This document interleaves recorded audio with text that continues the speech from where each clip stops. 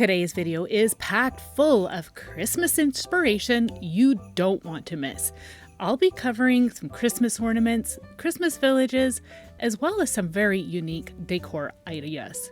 This is a compilation video, so all original videos will be provided for you in a playlist along with the links that are mentioned. First up is Dollar Tree DIY Christmas ornaments. I found this beautiful lid that fits some mini mason jars in the kitchen section, and you can see how pretty it is. It fits these little jelly jars really nicely. So last year I visited Ohio, and in case you don't know, I am in Canada, so it was a lovely visit, and I got to go to this really cool craft market, and I found this beautifully scented potpourri mix, and I used some last year and I'm using it again this year. It smells so good. It's got a beautiful cinnamon and apple scent to it. So I put a bit of that in the bottom, and now I decided I wanted to add some pine cones to the mix just to give it a bit more of a holiday feel. So I'm just going to put these mini hemlock pine cones that I had foraged recently in there. Then I'll continue to add the potpourri mix into the jar until I get enough to fill it up. I do have a foraging video on how I collected these pine cones. I know a few of you have asked where else you can get these little pine cones. Unfortunately, I don't know where you can all get them, but you'll have to just check out your local craft stores and wherever you like to get some different things in your area. So I put the lid on to my little jar, and now I'm going to decorate it just a little bit. I've got some really pretty twine here along with some pip berries that I got from Dollar Tree. I'm just going to cut off a length of my twine, and I'm going to create just a basic, simple loopy bow. You could use some lace or some ribbon. I really like the country look of this. It kind of has that primitive look that's really popular, and I thought that this twine would go with that really nicely. So I'm just adding some extra tails to my bow, and when I made this, I accidentally made it a little too big, so I do end up making another one, and it's a little smaller, but I did that off camera.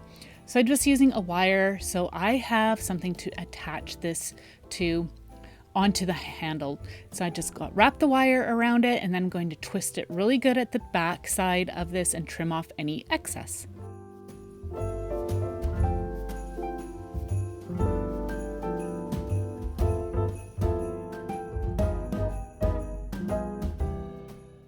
So I'm just going to kind of fluff it up a bit and straighten it out. And now I'm going to add some of the pip berries. So Dollar Tree has had these a few years now, and I love to use them for my different Christmas crafts.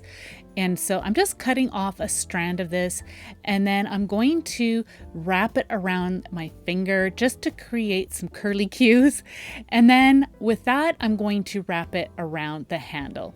Another nice little touch would be some little flowers if you prefer. That would be really nice. I'm not sure if the lids come with different shapes. The only one my store had was the star.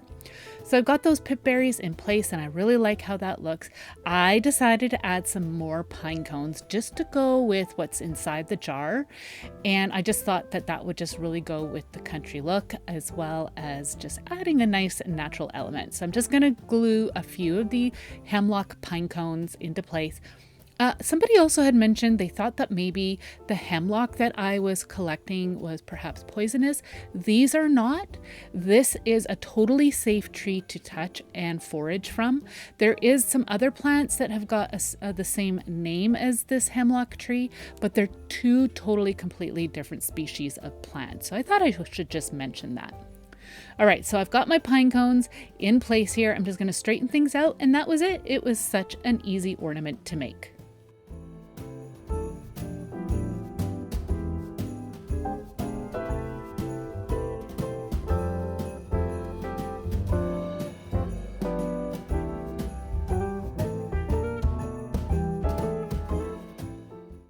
I like to look for things in the fall for Christmas crafting, and I found this wood bead garland with these beautiful metal leaves, and I thought that it would be perfect to turn this into some Christmas ornaments. Just be aware the leaves are double-sided, and some of mine had popped off. I did end up losing one of my leaves. I don't know if it fell off in the store or where, but what you're going to do now is just remove those leaves off of the garland. You can see the ones with two. You do have to kind of work at it a bit. You want to be all careful as well because this is metal. It could cut your fingers, so just be careful. If you struggle a little bit, use some needle nose pliers just to pop them off. Just be careful that you don't damage the metal.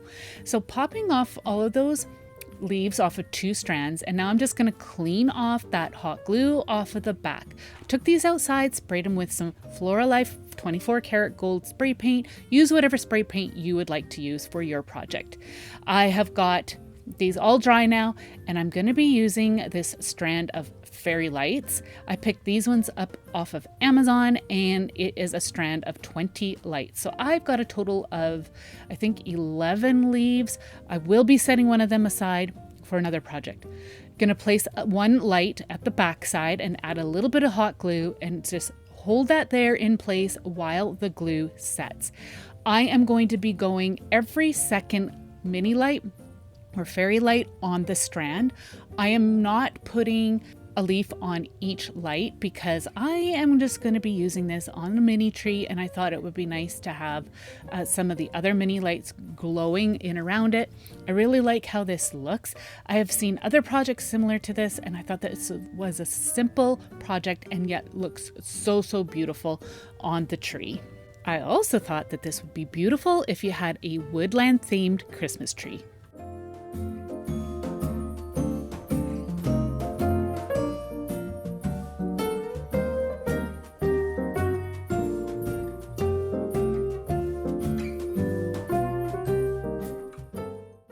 Dollar Tree carries these mini frames both in gold and silver. I'm just removing this one from the packaging. I am very much into gold. I love the warm glow that it gives, but of course, use whatever you prefer. I'm removing the backing. I'm also going to remove the paper, and I was surprised this is actual glass. I thought maybe it was plastic, but it's not. I'm going to remove the stand on the back of this panel. Now, if you are wanting to display this on your, say, table somewhere, do not remove the stand. Then you have that option. I've got that beautiful scrapbook paper. It's the Holiday Spice, and I picked it up from Michael's last year. It's got a beautiful forest green color with the foiled leaves. I'm taking the backing of my picture frame, and I'm going to use that as my template for my paper. I'm going to be creating a little insert. I'm just using my craft knife, but you can, of course, use a pencil and some scissors to cut your piece of paper out. I just found that cutting around with the craft knife went a little bit faster. I'm also going to be creating a backing for this because you can see the backside of the frame. It is not very pretty. So I'm just going to, again, do the same thing. I'm putting my frame down, and then I'm going to use my craft knife and cut around it.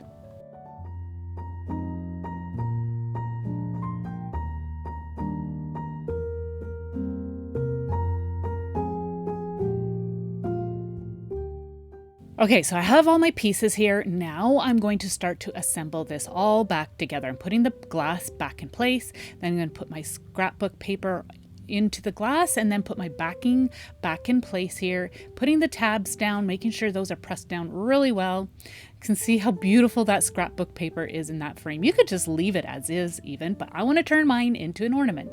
So I got this beautiful organza ribbon. It's kind of like a crinkled organza. I'm creating a loop, and then I am going to hot glue this to the back side of my frame. Now I'm being very careful with how much hot glue I'm adding because I do not want any bulk.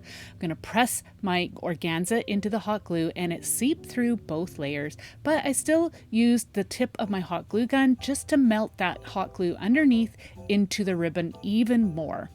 Again, being sure that I'm not adding any extra bulk. So I'm just going to smooth that out, and now I'm going to put the backing on the frame. So I'm going to be using a combination of some Aleene's tacky glue as well as some hot glue. That will give you some long-term hold and then some immediate hold. I'm just running a bead along the sides, each side of the frame, not adding any to the corners because that's where I decided I would add my hot glue.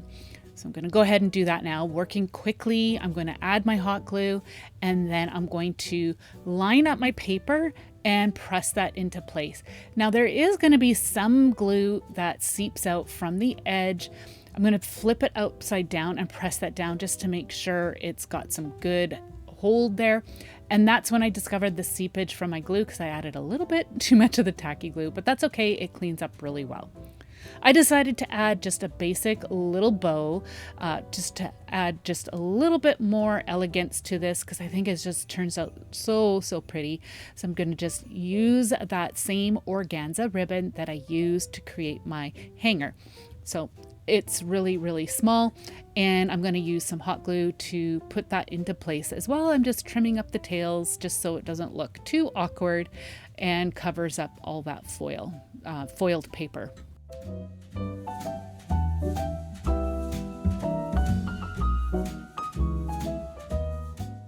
Okay, so as I mentioned before, I had an extra leaf, so I'm going to add it to the glass. I'm using a combination of some E6000 and some hot glue. I'm being quite generous with the hot glue because there is some divots and whatnot on the back side of the leaf. So I put that into place, and then I'm going to put this in the middle of the glass, and that is it. It is so elegant and beautiful. Would make a really beautiful gift set if you made multiples of this, and I think it turned out stunning.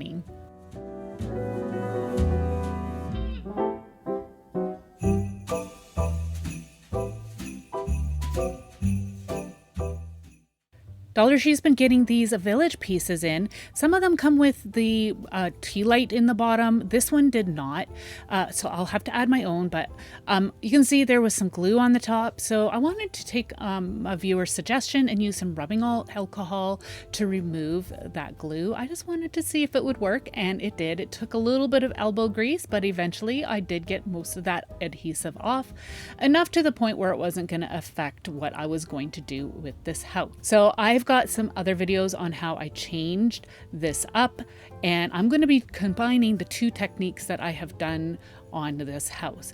So I'm going to first off create a little guide hole at the top in the center of the roof. Now if you have a drill, please use a drill to drill your hole into the top.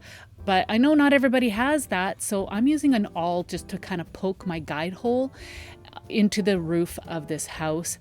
I am going to be adding an eye hook to create a hanger. Yes, we're turning this little house into an ornament. I thought it would be such a fun thing to do. So I'm got my eye hook and I'm pressing really hard into the house. That first time around, just with my fingers, wasn't working. So I've got my needle nose pliers and I'm pushing down really hard. I'm going through the plastic here at this point. Now I found that when I just used my fingers were slipping. So I went back to the needle nose pliers and it worked quite well. It just took a little time. So that's why I say if you've got a drill, then go that route for sure. But like I said, not everybody has one. So I wanted just to provide another option. You could also maybe burn through the plastic. I never tried that or thought of that until now. You could try that out, but that worked fine. You're also going to need E6000 to help anchor that screw in place. I took this outside, gave it a coat, 2 to 3 coats of spray paint to cover up all that plastic. I usually coat these things with a layer of some gesso, which is a primer. That really helps to seal off all that color and then doesn't affect future layers. But I wanted to try spray paint this time. I'm going to be adding some silver craft paint onto the roof. I wanted to create like an old vintage tin roof that you would see back in the old days. I ended up using about 2 to 3 coats of the silver craft paint, again, just on the roof. I was thinking too, maybe trying copper and then trying to give a copper patina look. That might be a really cool option too. I have never tried that, so I might have to play around and see how I can come up with that effect for you. In the meantime, I decided just to go with the silver. I really think that is a pretty look, going with the silver tin roof, and then we are going to age this. So this is all nice and dry. I like that. You can see the color is still showing through, but it's not going to affect this next step. I'm using some Deco Art wood gel stain in the color Walnut along with some water. And I'm going to dip my paintbrush into the water, and all I'm going to do is start to apply the walnut stain all over the house, including the silver paint, and I'm also going to be getting right into all the nooks and crannies. You can see how it ages it, and it creates such a neat look when you apply some of the thicker gel stain into all those little crevices and whatnot. It just creates kind of like that grungy look, aging it beautifully. So now I'm going over the bricks, and this is where you're going to really see that effect pop. I am using the water because sometimes that just helps spread it out a little bit more easily. And then I use a rag to dab off any excess. You just want to be careful not to wipe off too much. But if you do, just go back in and add some more to create a look that you're happy with. But I think this is so cool. I'm so happy with how this turned out.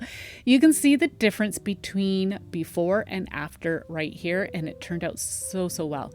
So now I'm going to put my battery operated light into place, and I'm just going to be using some hot glue to help hold it in place. And another thing too, I thought if you're concerned about this scratching or anything and removing your finish, then please do give it a coat of some clear matte spray, and that will help protect the craft paint and whatnot that we used. All right, so now for our hanger. Use any string or ribbon that you would like. I was thinking some vintage lace would be really pretty for this one. I decided to just go with this twine that I already had out. I just created a loop, tied the two ends together, and now I'm like, you know what, I feel like it just needed just a little bit more, so I'm adding a bow at the top around the eye hook. You could add more embellishments to this if you like, but I like the simplicity of how this one turned out. I could see several throughout a tree, or you could even omit the ornament part and like the hanger part, and you could just make some of these and make your own village or put them in a wreath. I thought that would be really pretty. I'm going to have the tutorials for the other ways I've created these houses linked down below for you, so you can check those out. But this turned out so beautiful. I'm happy with how it turned out.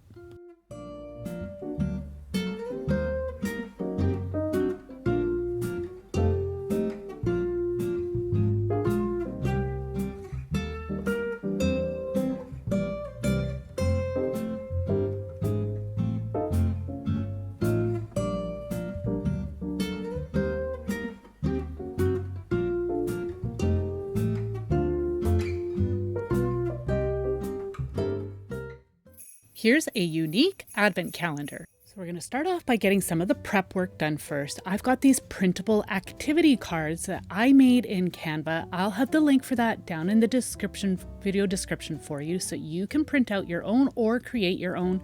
You can also do a Google search and find lots of pre-made ones available online. I'm using my paper trimmer to cut it out, or a pair of scissors. I also wanted to include some Bible verses for our family to read during the month of December, so I got these ones from leapoffaithcrafting.com. I'm going to have the link for you down in the description box, as well as pinned in the comments section for you to go and check out. I also needed some numbers to go with this. I got these ones that were pre-made off of Canva. I just adjusted them to suit my needs. I created these or edited these so that they would work with a 1.5 paper punch. Now you could use your Cricut machine if you'd like, or you can cut them by scissors. So I've got all my pieces all cut out, but I wanted to match up the Bible verses with the day that the crafter on Leap of Faith Crafting had laid out on her website. So I did that, and now I decided I wanted to decorate the outside of my bags that I'm going to be using, and I'm going to be using all these different cutter parts that I had in my stash. I wanted a nature-inspired theme for this advent calendar, and I discovered that I had all these beautiful cutter parts that had a natural theme to them. I'm going to be using these paper treat bags that I got from a store here called Dollarama in Canada. You can use some lunch bags if you'd like, or find whatever will suit your needs. So I'm just going to be using these craft paper color. I'm going to open them all up, and I'm going to fill with different treats that our family absolutely loves. That's what I suggest for you to do as well, is just pick out your favorite treats, anything you'd like. I like to have candies that are wrapped individually, and that way here they don't stick together. So Our family absolutely loves Lindor chocolates. I think it's our all-time favorite. And then I decided to add these caramels that are from Werther's. I thought they would be a fun little added treat. To put these together, I'm using some binder clips from Dollar Tree, and they came in a pack of 12, which was perfect because then all I needed was 2 packages of them. So I've got my treats all filled up in my bag. And now I'm just going to pre-fold the top, just one fold. I'm pre-folding them because I don't want to accidentally fold any of my cards. So now I'm going to start to attach all the little paper embellishments. I'm putting the Bible verse inside along with an activity, and I want the activity to be a surprise, but I accidentally saw this one. And I discovered that it was on December 1st, and it says, build a snowman. I don't think we're going to have enough snow by then, so I decided to put that one back into the deck, and I'm going to go ahead and put another activity. This time I didn't see what it was, fold it up, and then I'm going to add one of these beautiful decorative cards that we had cut apart, and then I'm going to attach the number as well, and I'm going to use my binder clip to put this all together. The binder clip is perfect because it helps hold it together and also provides a place for us to tie our string on so we can hang this. Yes, we will be creating a hanger for all of these. I saw a few different ways that you could create these, but I thought this would be the easiest. Just taking a paper bag and adding some paper embellishments to the exterior. I had seen some people create like some gingerbread houses or just some little cabins. I thought that would be really fun, but I really wanted the focus to be on nature as well as the birth of Jesus. So that's why I chose these cut aparts to go with it. So here are all my bags ready to go. And now I want to create my hanger. I forged this branch and I'm going to be using jute twine to create my hanger. I'm just going to tie it on in a basic knot on one end, and then I'm going to do so on the other end. I thought this would be perfect since we are doing a nature inspired advent calendar. So I didn't want my hanger to be too long, so I just trimmed it off. I just kind of played around a little bit here until I got what I like. Here is the wall where it's going on. I already have my command strip. I'm using the 16-pound command strip on this particular style of hook. But of course, use whatever you have on hand. So I've got my hanger in place, and now I'm crawling on to the back of my couch because I wanted to make sure that my bags don't hit the back of my couch. My cat likes to go up on there sometimes, and I didn't want him to be playing around with these bags or hitting them. Also didn't want people's heads to hit them. So I just measured this first bag, and then I'm going to tie it on into place. You could do all of this on the floor if you prefer. Because see, my cat's already joining me. Had to check out what I was doing. He's such a funny cat. I also tied it on so that there were long tails so I could make adjustments as needed. I'm using these command strips on the back of some battery operated lights. You want to make sure that you can access the battery, so if you need to replace them. But that battery pack is going to end up being stuck to the wall, and then it will be easily removed. And these are curtain battery operated lights. I thought it would be a nice effect to have these lights glowing in amongst all those pretty little treat bags that we have created. So what I'm doing is stretching these lights out, and I'm going to attach them just with some clear pipe cleaners that I had on hand. You can use some ties, whatever you have. Some zip ties would probably even work. But I'm just going straight across, and then I am going to be using 2 sets of these curtain lights. I did get these curtain lights from Dollarama here in Canada. I'm sure you can find these on Amazon. I have seen curtain lights at Walmart as well, so definitely check out your local stores to see where you can find them. So once I have got those lights all in place, I'm going to now unravel the strands of lights. I kept them all bundled up, and they had a lot of memory to them, so I'm just gently tugging on them, helping to straighten them out so they hang better. So I've got my treat bags all lined up, and now I'm going to start to attach them. I'm going to be tying the string on the back loop of our binder clip. Again, I want to make sure that I've got a tail that is long enough so if I need to make adjustments in height on our treat bags, I can do so once they are hanging. So my string had a bit of memory to it, so I'm just letting it just unwind a bit. And now I'm going to go ahead and just randomly place these bags up and down and against the wall. I am not putting these in numerical order. I thought it would be fun just to look for one just randomly. And then what you could do is once you have emptied the treat bag, you could put the bag and the cards back in place, or you could just put the decorative cards back in place, whichever you prefer. So again, I'm just going to go ahead and just figure out how long I want my strand of string to be, and then I'm going to attach that to my branch. The reason why I'm doing it while it's all hanging up is because I knew I was going to be putting lights on this and I didn't want everything to get all tangled, and I thought it would be easiest for me to do this while it was all hanging. So you can see I've made some progress, and this is where I start to fill in the blanks. I'm not wanting to go any lower than that first bag that I had hung.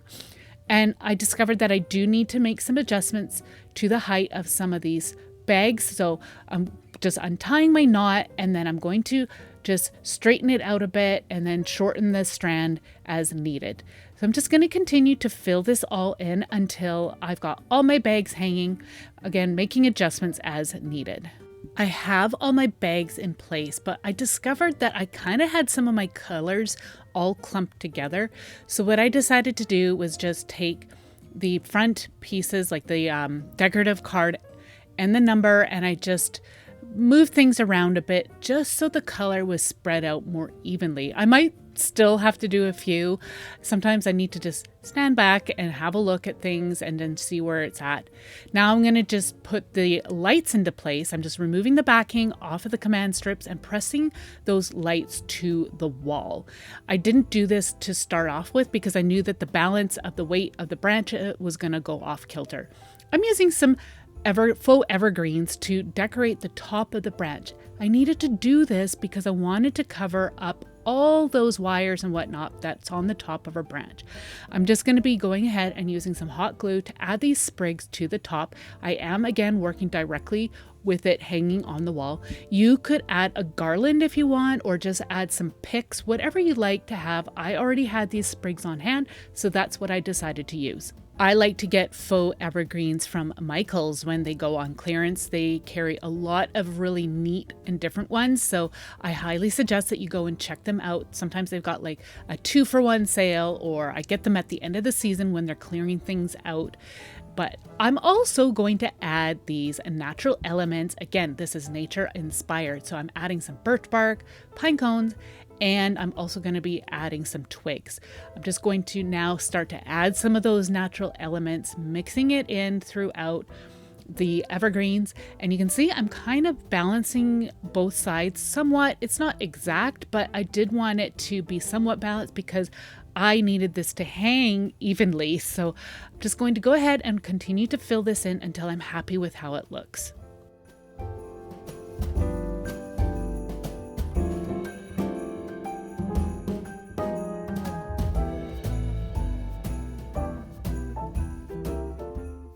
Since I was working with hot glue, I needed to make sure I held my natural elements, or even the faux evergreens, in place before I let them go because I did not want them to fall off on me. So now I'm going to go ahead and start to add in some of my branches. I didn't add too many, just enough to create some interest to this. And again, I just used my hot glue, added a little bit to the branches, and then tucked them into place. And I thought it was just a fun addition. Needed to cover up my hook, so I made a burlap bow, and you can see it's a really stiff bow, so I did end up going in later on and just kind of scrunching up my bow a bit just to help to relax it so it looked a little bit more natural. Decided I wanted to add some fairy lights into the arrangement that I created. I'm using these flat battery pack fairy lights. I added a Velcro strip to the back of it. I'm going to attach it to the back of the branch, and I put it on Velcro because then I am able to remove it and replace the battery pack as needed. And so now I'm just going to add one end to the, well, by the battery pack, of course, and then the opposite end, I dragged it across to the opposite end of the branch, and now I'm just going to start to weave them in. Of course, you can make adjustments as needed. I clumped them into one spot too much, so I had to stretch it out, and I continued to just add them in, and I think it's such a beautiful and whimsical look. I absolutely love this. My family absolutely loves it. Even my husband, he came home and he's like, wow, that looks so fun and amazing. It turned out so beautiful. Let me know what you think.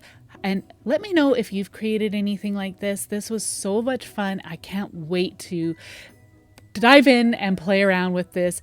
And as far as the activities go, some of them we may do, some of them we may not. We'll see how it goes, but let me know what you think.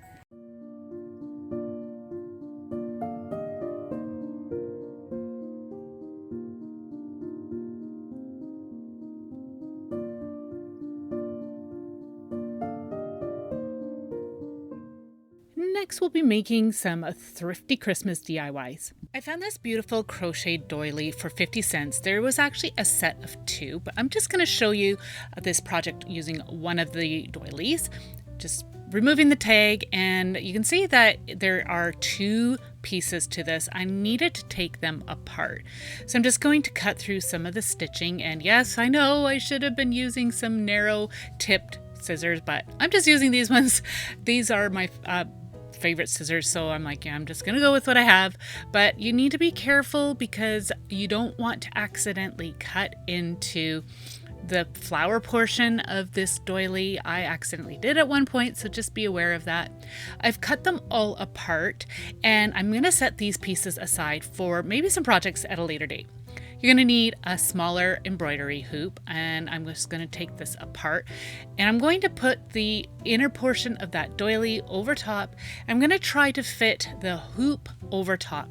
Now, I do end up removing the screw completely because this was just too thick and bulky to handle the hoop with the screw in. And so I'm just going to go ahead now and put this hoop back in place over top, and now it fits really well. So I'm just going to move the doily, pull on it, tug on it just to get it into place properly. And now I'm going to be taking some string, and I am going to tighten that hoop by placing the string through the holes where the screw originally was. So I figured that this would be the best way to get that hoop nice and snug around the doily so it doesn't fall apart.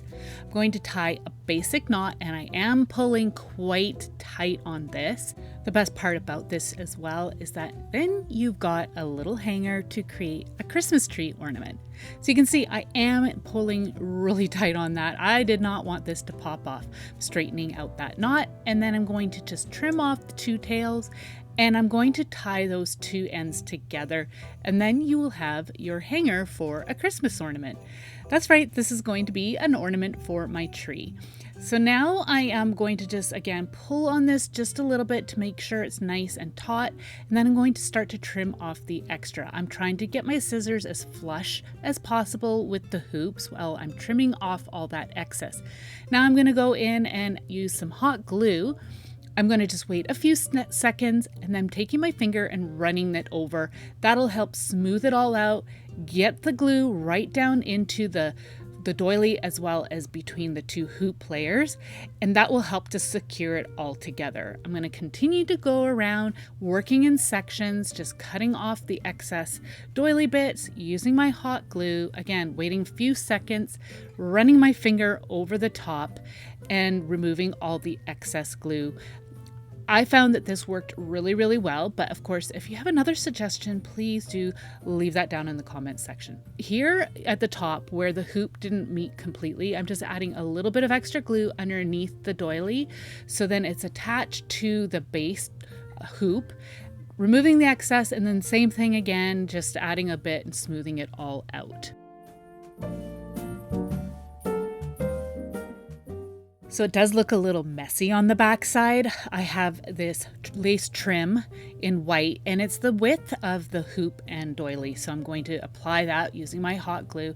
I'm just going to be stretching it a little bit as I go along to help shape it to the shape of our hoop. Now you could go in and use some fabric on the back side if you'd like, but I wanted my doily to remain see-through so you can see the lights shimmering and some of the evergreens showing through. I just thought that it would be a pretty and interesting look.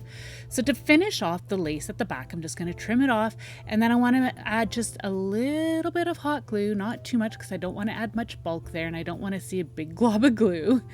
And then that was it. It worked out really well, camouflaging all that mess in the back that I had. I'm going to add just a simple little bow here. Just going to create that with this beautiful red ribbon that matches the red rose in the middle so well. I'm just going to use some wire to help secure my little bow into place.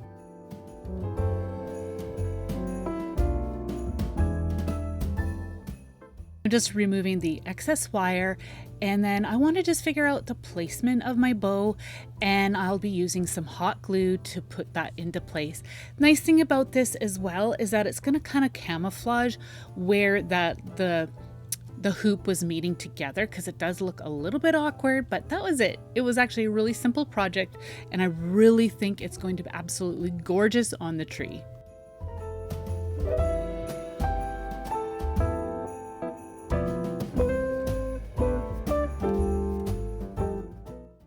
I found this copper tray at Value Village for $1.99. I'm just going to remove the price tag. I think this might have been a candle holder, but I'm not totally sure.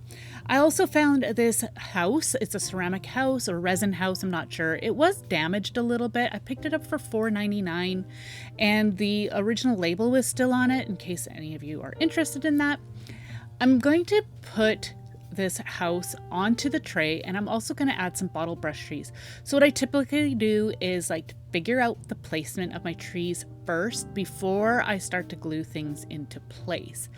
So I do have another tutorial where I show an idea like this. It's more in depth and I add more to it. I'll have that video linked down below for you in the video description box. But this one's going to be really easy. I'm just removing the bases, fluff up the bottom of the trees if you accidentally smush them like I did. And all I'm going to do is glue them onto the tray. This will not be permanent. You could take this apart easily. I find that the hot glue pops off of this tray, metal trays of any kind, quite easily, but it will make it secure enough so then things won't flop around when you're moving it or anything. I'm going to go ahead and continue to add the rest of my pieces onto the tray. Before I add those little houses in the front, I am going to glue the house into place. And then I'll go ahead and add those little trees. You can add some little figurines on here. I think that would be really cute touch as well. But I'm just gonna, again, make this really nice and quick and easy for you. And we're just going to stick with the trees for now.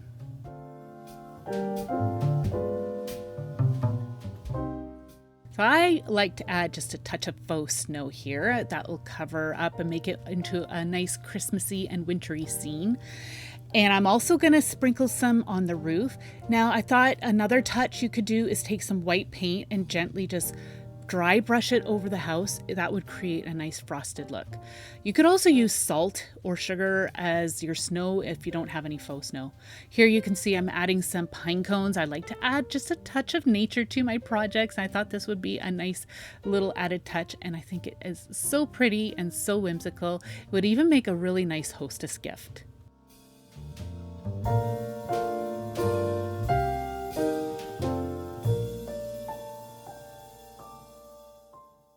My daughter had picked up 2 of these wool placemats, but I'm just going to work on one for today. I also have this placemat that I had got from a friend, and she wasn't using it anymore, so I just grabbed it. I thought it would make a great base for a pillow, and I thought this placemat would be great as a Christmas pillow. I really like the colors, and the Scandinavian look is really popular this year. I'm going to use a combination of some hot glue and fabric glue, but I'm going to just let you know right now, this fabric glue did not work for this wool placemat and this other placemat that I had. But I'm still going to show you this in case you have some better fabric glue than I do. I have used this fabric glue before and it works really well, but because the wool was just too thick and absorbent. The glue did not work, that wet glue. But with the hot glue, it worked really well. So I do go in at a later point and add hot glue all the way around. But for now, I thought I would just show you how I used a combo of the two. I got them all glued together. At this point, though, it was still drying, and I still continued to work. There was enough hot glue to help pull it all together before I discovered that it was actually not working. So now I'm just trimming off the excess. I'm going to save that scrap for a later date. I've got enough of an edge there so I can go in and create my own hem on that one side. I'm just trimming off the corners here so I can get a nice clean fold line, removing any of the excess fabric so I can have a nice fold. I did have to do a little fiddling around, but it was pretty easy.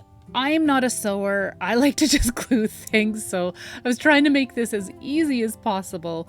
So now you can see here, it worked actually really well. I'm going to go ahead and use hot glue now, and I'm going to create my hem. I'm just being mindful that the top piece and the bottom pieces line up, and I was amazed at how well this worked. They were the perfect width to work together. So I'm just going to go ahead and continue to work on my hem for the bottom part here. And then once I've got that all together, I'm going to go back to the other end and start to glue the top and bottom layers together. Again, just using my hot glue to put that all together. I, again, still hadn't figured out by this point that the wet glue was not working for me. I left enough of a space so I can put my filling in. Now, this is some filling that I had on hand already, some fiberfill, but you could also use a pillow if you like. So this is when I ended up discovering that my wet glue did not work, because of course you're moving this thing around and my seams started to come apart. So I stopped what I was doing and I hot glued all the way around the edge. But I did that off camera. I didn't bother showing that because it's pretty standard. So I had gone ahead and just refilled this, and I was so happy I fixed that mistake. Oh, I will admit, it frustrated me that that fabric glue didn't work, but that's all right. We just live and learn, right, from our mistakes? Okay, I need to seal up that hole. So I'm just going to make sure all the filling is tucked away in there, and then just working a little bit at a time. I'm going to use my hot glue and press those two pieces together. I'm going to hold it until the glue sets. And then I also went around just to make sure I did get all those seams all closed off. I did discover a few spots where I didn't quite get enough hot glue. So I'm just going back in with my hot glue gun and pressing and sealing those all up wherever I missed a spot. Ugh, you know what? Crafting is all about experimenting, isn't it? But I really am happy with how this turned out, and it is such a cozy look, perfect for the winter season.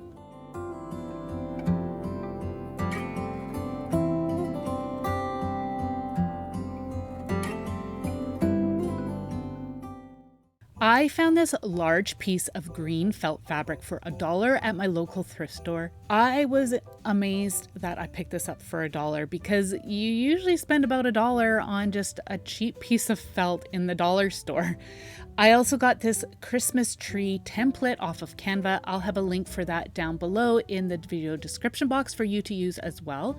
But if you have a cutting machine, then I highly recommend that you use that. Either Cricut or a Silhouette or some other type of cutting machine will work as well. I know there's some of you do not have a cutting machine. There was a long time where I didn't have one, and this is what I would do. So I would find a template, print it out onto cardstock, and then cut it out. Now this is the tree shape that I chose to use, but Canva has some other ones to use. You can also find free files online to use. You just have to do a search on Google for that. Got it all cut out, and I placed it onto my felt fabric, and I'm going to cut a piece of fabric out. I'm going to show you a few different ways that you can cut this out.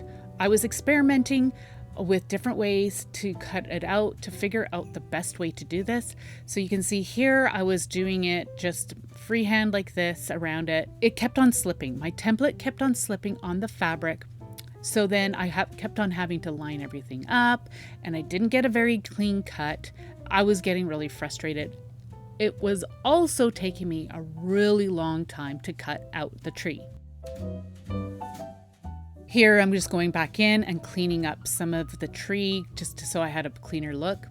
Next, I tried using a craft knife and a hard surface and cutting around.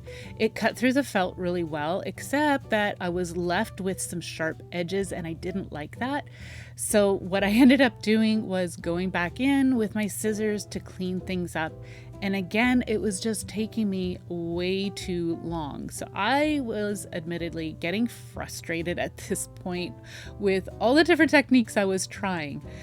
But I did end up discovering, okay, I'm going to try pinning this into place. And I was reluctant to do this at first because I'm so bad at poking myself with the needles or the pin. So I was just being very, very careful with that. And I just continued to go ahead and trim around it. And I have to say, this worked so much better.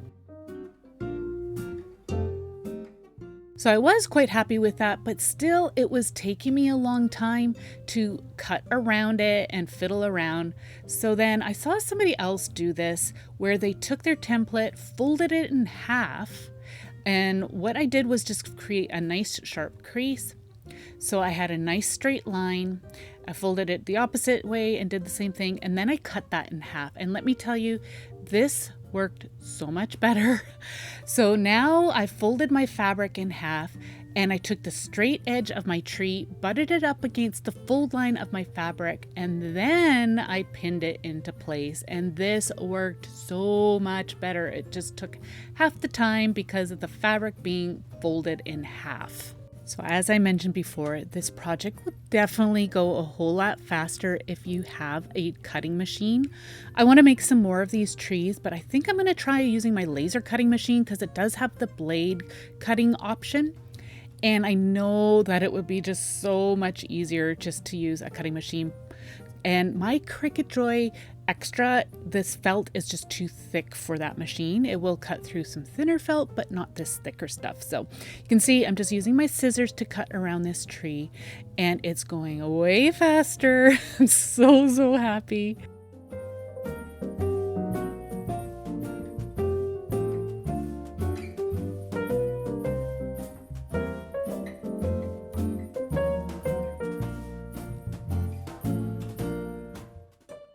Okay, so I have a total of 6 of my trees cut out, and then I'm going to be using a branch for my tree trunk, but as an alternative, you could use a bamboo skewer if you can't get a branch. I'm just going to use this red willow one, but you can see that there was another option that I have laying there on the counter as well. I really like the red willow. I thought it would be really fun and festive, and I like the contrast of the red against the green as well. Just trimming it down to a more usable size. I've got 2 different sizes of my tree branch, and I'm just taking one of my felt trees, folding it in half and creating a nice crease. I'm just going to measure it to see which thickness I wanted to use for my branch. I prefer the thicker one. I felt like it was just a little bit more substantial.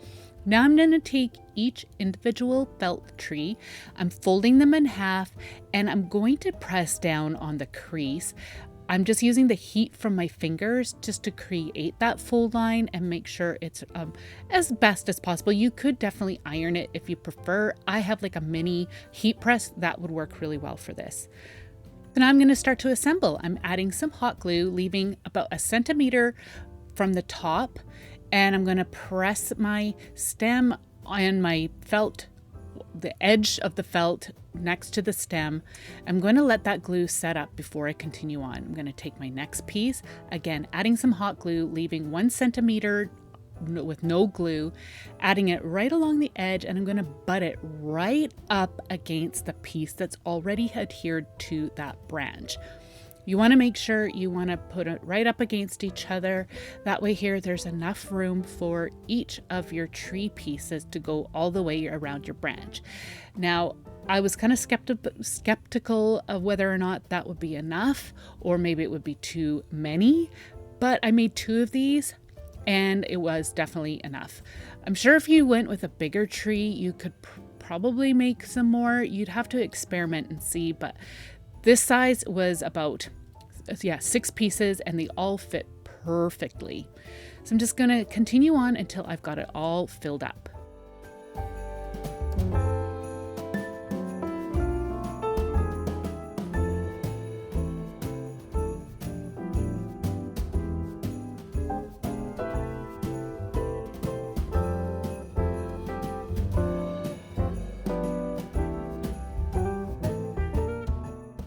Once you have all your pieces in place, you can just kind of fluff it up a bit. And then I'm going to take a wood slice as my base. You could drill a hole into it if you'd like. I've seen some people do that, but not everybody has a drill. So I'm just going to put a pile of hot glue on there, put my stem into place, and you want to make sure you hold that until that glue sets. Yes, it'll take a little while, but it'll be worth it. I'm going in and adding some extra hot glue along the trunk and the base just to help to make sure it stays all nice and secure and stable. And then you're probably wondering, like, how am I going to cover up that mess of glue? I'm going to take a little bit of hot glue, not quite as much. Then I'm going to press some green moss into that. You could also add faux snow if you prefer.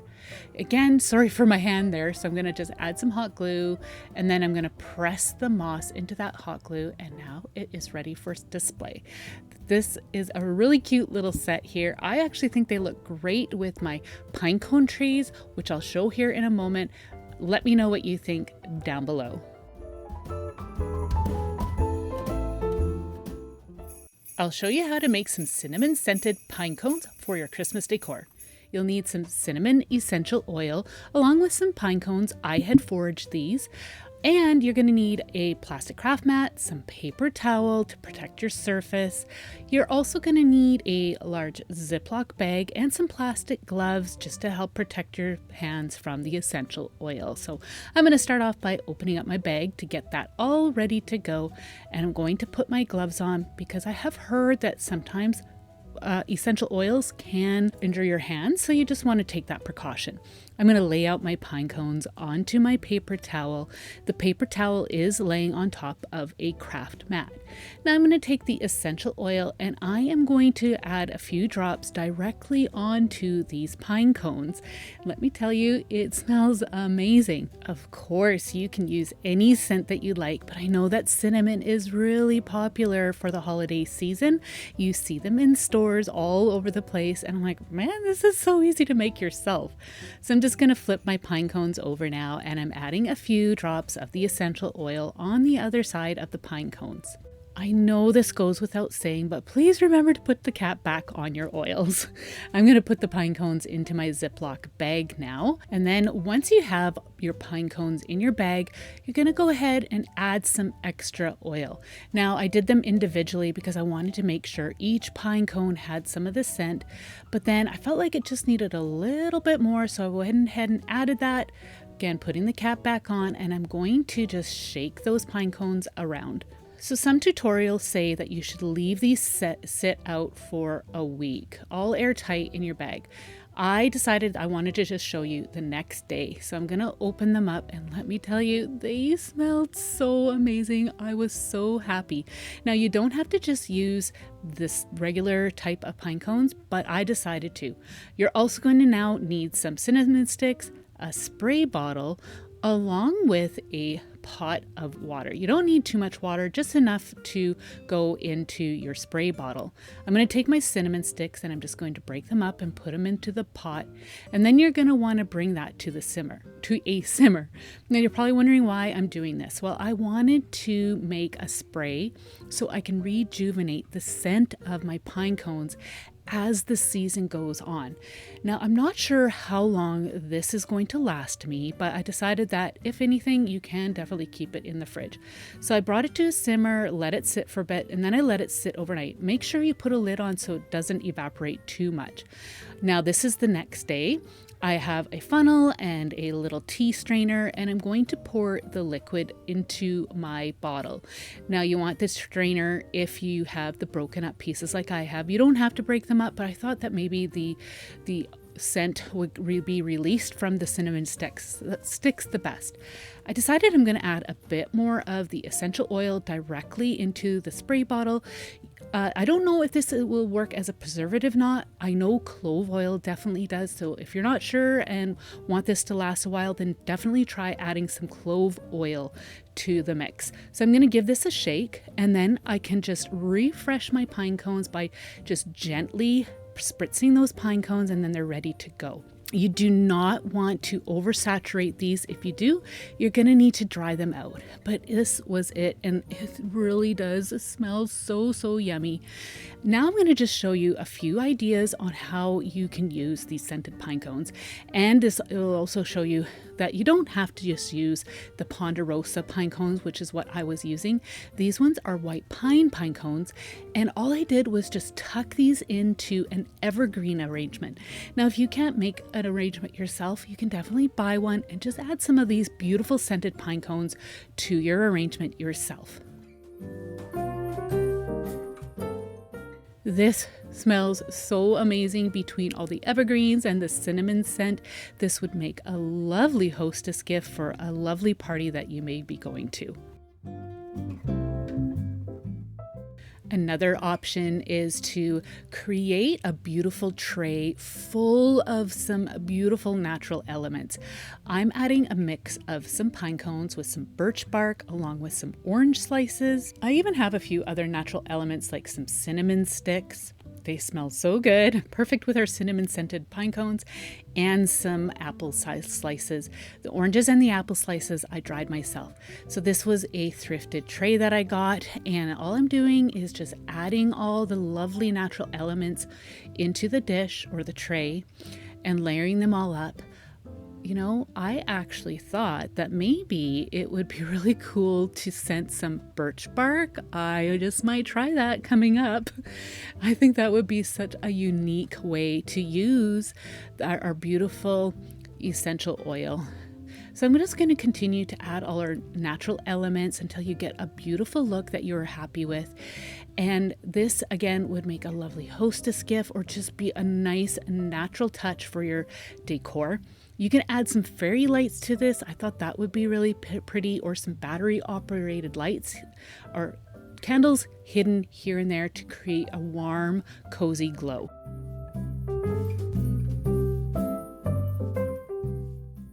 Adding the cinnamon sticks really helped to elevate that cinnamon scent. I think it turned out absolutely beautiful. So another way you can use those beautifully scented pine cones is by adding them to a tablescape. So this is something I absolutely love to do in the fall as well as at Christmas time, and that is to create a beautiful scene down the center of my table. You can see there's lots of natural elements, and I've got the warm cozy lights of some battery operated candles and some fairy lights. I've got touches of some branches and some beautiful book page and doilies.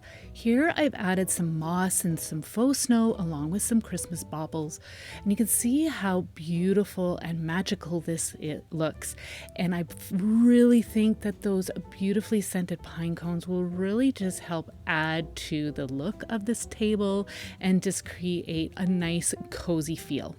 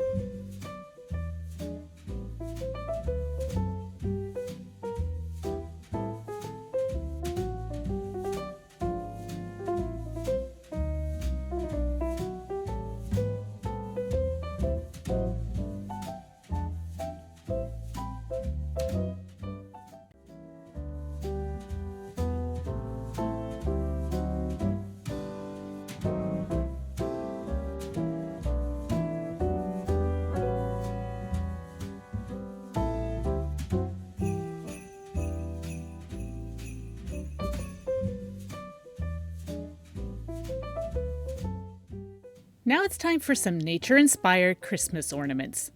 For this first project, I'm going to be using either wired jute cord, or I've got this like paper wrapped wire in a nice dark brown cord. Either one will work. I know you can get this stuff at Dollar Tree as well, at least a jute twine covered one.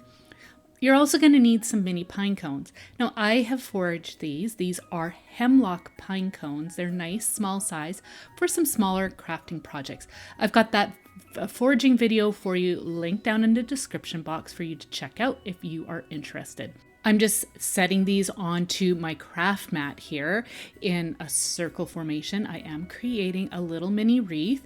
And the reason I'm doing this to start off with is because I needed to know what size I need to cut my wire down to. So like I said, I'm going to be using this particular one because I like that it was already a nice dark brown. So I'm going to actually cut it once I've got the shape and the size figured out. I'm going to cut it so that the two ends will go end to end. I am going to be using some hot glue to attach those two together. And I'm going to just do that right now. And then I'm going to just take my fingers after a few seconds and seal that all off. Now I am going to be adding some more adhesive at that joint.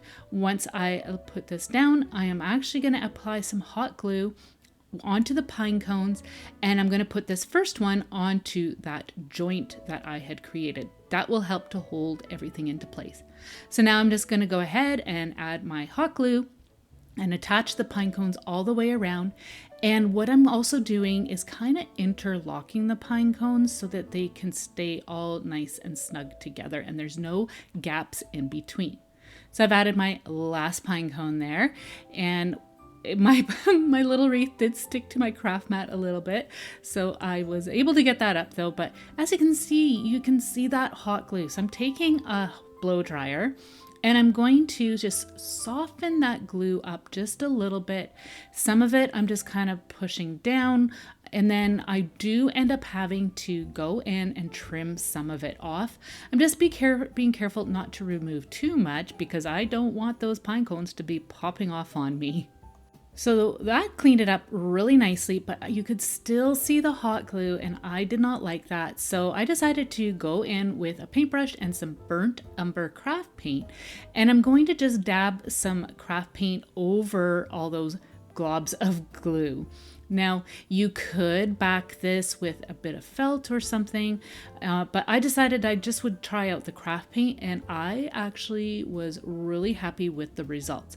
Now I did have to go in and seal coat it with some matte clear spray paint because it could chip off over time. Now to create the hanger, I'm just going to use some jute twine, but of course you could use some ribbon or some yarn. I love the way jute twine looks, especially for nature crafts. Just wrapping that through the whole of the wreath, bringing the two tails up, and I am going to be tying a knot right against the wreath. I'm just tying a basic knot. That way here I can get my string to be facing the right way to create my hanger. And then I'm going to take the two ends and just tie those two ends together with a knot, and then you can just trim off the excess and it's ready for the tree. A set of these would make a wonderful gift.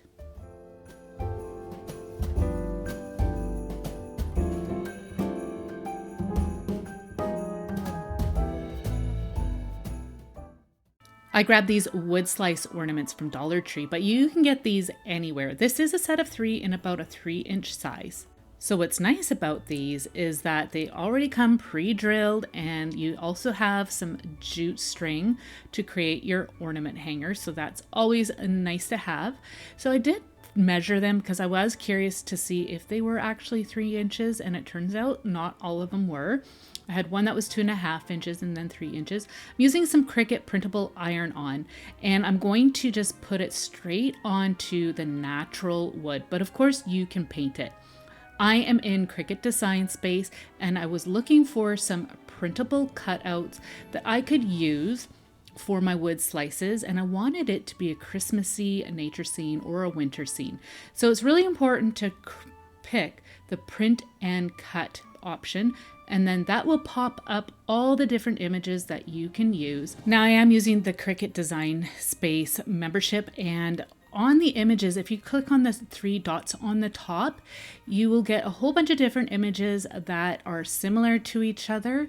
And those are all print and cut options that I am showing you right here. And again, I'm just choosing some wintry nature scenes for my ornaments. This is an option that you can, or feature you can use on the computer. So I chose 4 designs and I duplicated all of them because I wanted to maximize the space on my sheet. But here you can see I've duplicated the 3, and here I've got all the different designs set out on the preview, and I printed them out on my computer and they turned out really well.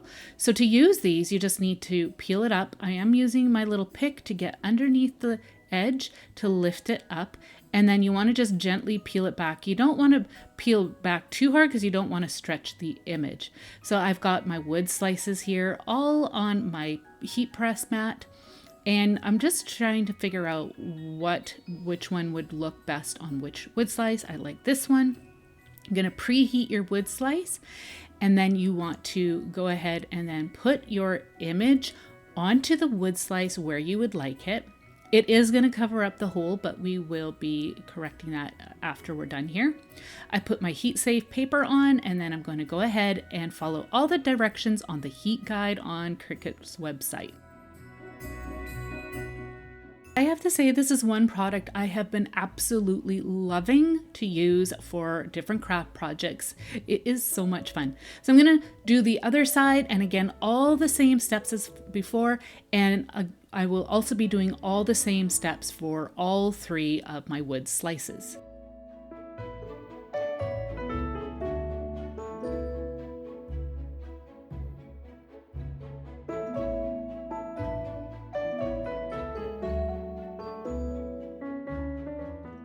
Okay, so here are my 3 designs that I went with, and I'm just taking a poking tool and just poking through the hole, and I used my weeding tool at first, but it wasn't thick enough, so I went in and I am using a bamboo skewer, and that cleared the way so we can put our little string in there for our ornament hanger. I'm really liking how the image actually kind of blended in a little bit with the background of these ornaments. I did give them a clear coat of some matte spray just to help protect the image for a long term. And now I'm going to put my string on through the hole, and again I'm tying a basic knot at the top of the ornament. And then I'm going to create a loop and tie the 2 ends together, and there we go. We've got a beautiful set of some nature-inspired Christmas ornaments.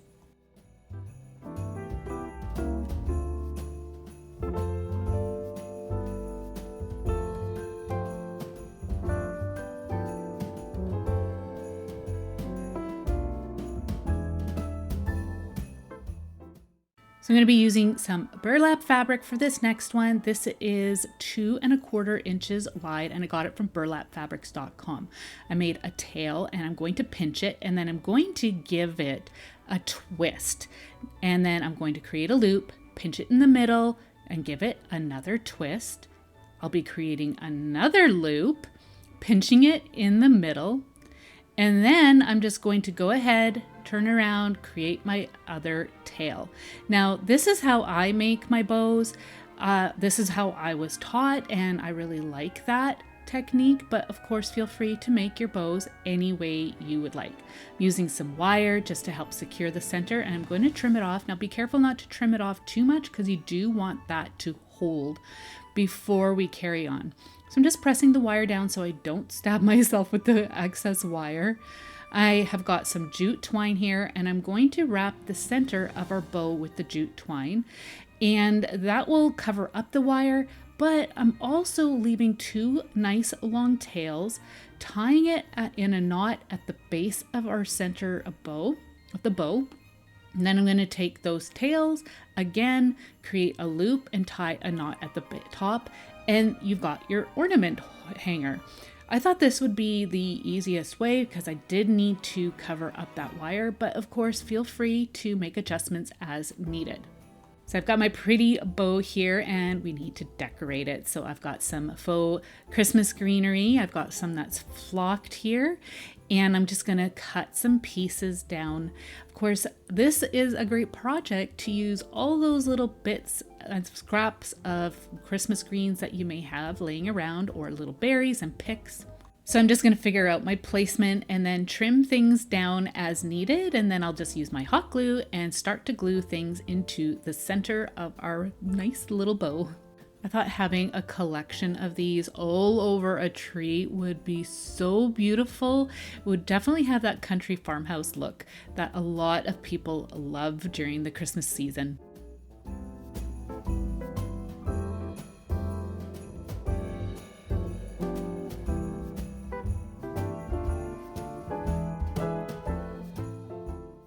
So I have my selection of mini pine cones again. I'm going to use some hemlock ones, but these ones are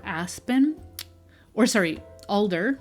And then these ones are actually cedar. So I have not used cedar ones before, and before last year. And last year I decided to collect some to try them out, and I really, really like them. So I'm gonna just grab some of these pine cones and then figure out the placement before I glue them into place.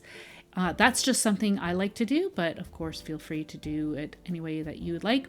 And then if you don't want to use pine cones, some little flowers would be a pretty touch as well. You could probably even use some dried flowers for this. If you did, I would definitely make sure that you maybe seal them a bit just so that they don't crumble apart on you. I have another option. You can use seed pods from flowers. These ones are actually from a succulent.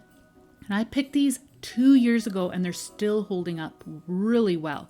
I decided to add just a few sprigs here and there because I wanted that touch of brown color that matches the pine cones really, really well. I just wanted to add a little bit throughout my little arrangement that I'm creating.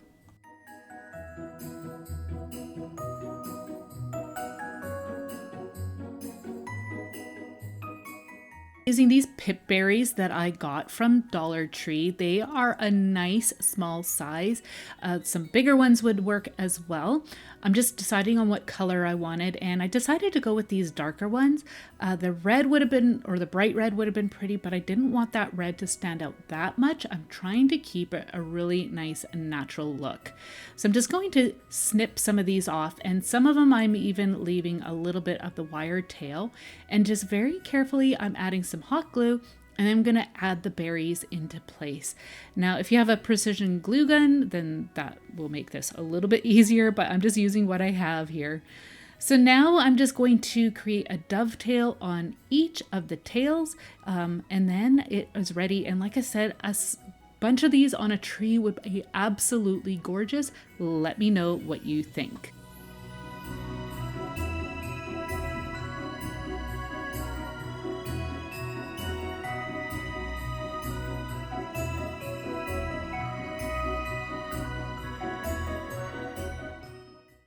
Dollar Tree had these felt flower kits, and I thought they would be so beautiful to turn into Christmas ornaments. So what I'm going to do is just show you how to put them together here.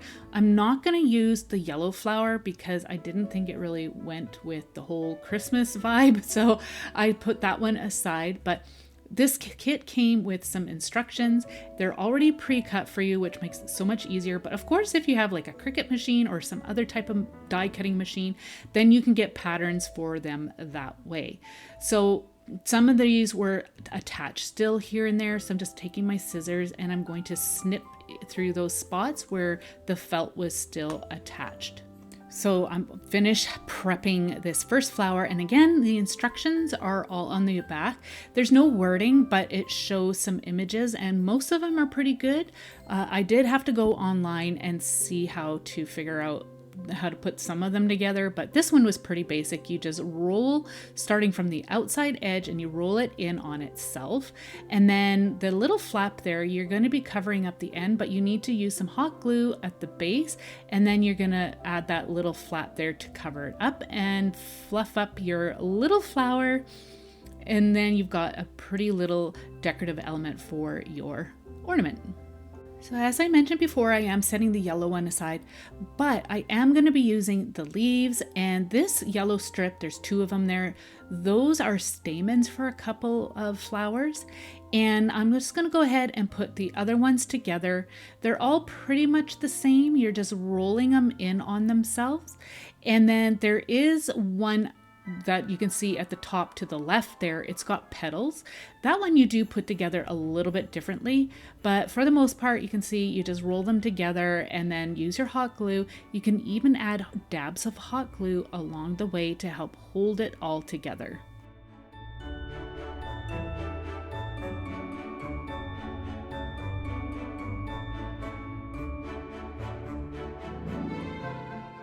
So for the stamens, this material was actually really stiff. So what I decided to do was just go ahead and fold it in half to start. That way here, it kind of broke it a little bit, so it was a little bit more pliable and flexible. And then it was still not holding its shape. So what I ended up doing was using some hot glue just along the edge and started to glue the two edges together.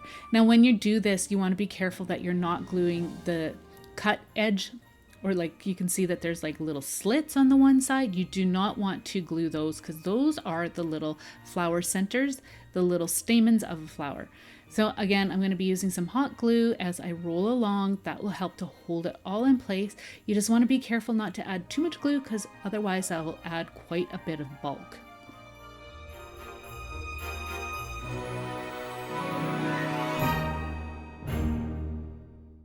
I have this all glued together and I just put it down and then just flattened it out. Now I'm fluffing it a bit just to help spread out those little flower centers or stamens.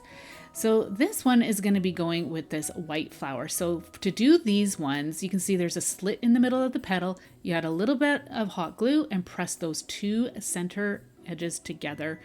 And then you're going to do the same process for each petal. Add a little bit of hot glue on the edge and press those two center pieces together.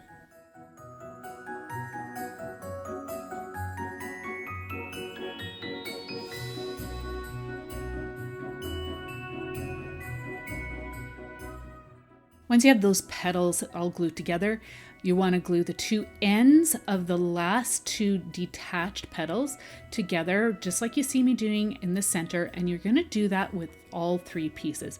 Now, Dollar Tree had some other kits that had some different material. I don't know what was all in there, and I can't remember all the colors. This one was my favorite. I knew I wanted to turn this one into a Christmas ornament. So now I'm going to glue all the petals together, and you want to add some hot glue in the center and then offset them to create a dimensional flower. Once you have all those pieces layered, then it's time to add the little stamen. So I'm just going to again add some hot glue on the bottom and press that into place, and you got a pretty little flower. There did end up being a lot of hot glue strings in this project, so you're going to need to melt those using your blow dryer at a later point once you're done all the gluing. I'm using a branch as my base for my ornament. I'm just going to trim it down, and I like a branch that's got a fork to it. I find that it just adds a lot of character. So I'm just trying to figure out which way I want to use my twig. Once I've got that figured out, I'm going to figure out the placement of my flowers. So I'm just going to work on a flat surface here and put them into place. I'm also going to be using these pretty little leaves. There was one thing I do wish is that these leaves were perhaps a different color. I have painted felt before, and I kind of wish I would have painted these a different color, but I'm just going to live with what I have. So I'm going to start gluing all the flowers into place. I'm starting off with the larger ones. I add some glue to the back, put it into place, and you want to figure out the touch point between your flower and your branch before you commit to gluing, because you want to make sure you're adding your hot glue in the right spot so then you are getting contact between the glue and your branch. So I am adding all the flowers first. You can go in and add a little bit of hot glue here and there as needed. Now I'm going to go ahead and add my leaves. So I'm just going to go ahead and just put them anywhere. I don't think I put them in the exact same spot that I had laid them out. I had a rough idea of where they were. Sometimes what I like to do is once I have a placement all figured out before I commit is I will actually take a picture of it, and then you have a reference of how you have everything laid out.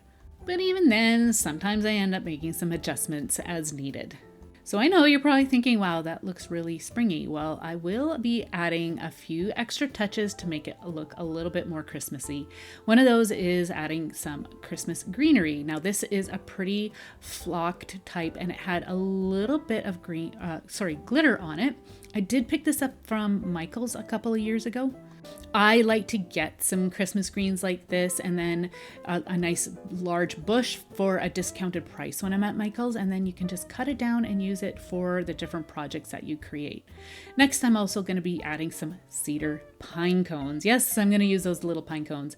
I thought these would be perfect for this project. They are nice and small and they fit into those little spaces and add that Christmassy look. So I was still not fully happy with the look of it. It still looked quite springy. So like I said, if I would have painted those leaves a different color, it would have helped, but I'm just going to make do with what I have. But I just wanted to add one more touch to this, and that is to use some glitter paint. This is glitter paint that I get from it's Deco Art. It's the Deco Art brand, and it is the ice, and it is a nice fine micro glitter paint, and I love to use it at Christmas time. It doesn't make a project look too sparkly. It just adds just a nice touch here and there. Now, I decided to do this after I had glued everything into place, so you might want to do that before you glue everything into place. It just made it a little bit easier to paint then, because I did add some to the leaves. So for my hanger, I'm just tying jute twine to one end of the branch. Again, I'm just using a basic knot. Now you do not want to glue this into place at this time, and I'll be showing you why here in a minute. I'm just figuring out how long I need to cut that, and then I'm going to tie it on the other side as well of our branch. Again, another just simple basic knot.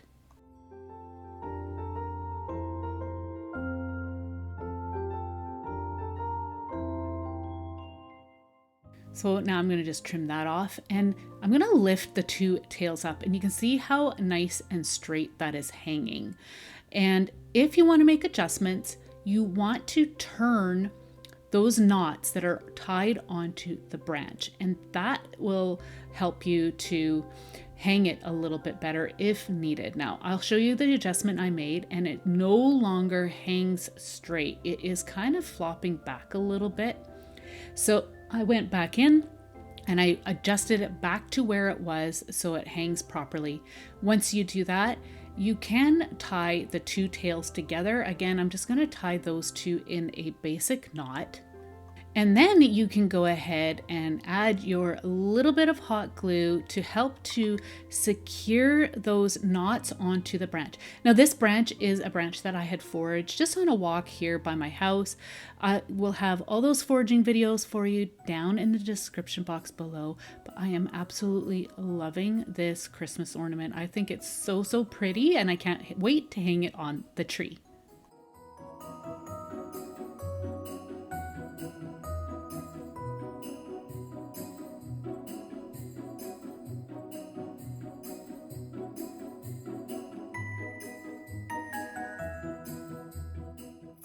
These DIY vintage looking battery operated candlelights are perfect for the Christmas season. Dollar Tree carries these battery operated LED candles, and what's really cool about them is that there is a timer on them. Now I picked these particular ones last year up from the store, but they have a different variety. They also have these other tall slender ones that you can get. They carry those years round, but these are the new variety for the Christmas season, and I really like the base of those. But since I have these ones on hand already, this is what I'm going to use. I removed the suction cup, and I'm also removing the light bulb, setting that light bulb aside. And I'm going to be using some glue sticks. Now I know you have seen this technique several times before, but I'm going to show you how to do it just a little bit differently to create more of a realistic wax strip. You want to pull up the glue down at the bottom and then pull the glue gun tip up, and you're going to create a nice drip. It creates a more natural, realistic drip. If you look at candles, the way they drip, they start slender at the top and then they build up at the bottom. When you pull up your hot glue at the bottom and pull it up, that's what creates that look. I'm going to create all these drips at various heights and lengths.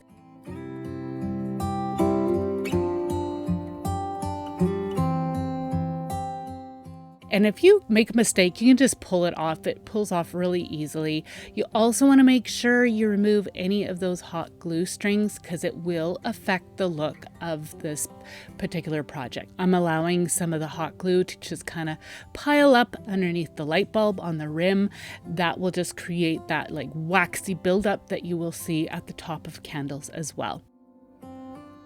I'm going to allow the glue to set up, and you can see I've got this one all filled in and it looks so cool, removing some more of those glue strings. And I decided I would do 2 of these. I'm going to show you 2 different ways that you can create these drippy candles. And I think these turned out really well. For both of them, you want to give them a coat of some gesso. Gesso is a primer. I've got a video all about it down in the video description. I just go more in depth as to why I love to use gesso on my craft projects. The biggest thing with gesso is that it preps your surface to accept paint. So I've seen it where lots of people will just paint directly onto these plastic items, and over time it will chip off. I find that if you give a coat of gesso, it really helps the paint to adhere. And I don't know about you, but when I'm making a project like this, I want it to last. I don't want to have to repeat this year after year after year.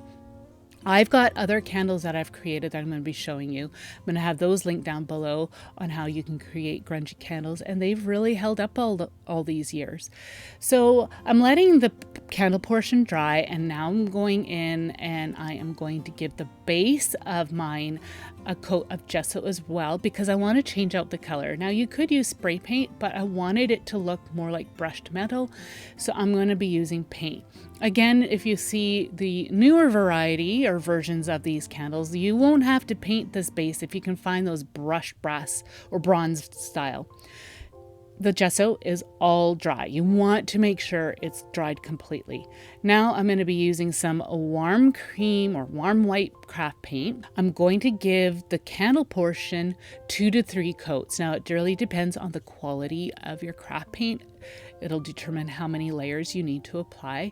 I was just using some really cheap stuff, and I actually had to make up this color by mixing a few different paints together, and it turned out really well. So I'm gonna, like I said, giving 2 to 3 coats of my paint, and I'm allowing it to dry really well in between each coat. You don't want to forget to prep your light bulb as well. So it did get a coat of the gesso, and now I'm going in with the craft paint and I'm wiggling the paintbrush back and forth just a little bit so it gets right into all the grooves.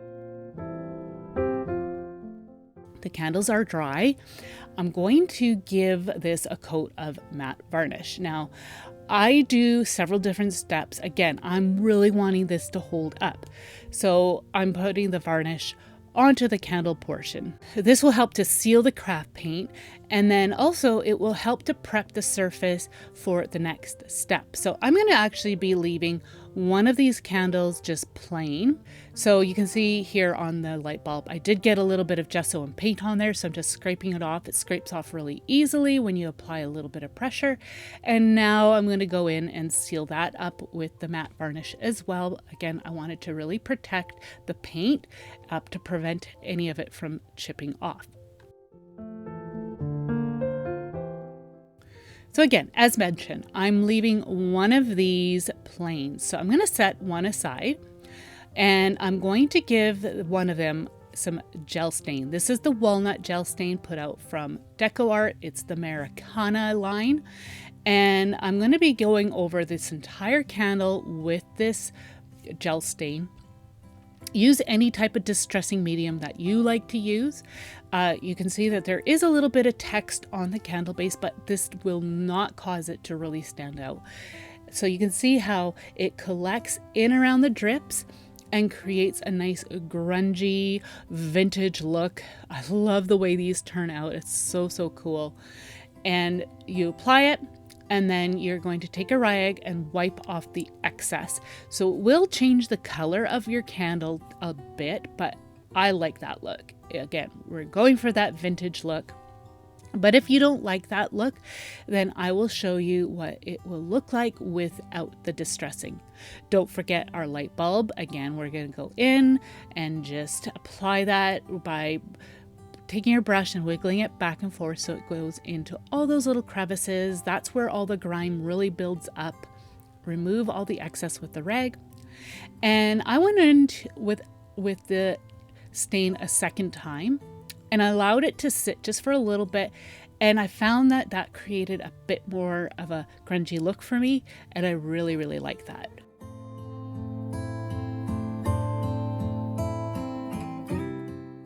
So I've set the other candle aside to allow the gel stain to set. Now for the one that I have not distressed, I'm going to paint the base with this brown metallic paint that I think I got it from my local dollar store. I can't remember for sure, but it's like a brushed bronze color. So I'm going to paint the base with that. And I will be painting the distressed base as well with the same color, but I'm going to be doing a bit of a different technique to that. So this is 3 coats of the craft paint. If you get a little bit on the candlestick, that's okay. You can just go back in with your craft paint and correct that. So with the other one, I'm taking a mix of burnt sienna and burnt umber craft paints and a rag. And all I'm going to do is dab a little bit on my rag and press that onto the brushed metal look of our candlestick base, and you can see it creates more of a rusty finish, and you can see the difference between the two here. It looks really cool. I really love the way that the two of these turned out. I think that it looks just so effective and definitely looks like metal. I'm going to be putting the batteries in now. So these ones load from the top into the cylinder, but the new ones, the batteries load in the base, like the candlestick base. So I'm going to put my light bulb in, and it looks so beautiful. I love the flicker of this light bulb. And then I do the same with the distressed version as well. It turned out really cool. It definitely has a very rustic look to it. I can't wait to make more of these candlesticks. So I really like it as is, but I decided just to add just a decorative touch. So I've got this fabric, it's coffee dyed, and I think it has a really nice primitive look to it. So I'm just going to tie that onto the candlestick with a basic knot, and then I'm going to trim it down as needed. I also decided that I wanted to add some pip berries.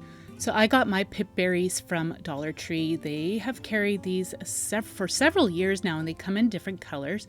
All I'm going to do is just wrap it around a few times at the base of the candle and then snip it off, just keeping this very, very simple, but you can decorate these any way you like, really. One end was still a little bit too long, so I'm just going to trim that down some more. And then I just make sure that I fray the edge to give it that more rustic look that you see amongst primitive style.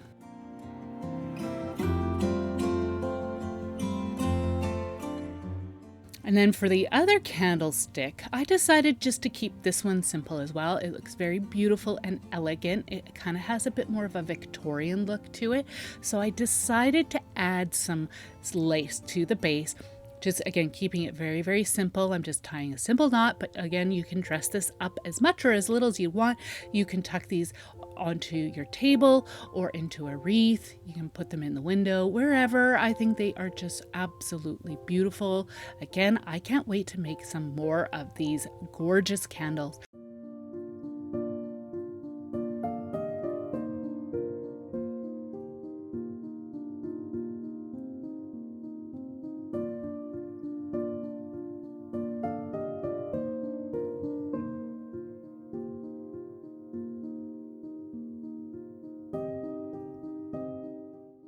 Next, I'll be showing you a wintry forest for your Christmas tablescape decor.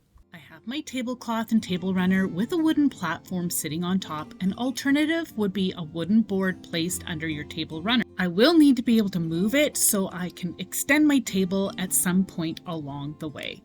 So I've got a selection of some different trees. Some of these I have purchased. As you can see, there's some bottle brush trees along with an assortment of trees that I have made.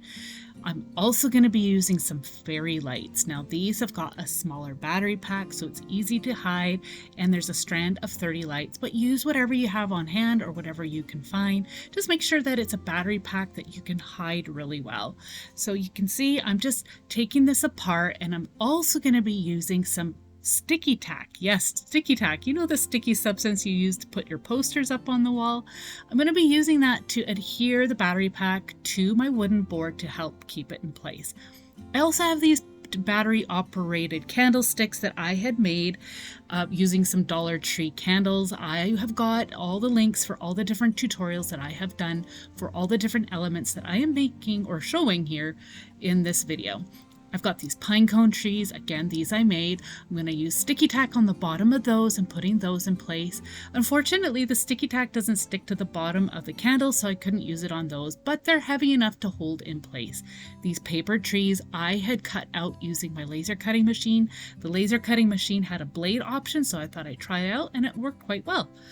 Now I'm going to just go ahead and start to place some of my bottle brush trees and all the other larger trees that I have made. I was just really inspired by all these different trees that I had made this year and the past years, and I wanted to create just this whimsical looking magical forest on my table. I thought it would be a really fun way to use all these different trees that I had made. So I'm going to go ahead and start to decorate the other side. You can see I've also put these little felt trees in place. They are so fun. I think I'm definitely going to be making some more of those. And I'm just layering everything up, creating some different heights along the way. I also got these taller trees with the thin wire. Those ones are actually from Dollar Tree. They are really interesting, but they are really, really top heavy. So again, that sticky tack really comes in handy. I love to do these wintry scenes down the middle of my table for the holiday season. So I'm going to have some other videos to give you some ideas on how you can decorate your table decor for Christmas time. I'm going to have those videos down below, and I'm going to try and do my best to remember to pin all these tutorials and videos in the comments section as well, just so it's easier for you to find. I found this Paper Village file on Creative Fabrica. I'll have that posted for you down below. I decided to remove that large paper tree. It was just too big for this centerpiece, and I didn't have any room to put these cute little village houses in place. So what I'm doing here is just kind of putting them in place just to see where I can fit them all. And then I'm going to start to add my lights. Now, I put, of course, my battery pack in place already, and I have learned that you can use sticky tack to help tack down the wire of your fairy lights. The sticky tack will not affect my wood board here, so it works really well for something like this. I was finding that when I just wove the fairy lights in and around everything, things were knocking over, the wires were just kind of all out of control. I was not happy with how it looked. So you can see with me just tacking it down in a few spots, I had better control of that wire. You can see how easy I was able to hide the battery pack with one of these little village houses as well. I can still access that battery pack as well to change out the battery and turn it off as needed.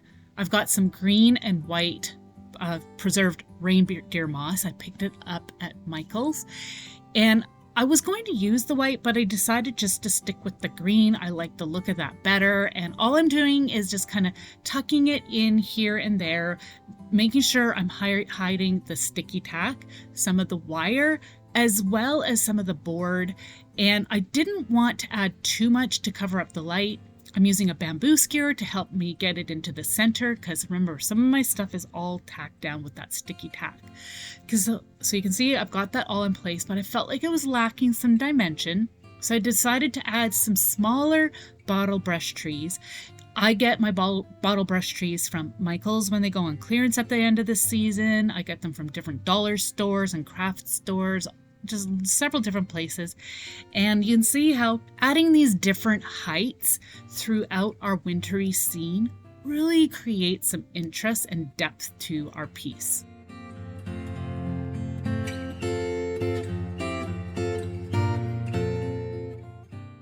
An alternative to these little paper houses, if you've got some village ceramic pieces, go ahead and add those instead. I like the look of faux snow. I just think it just adds a nice whimsical wintry touch. But of course, if you don't like that, you can omit that step. Personally, I like to just be able to clean this all up and reuse it all at some point. I found these balloon lights. Yes, these are balloon lights. I picked them up off of Amazon. You just remove the tab from the battery pack and that turns the light on. And then to turn them off, you just stick the tab back in place in between the two batteries. So those little lights are going to go underneath the houses. As an alternative, you could use some tea lights, battery operated tea lights inside to create a flickering flame. I turned my Dollar Tree lights on and you can just see how beautiful the glow is. It just has a really magical feel to this. If you had some like twinkling lights, that would be a pretty touch too. I needed to clean up my mess. It was really bad.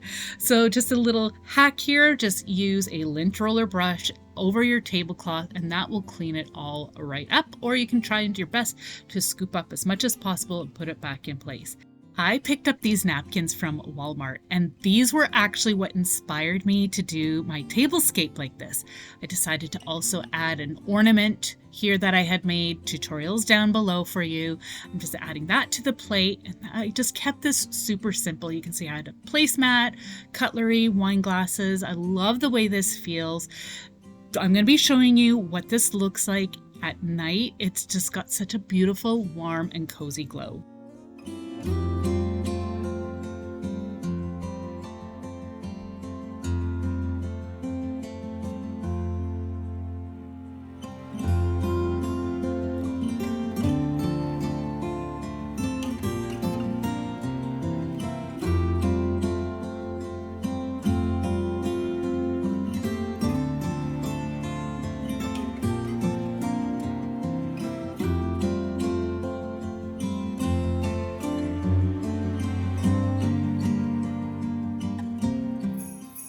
Now for some DIY fabric scrap Christmas ornaments. So I'm going to start off with this pretty simple pink as well as this Christmas patterned fabric that I got from the thrift store. I'm wanting to cut some circles out of the fabrics, so I'm using this die set that I have.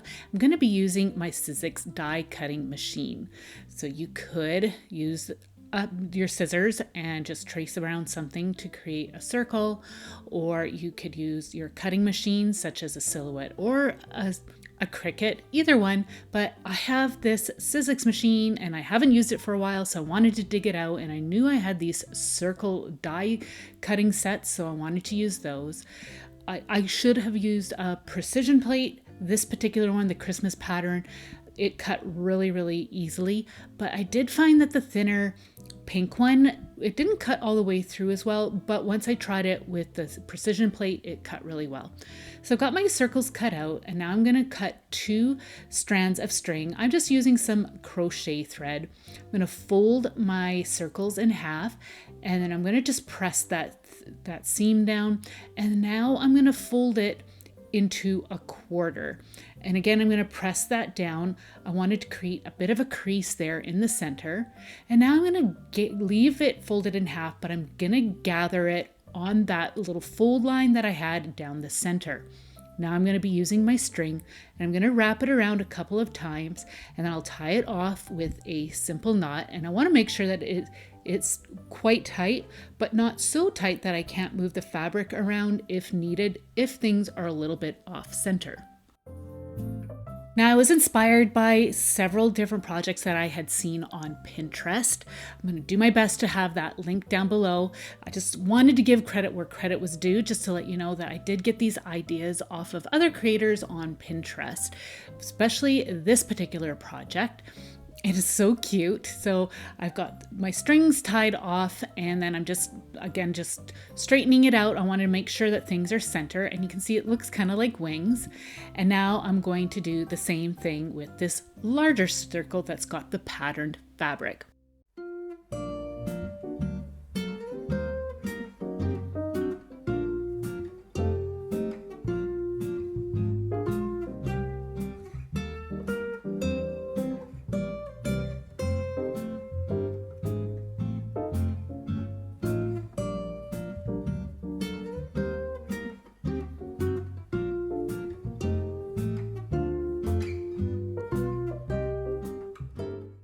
So you can see how these are. I wanted to glue the two rounded bottoms together. So here they are. You can see how it's rounded on one side, and then they kind of wing up on the other side. So I want to put those two rounded bottoms together, and I'm going to add just a little hot glue. And then I'm going to join those two pieces together, just like you see me doing here. Now you can do this all using pipe cleaners or string or wire, whatever you have, but I want to do a combo of some hot glue and some string. Next, I am going to be creating my hanger. Now, I should have actually waited to do my hanger here. I glued it to the back side, but I should have actually glued it to what I consider to be the front side. And you'll see why here in a moment. But if you're not going to do all the steps that I will be doing, then you can just leave this as is. It looks really cute. You can tell it's a butterfly. I thought it would be a fun little Christmas ornament to have for the tree. And you can create these in all different types of colors as well as different fabrics. But I think this is really cute just as is, but I decided I wanted to add a little touch of nature. So I have this red willow branch. Now, what ended up happening was that it added some extra weight and it ended up hanging funny. So I will show you my fix, but first of all, I'm just going to trim this down to size. I wanted to use that fork in the branch as my antennas. I thought it would work naturally, and I really like the red willow with this fabric combination. So once I'm happy with how that looks, I'm just going to add hot glue in the center, and then I'm going to press my branch into place. I'm just going to hold that and let it set for a little bit. Didn't take very long to set. And this is where I did a test to see how it was going to hang, and see the weight of it had it flip forward, and I didn't want that. So I'm just going to add a little bit more hot glue to the back of the branch, and then I'm going to push my strings into that glue, and then it was able to hang properly. But what I should have done was sandwiched my hanging string between the branch and the butterfly, so it was in the middle. But like I said, I found a fix and it worked well for me, but just wanted to let you guys know that, just in case you decide to make these with the branch. But I love how it turned out. I think it's such a fun and simple project.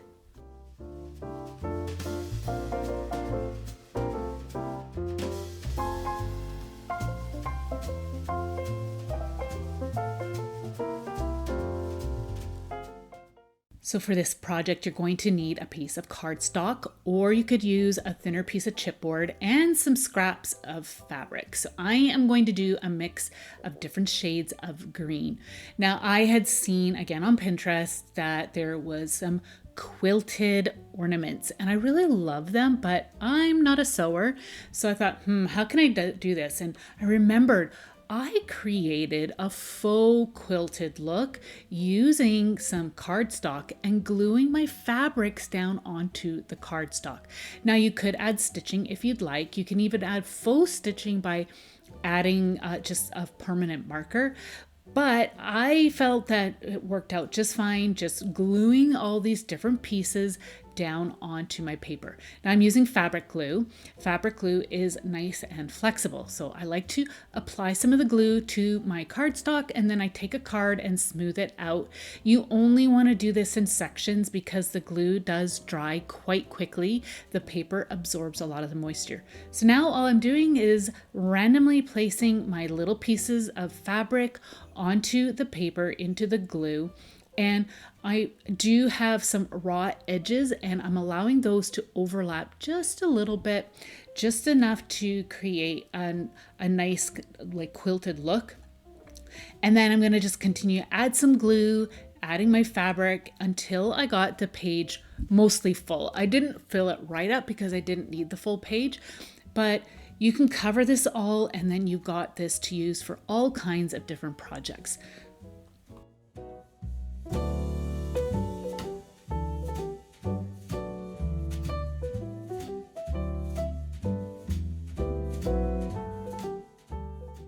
So one thing you would just want to make sure you do is that you disperse all your colors evenly throughout. You don't want to have one big clump of one pattern or color in one spot and another big clump in another spot. You want to just create a nice even look throughout. So here is my sheet and I think it looks great. Now I flipped it over and I'm going to cover the other side. Again, using my fabric glue. I'm just going to cover half of the page and then I'm going to take my card and smooth that out. Now I did end up adding a little bit too much of the glue in a few areas. The glue ended up seeping through just a little too much, but I'll show you that here in a moment. Next, I've got this piece of some old sheet. It's just a scrap piece of old sheet and I pressed that down. I decided to do the back side of this with a solid color, but you can do the same technique on this side as well.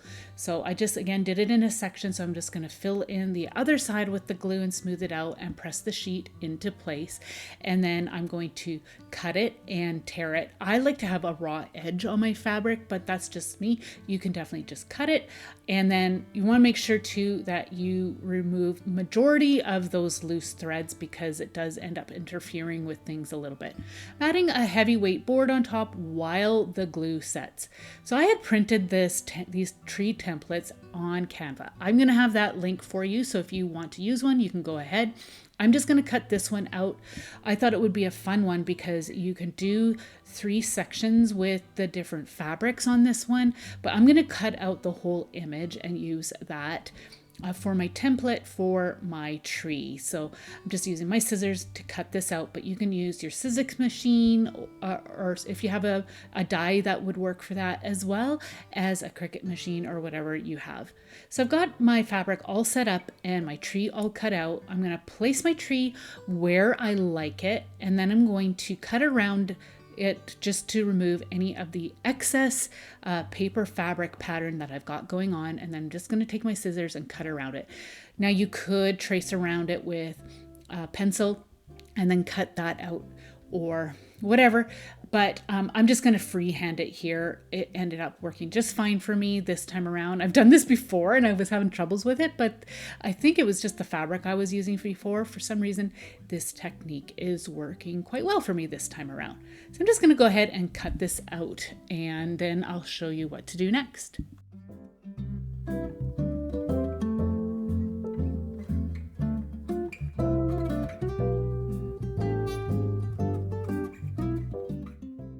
So isn't that a fun and whimsical looking tree? I needed to create a hole punch in the top, so I'm using my Crocodile here, and this is by We Are Memory Keepers, but you could use whatever you have to poke a hole. That's going to be where I'm going to add my string for my hanger. I decided to use some little buttons as some ornaments on my cute little tree. I thought the buttons would be fitting, but you can use some flat back pearls or any other embellishment that you'd like to use, or you could even just leave it plain if you'd like. But I thought the touch of adding these buttons would be really cute. So I'm just going to use some hot glue once I've got the placement, and then I'm going to put these into place.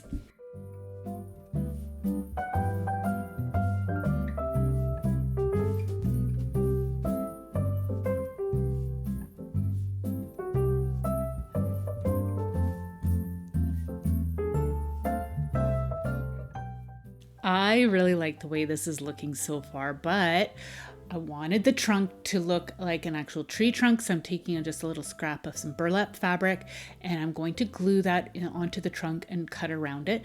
You don't have to do this. You can leave it plain green if you'd like, but like I said, I thought it would just look a little bit more natural if I added the burlap to the bottom, and I think it looks just so fun. I could see lots of different shapes being made out of this technique.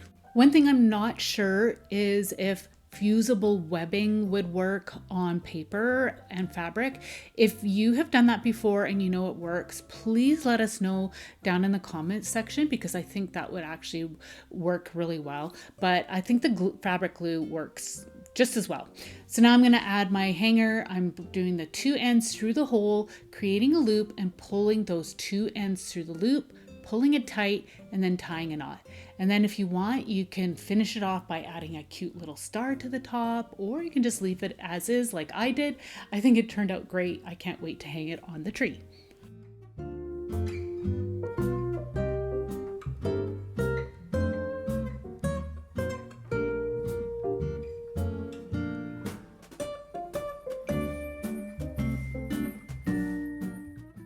So I have my Sizzix square cutting die set here, and I am going to cut out 3 squares in total. I'm using my mini press to iron them out. Now I saw 2 different tutorials on how to create this, so I'm gonna have those 2 linked down below, but I figured that this one was the easiest, where you just take a single square and iron it out, fold it in half and iron it to create a triangle, and you're going to do that with all 3 pieces. There is another technique where you take a length of fabric and fold it into a triangle shape, but like I said, this square worked way easier for me. So I decided I'm going to take my pinking shears to create some texture on the edge. I'm just adding just a little bit here on the edge. I feel that it just helps to take away from the need to have it all lining up perfectly. So I'm going to go ahead and just trim all of those down. So you want to have all your triangles laid out as you see them right here. It'll just make it easier to remember how to line them all up. So I've got this one piece where the straight edge is pointing to the left, put my next star on top where the flat edge is pointing up. And then I'm going to take my next one where the flat edge is pointing to the right. And then you can move things just a little bit around just so things look like a star, just like you see me here. And then I'm going to keep them all in place. I'm lifting up some layers, adding a dab of hot glue, pressing the next layer down, lifting up the top layer, again, adding a dollop of hot glue, pressing that, and that helps it all stay together. Now you could stitch these all together if you'd like, but the hot glue makes it super easy. Now I'm going to add my hanger. I'm going to use this pretty red and white baker's twine. I thought it went well with this scrap of fabric, again, that I got from the thrift store. I'm going to add a dollop of hot glue in between the layers, put the 2 tail ends into the glue, and then press the top layer into that, and then your hanger is sandwiched in between and it hangs really nicely. So for an added touch, I decided to add a pretty little red button into the center. You could stitch this on if you'd like, but that's it. It was a really simple project and I love how well it turned out.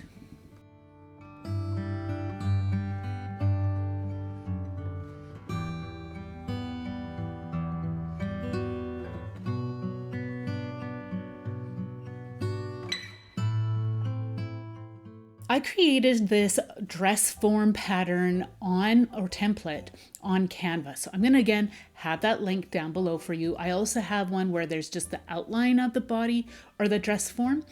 I'm cutting them out. I'm going to be using this particular one because you can see that it has a top portion, and that's going to fold over to create the back side of my dress that I'm creating. So you can see how it works right here. And then I needed to cut out that white triangle that you see there on the top. So I did keep it folded, and I'm going to cut through that and then cut out that triangle. You could use, again, your cutting machine if you have one, but I thought not everybody has those machines, so I thought I would try to print it out using my printer and then use my scissors to cut these templates out. So you can get some dress form patterns online as well, just simple templates, so you can do a search. I am going to be using some stiff, sturdy felt that I had in this just this neutral color. You could use any color that you want. I'm going to use a pencil to trace around it, and then I'm going to use my scissors to cut it out.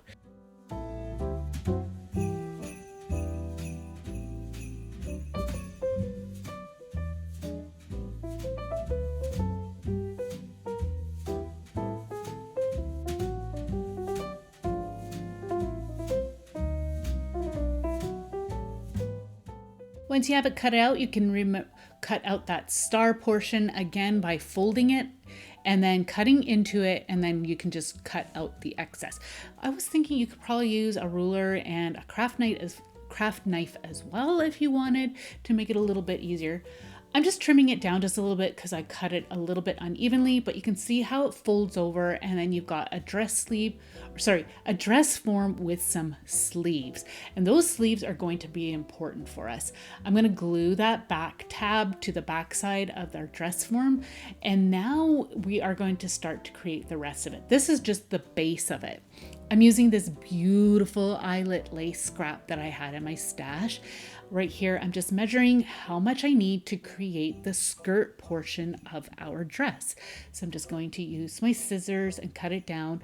Now, I am creating raw edges, so I just like to cut into it, and then I like to tear it and then remove any of the excess little strings. But I like that look. You don't have to do that if you don't like that look.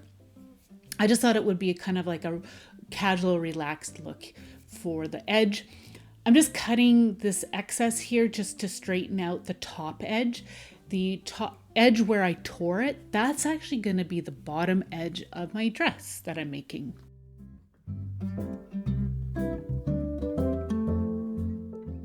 I'm just making sure that it's the right length, height.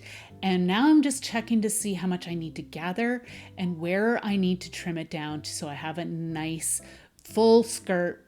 And I just cut off that one edge because it wasn't straight. And now I've got my string all ready to go, but I wanted to create a full tube here. So I'm putting my two edges together, and I made sure that the right side of fabric was facing up.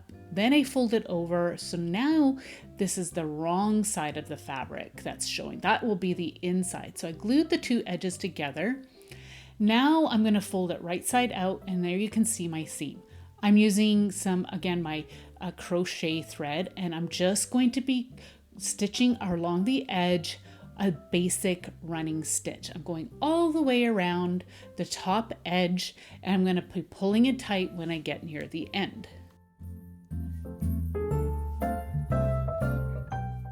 When you get to the end, you want to make sure you start and finish stitching on the same side, because we want to be able to tie those two ends together.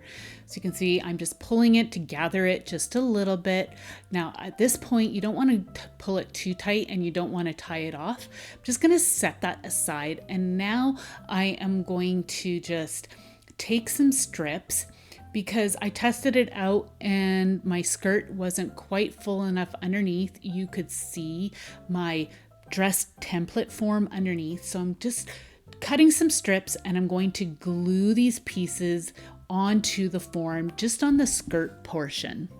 Now I'm using the same fabric that I used for my skirt, but I had seen some use tulle, or I had seen others use lace, or even some ribbon trim. You can use whatever you want. You just want to make sure you have it nice and full to create a nice full skirt look. So I'm just adding 3 strips folded in half, and I'm just kind of gathering them so you can see how it just makes it a little bit more full.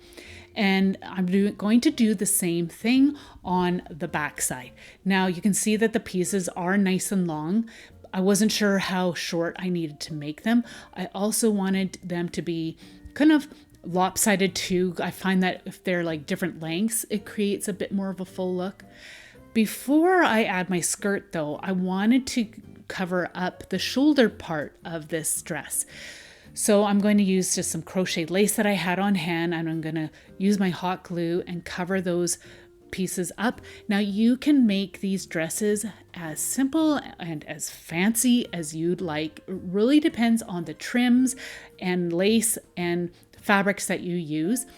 I was somewhat inspired by like Little House on the Prairie, where they have nice, pretty simple dresses, and even like their Sunday dresses they were so pretty and tasteful, but yet they were really, really simple. And I just love that look.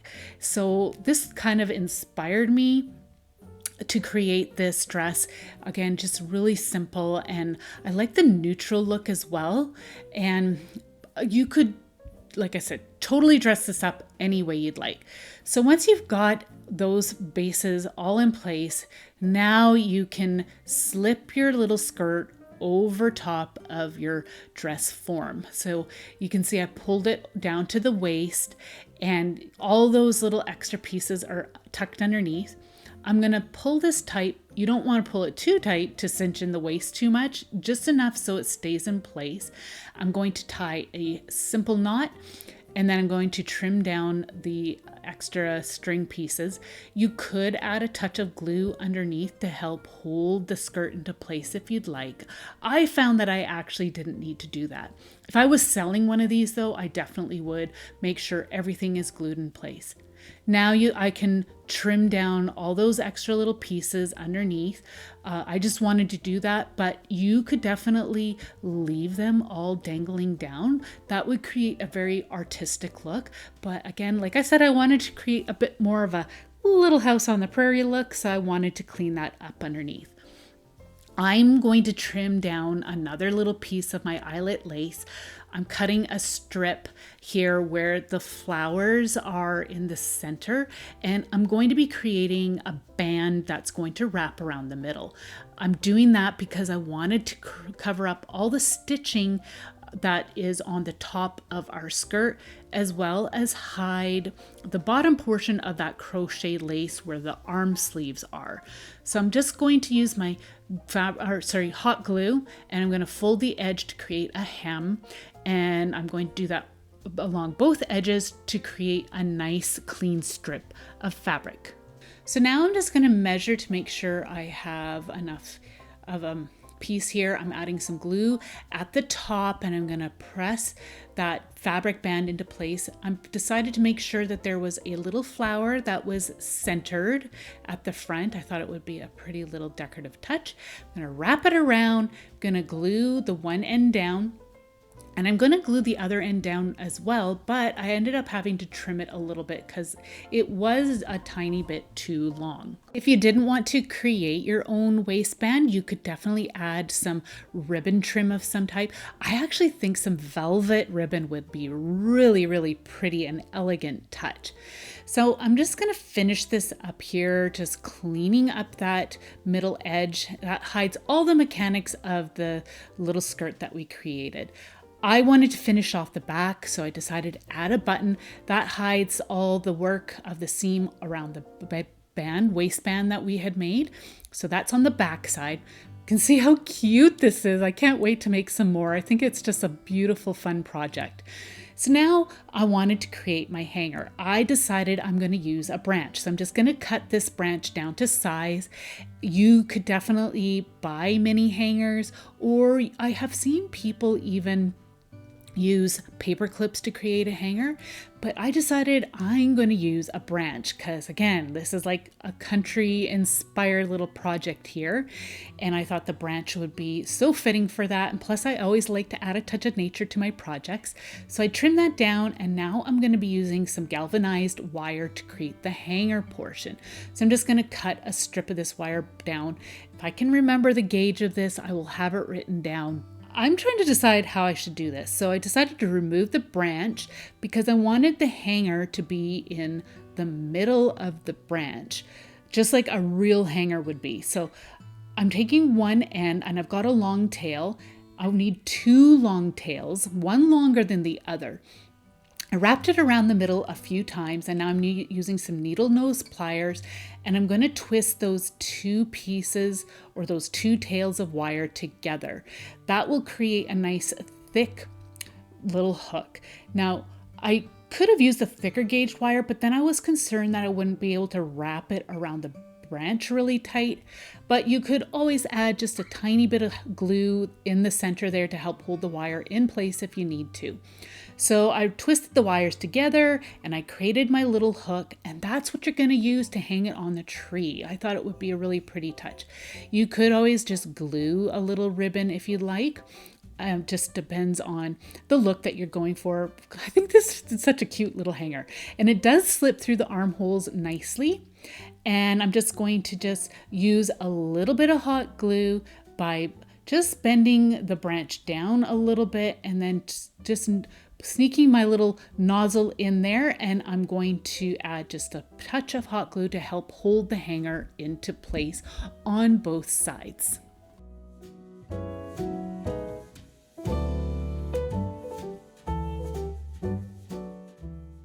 I felt like it just needed a little something more, so I decided to add a little button on the hanger, and I think that just finished it off nicely. You can add any embellishments that you like.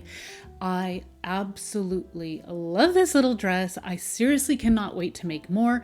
I think they would make a great little thing to sell as well as gift, and would make a great memory keeper. Dollar Tree carries a great selection of fairy houses, so you will definitely want to grab some, as I have got a really cool decor idea. We're going to be turning them into a fun and magical Christmas village. They remind me of English garden cottages, and I am so excited to transform these for a Christmas project. So of course we need to remove those labels and use whatever you like to use to remove labels. I just decided to just peel them off, and they came off fine. They left a little bit of residue, but I was able to wipe that off with a rag. If you check out Dollar Tree, you'll see that they have some other styles of cottages to use as well. So I wanted to use these Simp Tap Artex acrylic markers. I wanted to use some acrylic markers because you can see the paint job on these is terrible. And I knew that I could fix them up, and I thought, why not try these out? Artex kindly gifted these to me. This is not a sponsored video, but I will have their products linked below for you to check out if you're at all interested. I just thought acrylic markers would work really well to enhance the detail on these projects. So first off, you want to make sure you shake these up, remove the end cap, and then you're going to press the button on the end about 4 to 5 times to activate the paint so it goes down into the nib. So you can see here, I'm shaking it, and I'm going to remove the cap, and I'm going to press that button on the end so that the paint goes down into the nib, and then they are ready to use. I like to test out my paint markers onto a piece of paper just so I can see what the color truly is. And now I am going to start to use them to really bring these cottages to life. So this particular one with the thatched roof, I am just dabbing on different layers of some green paint to create some depth. I am also allowing the color from underneath to show through. I like to do that because I really find it really brings a piece to life when you can create some different levels of definition. So I'm going to go in with another color here. And if you find that you get too much paint, you can take a rag and dab some of it off. You can also allow this to dry for a bit before you move on to the next color. So you can see I needed to darken it up. It was just too bright. So I'm going in with kind of a brown, it was almost like an olivey green tone to it. And I applied that, and then I'm taking my rag and dabbing it off, and that really helped to darken it up a bit. There wasn't a green in the set that was dark enough for my liking, so I thought I would try this out, and I actually really like the look that it is creating. So I'm also going to go over the shrubs that are in the front of this particular cottage. Again, all we're doing is really enhancing all the detail because the paint job on these were the pits. And I really wanted to bring these to life because they're so cute.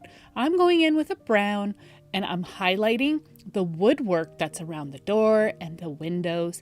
If you don't have any paint markers, then I suggest that you use a fine paintbrush and a good set of some acrylic paints. And then you can go over this as well. But I will say that acrylic markers are pretty handy for a project like this. Now I'm going to go in and add a little bit of red on the shrubs to make it look like little red berries. You can see that this particular paint marker didn't fully charge in the nib. Sometimes I find that with paint markers, you'll get a pocket of air, and sometimes it just won't soak up all the paint. So give it a shake, or store it upside down and let gravity take hold and allow the paint to go into the nib. All right, so now I'm gonna just enhance the rocks on the stairs, and I'm going to just continue to add fun little touches on these cottages until I get a look that I am happy with.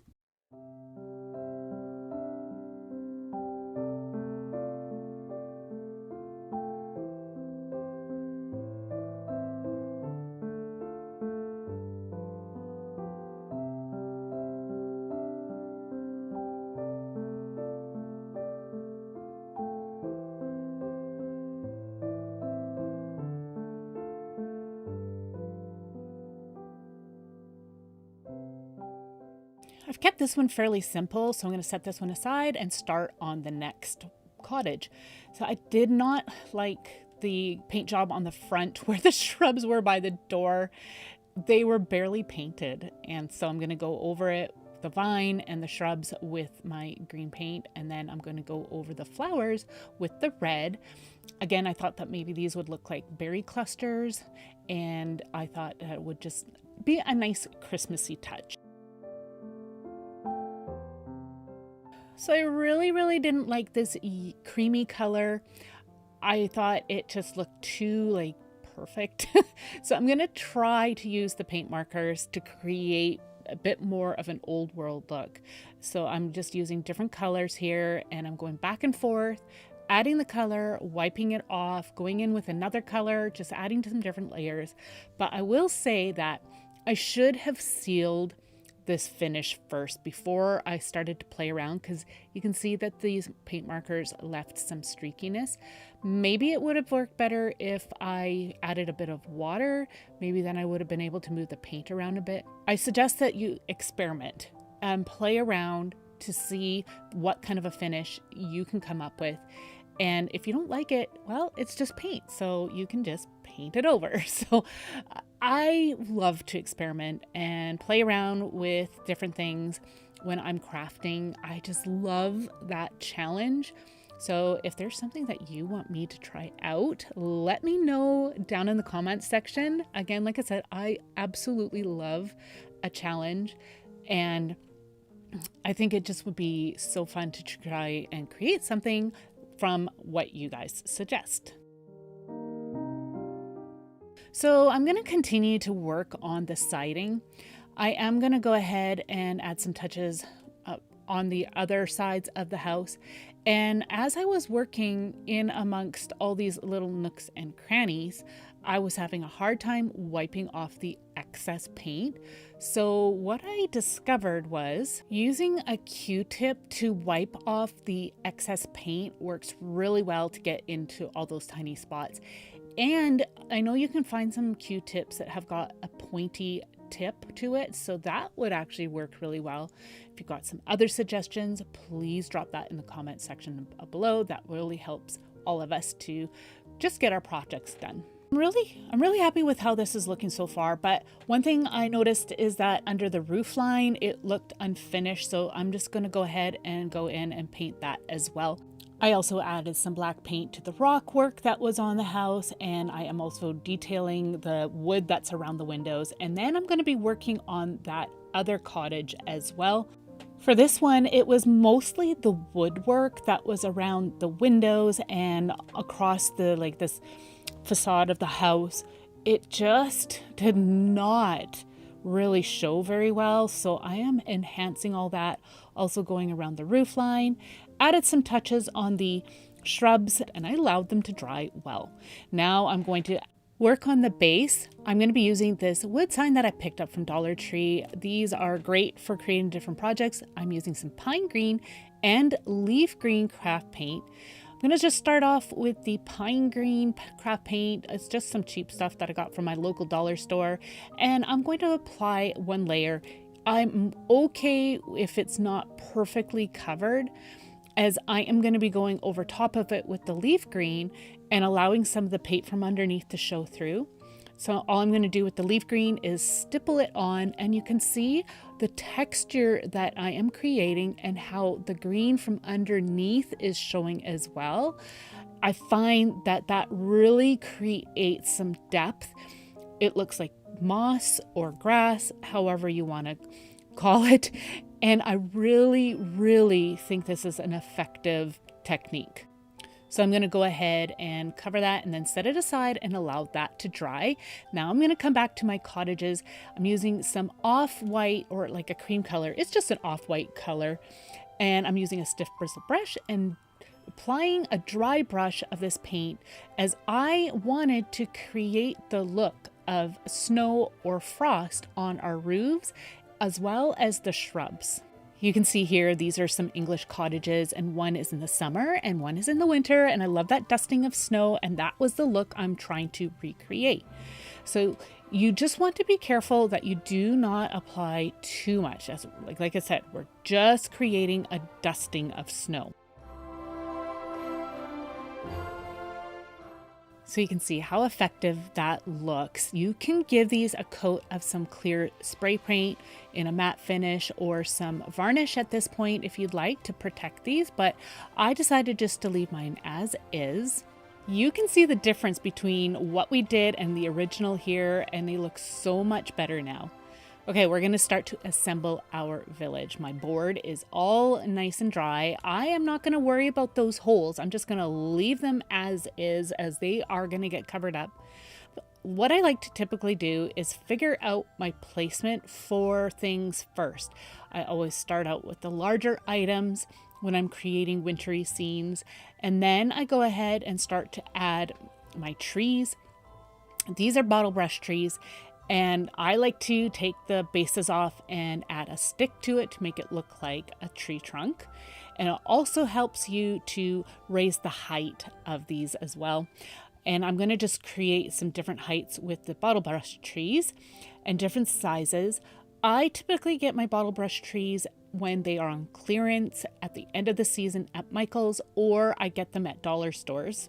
And then you have a variety of some different styles.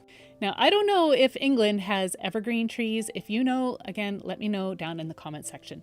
All right, I also love to add some branches because then this looks like deciduous trees in the wintertime when the leaves are all gone. And so you can see I've trimmed them down, and I think these are going to make such a fun touch. I'm also using this bush that I got from Michael's. It's an evergreen bush of faux greenery, and I like to use those as some mini trees as well.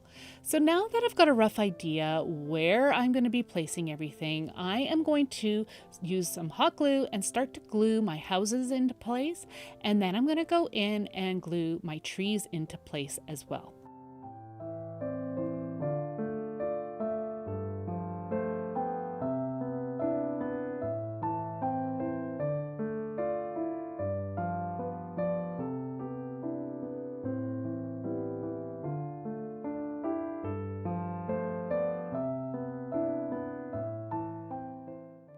So I'm going to show you how I add the tree trunks.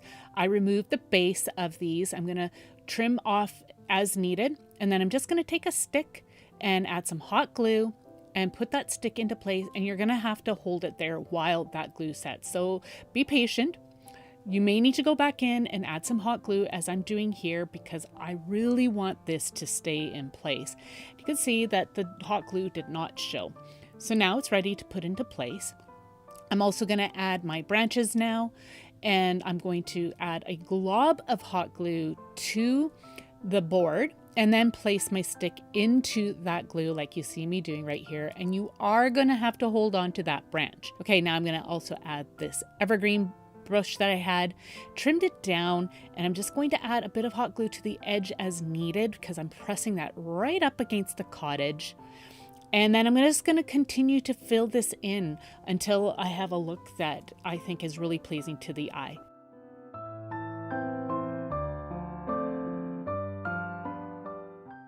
I have to say, this project really plays to my childhood memories. I used to imagine that fairies lived in the forest and they would have cute little cottages or lived in the trees. And I think this is just really coming together and just, like I said, just brings back those fun childhood memories that I have. So now I'm going to add some shrubs, and I'm using moss. And you can see I'm just allowing the clumps of moss to pile up, and that is going to create those shrubs that I wanted for my fun little village here. I'm going to cover up any glue that you can see using the moss as well. And then again, I just added some hot glue and pressed the moss into place. So for a fun, whimsical touch, I'm going to add some fairy lights. I got these ones off of Amazon, and I like them because they've got like a skinny battery pack. I'm going to just slip that in behind and hide it.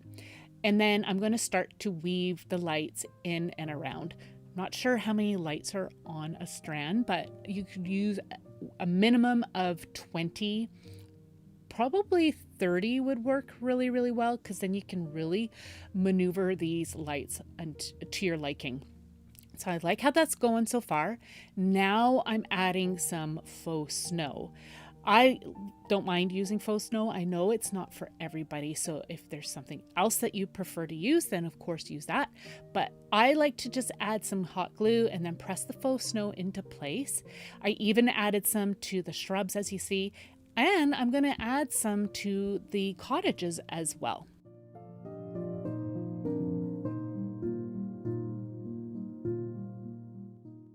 I love that you can find something in the summertime and transform it into a fun and whimsical Christmas project. I had so much fun creating this project. Let me know if you plan to create something like this for a Christmas in July DIY.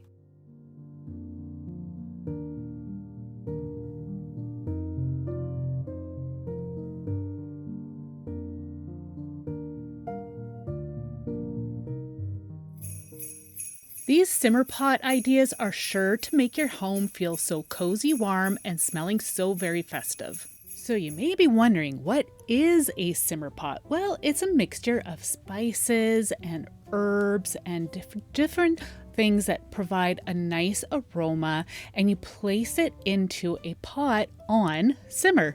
And it actually is like potpourri. So I've got a selection of some different herbs and spices here. I have whole cloves, I've got cardamom, star anise, black pepper. These are pink peppercorns.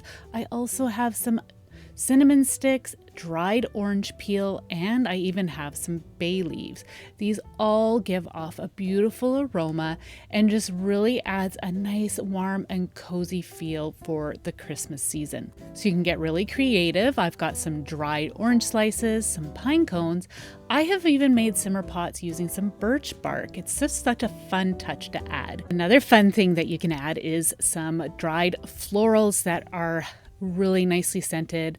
I also have some coffee beans. I'm going to give that a try. This is dried rosemary. Of course, that's always heavily scented.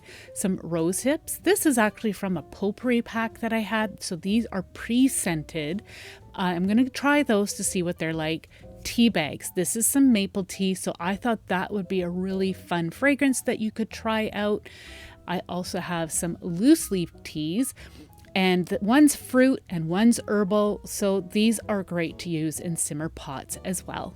I made some cinnamon scented pine cones, so I thought, you know what, I'm going to try these in a simmer pot. I bet you they're going to smell great, along with some fresh evergreen. Now this is some BC fir, but you can use any evergreens that you can get your hands on. You can also use some vanilla extract, or some essential oils. This is some cinnamon, and I also have some citrus. The citrus will just help enhance orange peel or whatever other citrus that you have in your simmer pot. So I do have a tutorial for the cinnamon pine cones. I'm going to have that linked in the description box for you, but I'm going to quickly show you how easy it is to dehydrate your own orange slices. So this is from a previous tutorial that I have done, and all you do is cut your orange slices nice and thin as you can get it. And then I'm going to be taking some paper towel and I'm going to remove the excess liquid from our orange slices. Now, orange slices are a great way to add some beautiful natural decor to your Christmas garlands or trees, but it's great in a simmer pot as well. So I'm just going to again pat them all down, place them on the tray. And then this is also how I created just my orange peel bits that I had showed you. And I just took a peeler, peeled the rind, and then placed that on the cookie sheet. And as you can see, the cookie sheet is lined with parchment paper. That just helps prevent sticking from occurring. As another option, you could add fresh to your simmer pot instead, but I like to use the dry. So I dried them on 175 degrees Fahrenheit, and the slices halfway through, I'm going to flip them over. They've been in for about, I'd say about 10-15 minutes. You can see the orange peel is drying nicely, so I'm just going to mix that around. I'm taking my paper towel, and again, I'm removing the excess liquid. You can see the orange peel actually did not take very long, so you just want to keep an eye on it. The slices did take longer. So here is one recipe that I've got together here for you. It's a mix of pinecone, cinnamon sticks, peppercorns, whole cloves, bay leaf, orange slices, and birch bark, just for a fun added touch. So I'm going to show you how I packaged this particular selection. I'm using a bag, a clear cellophane bag that I had on hand, and I'm going to start to place my elements in there. I am being mindful on how I am layering things because I want the pretty decorative elements to show, such as the orange slices, pine cones, the birch bark, and such. So I'm just going to continue to add all these different beautiful ingredients into the bag, and this would make such a lovely hostess gift, especially if you're going out for dinner somewhere to someone's home. I think it's just such a nice thing to add. You could do this with fresh ingredients such as the fresh lemons or some evergreens. If you do that, then the simmer pot will have to be made sooner rather than later, of course, because of the fresh ingredients. But doing one that's all dry, well, this could be kept for a while, which is really, really nice. So I've got all my ingredients in the bag. I just tied it up at the top, and now I've got a paper bag along with the instructions, and I am going to have a printable available of the instructions over on Canva. The link will be available to you down in the description box below. I'm also going to just trim up the bag. It was just a little bit too long. And then I am going to add just some more little touches. But first I needed to just place my plastic bag inside the paper bag along with the instructions. We're just going to keep this really easy and simple. So just go ahead and add those things into your bag, and then I'm going to just fold up the top. You could just put this in a gift bag or use some wrapping paper, get really creative with your packaging, but I wanted just to keep the natural look. I'm going to just staple it shut at the top. And this is what's called a tiny attacher stapler. It's just got nice small staples. I'm going to wrap some jute twine around it just to keep it all nice and just add a little bit of a decorative touch. You could add some greenery on the top, but I'm going to add just a few little jingle bells, and I'm just tying it off with a simple bow.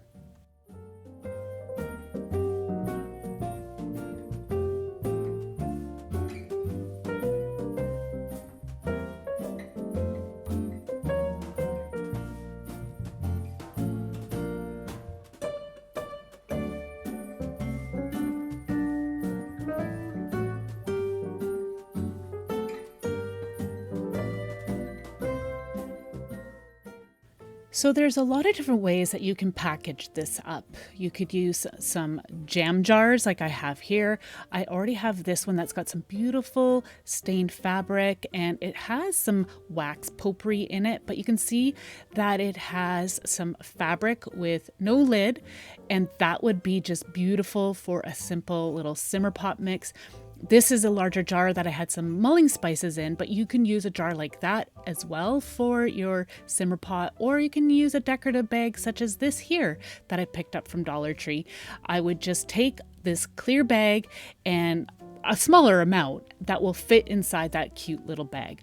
You can get yourself a cute little simmer pot like I have right here that I picked up from the thrift store. You can fill it up and then package it up. But I am going to show you how easy it is to make a simmer pot in a large cast iron pot like I have right here. You want to fill up your pot with some water, and you want to set it on high to start until it starts to simmer. For this recipe, I'm using my cinnamon scented pine cones, my orange slices, and I'm using some fresh evergreens for this one. I was amazed at how beautiful the evergreens smelled. So the orange slices, they are going to rehydrate. I'm also going to add some vanilla extract. I haven't done this before, so I just wanted to try just a little bit since vanilla is very expensive right now. I'm also going to add some dried cloves. Now I did end up going back in and adding some more to the simmer pot. I also ended up adding some more fresh evergreens as I went along just to help enhance that aroma.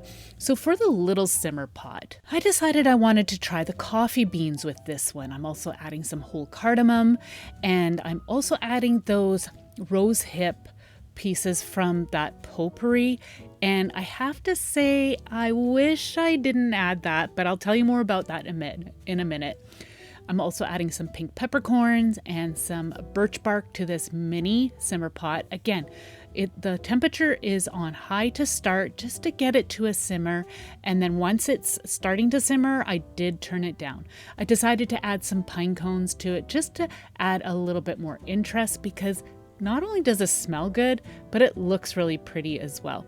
So those rose hips that I got out of a potpourri pack, it actually was not very pleasant. I really didn't like it, so I ended up pulling those out.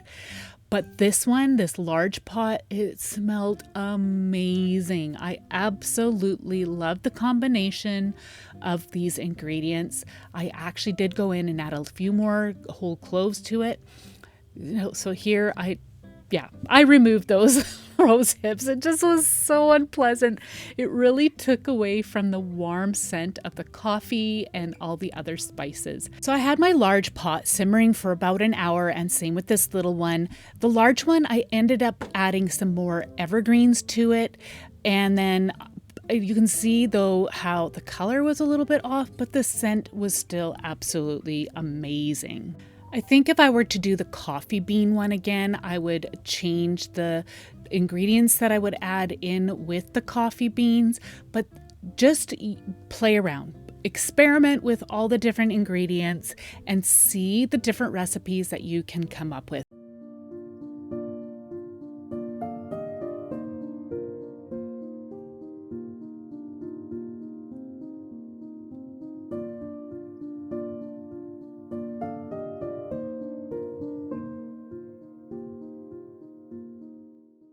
Now I'll show you some Christmas gift ideas that are inspired by nature. They're so fun to make. Herbarium sheets are really on trend this year, and I have created some basic sheets that you can use in Canva. I've got the link provided for you down below in the description box. If you don't use Canva, then feel free to email me and I can send you the PDF file of that. I have got a selection of some pressed flowers that I've got here. This is called Lady's Mantle. And all you have to do is lay out your flowers or leaves, whatever you have, in a pleasing manner on the herbarium sheets. So this is also known as a specimen sheet or a specimen card. It is a scientific way to document botanicals, and it has really taken off for the decor world. I've got both a white option and then I've got like a neutral option here. I really like the neutral one, and I'm going to use hot glue to help hold these into place. I don't think this is the traditional way of adhering them to the sheet, but this is what I'm going to do, so I'm just going to go with it. If anybody knows the traditional way of mounting them onto an herbarium sheet, then please let me know down below. I'm going to just go ahead and just add just a little touch of hot glue. You're not even going to be able to see this. Press them into place. And then I know too that they use tape to help, so maybe that's all they used as far as I know. but I wanted just that traditional look, so I'm using some washi tape to just help secure these into place, and it also adds just a little bit of a decorative element to this, just adding some thinner pieces here and there until I get a look that I am happy with.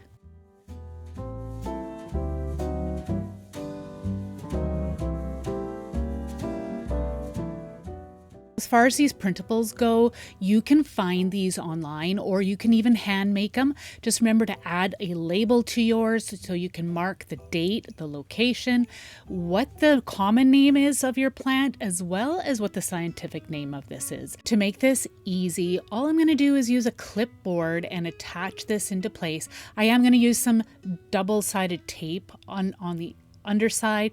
That'll just help to hold it in place. And then I'm also going to just add just a little bit of a decorative element by just adding some neutral ribbon.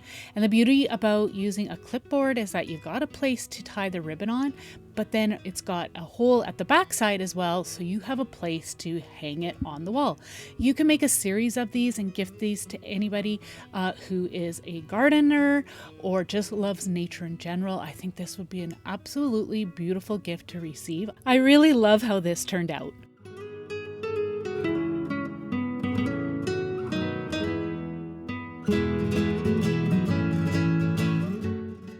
For this gift idea, you are going to need a tote bag. Now, I've got two different sizes here. I think I got this one from Michael's, but the smaller one I got from Dollar Tree. If you want to make a larger bag, then I would check out Michael's, but I thought, you know what, everybody can get their hands on these smaller ones, so I thought I would try this one from Dollar Tree.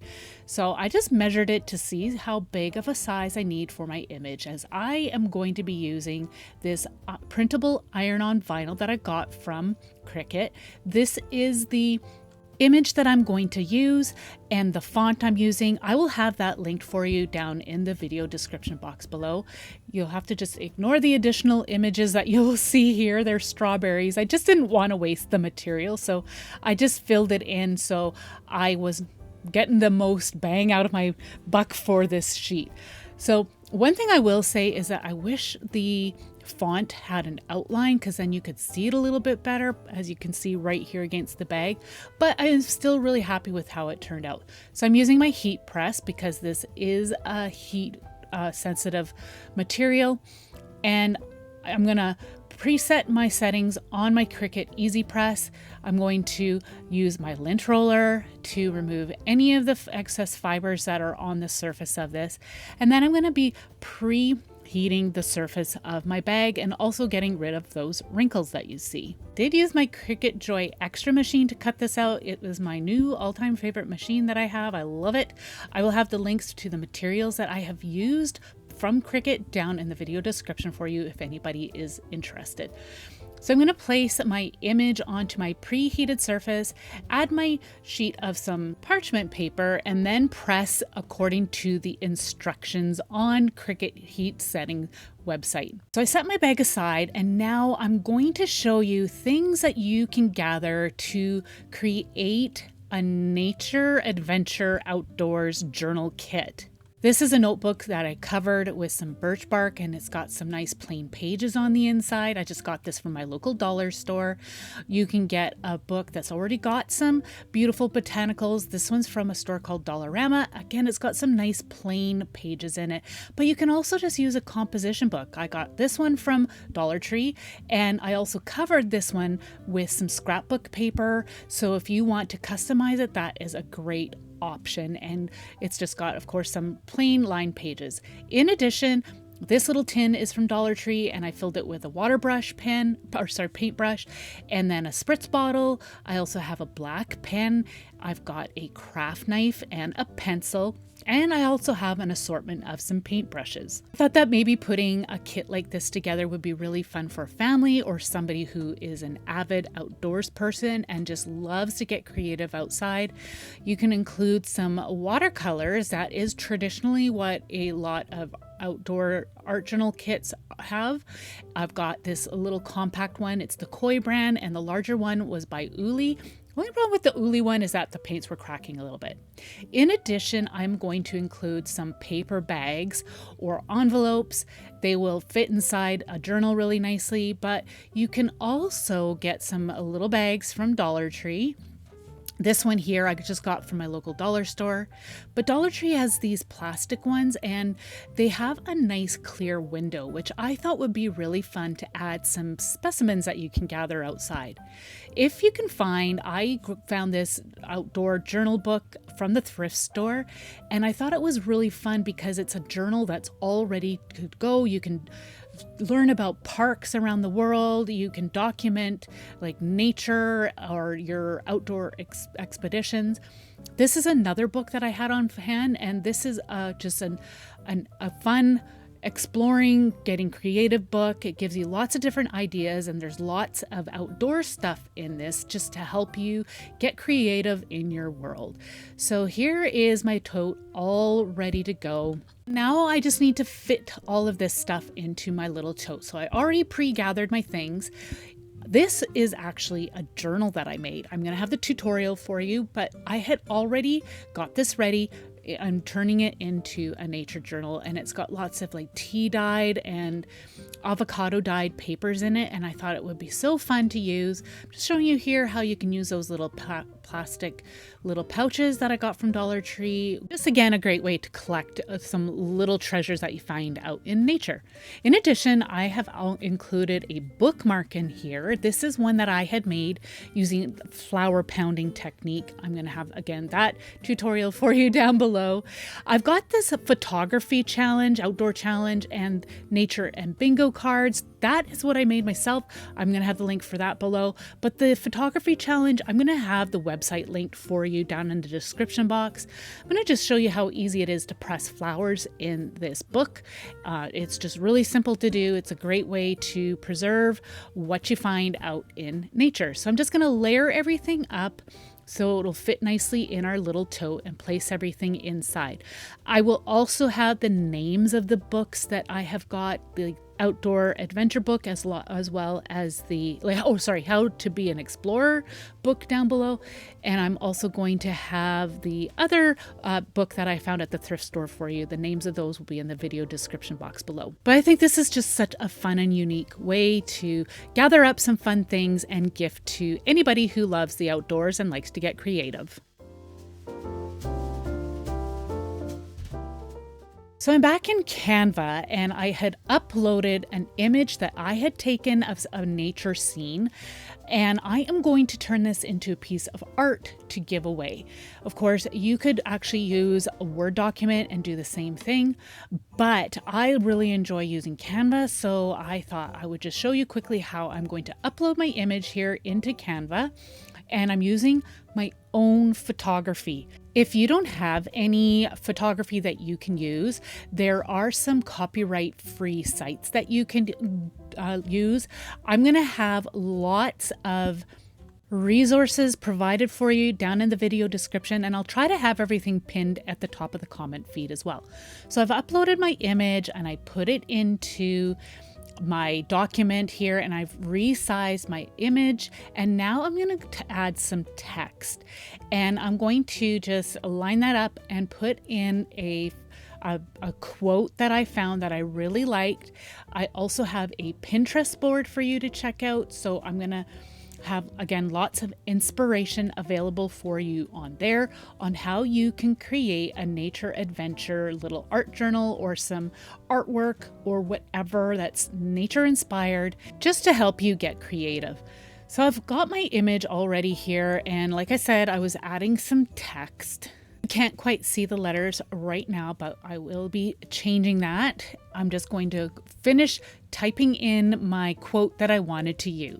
So I am going to change my lettering into a white, and you can leave it as is, but I also wanted to outline it in black because I find that it just helps it to stand out that much better. And another thing too, I did add the author of the quote that I used. I added that at the bottom as well. So I adjusted the font that I wanted to use, and now I'm just adjusting the size, and I'm also just placing it my words in the middle of my image the way I like it. And that is pretty much it. Again, I am adding the author's name at the bottom too, just so I know who wrote this. And if I feel I need to be inspired again for some quotes, I can go to that author again. Now, I will say that this is not for resale. This is for personal use. So I am going to be giving this to somebody special, and I'm sure they're going to absolutely love this. It says nature does not hurry, yet everything is accomplished. And I find that is so true.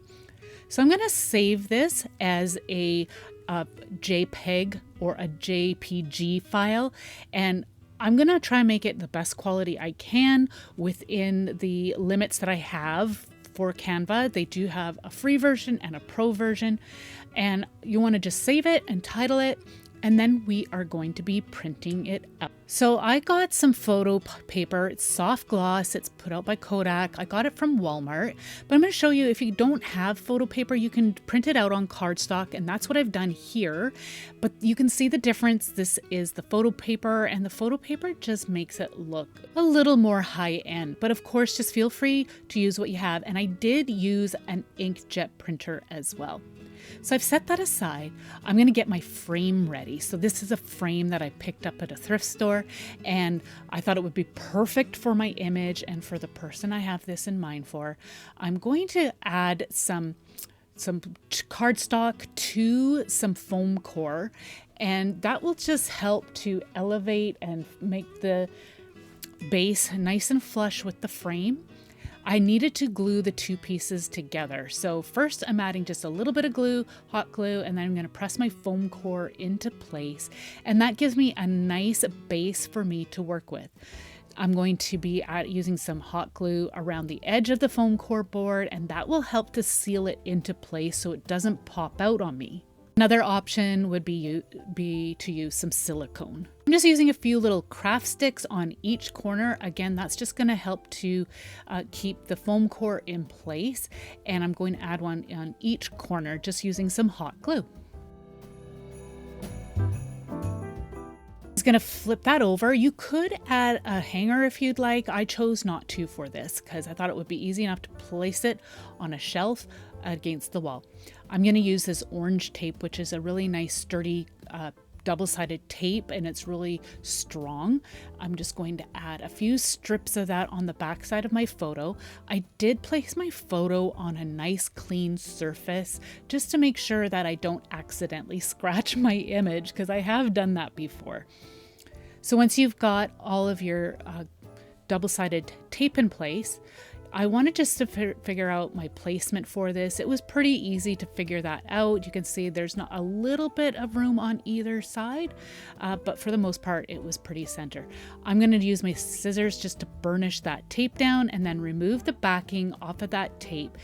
And then you need to be very, very careful with how you place your photo. You don't want to mess up because, like I said, this stuff is pretty sticky, and once it's in place, it could potentially wreck your image if you try to rip it off. So I've got that in center, and then I'm going to take a soft cloth and I'm going to work from the center out to press my image into place. That was it. I think this is so cool, and it is so original. You're not going to find another one like this because this is your own photography.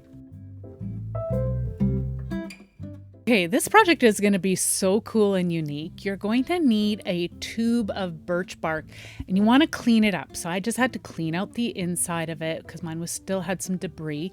And I'm also going to wash it.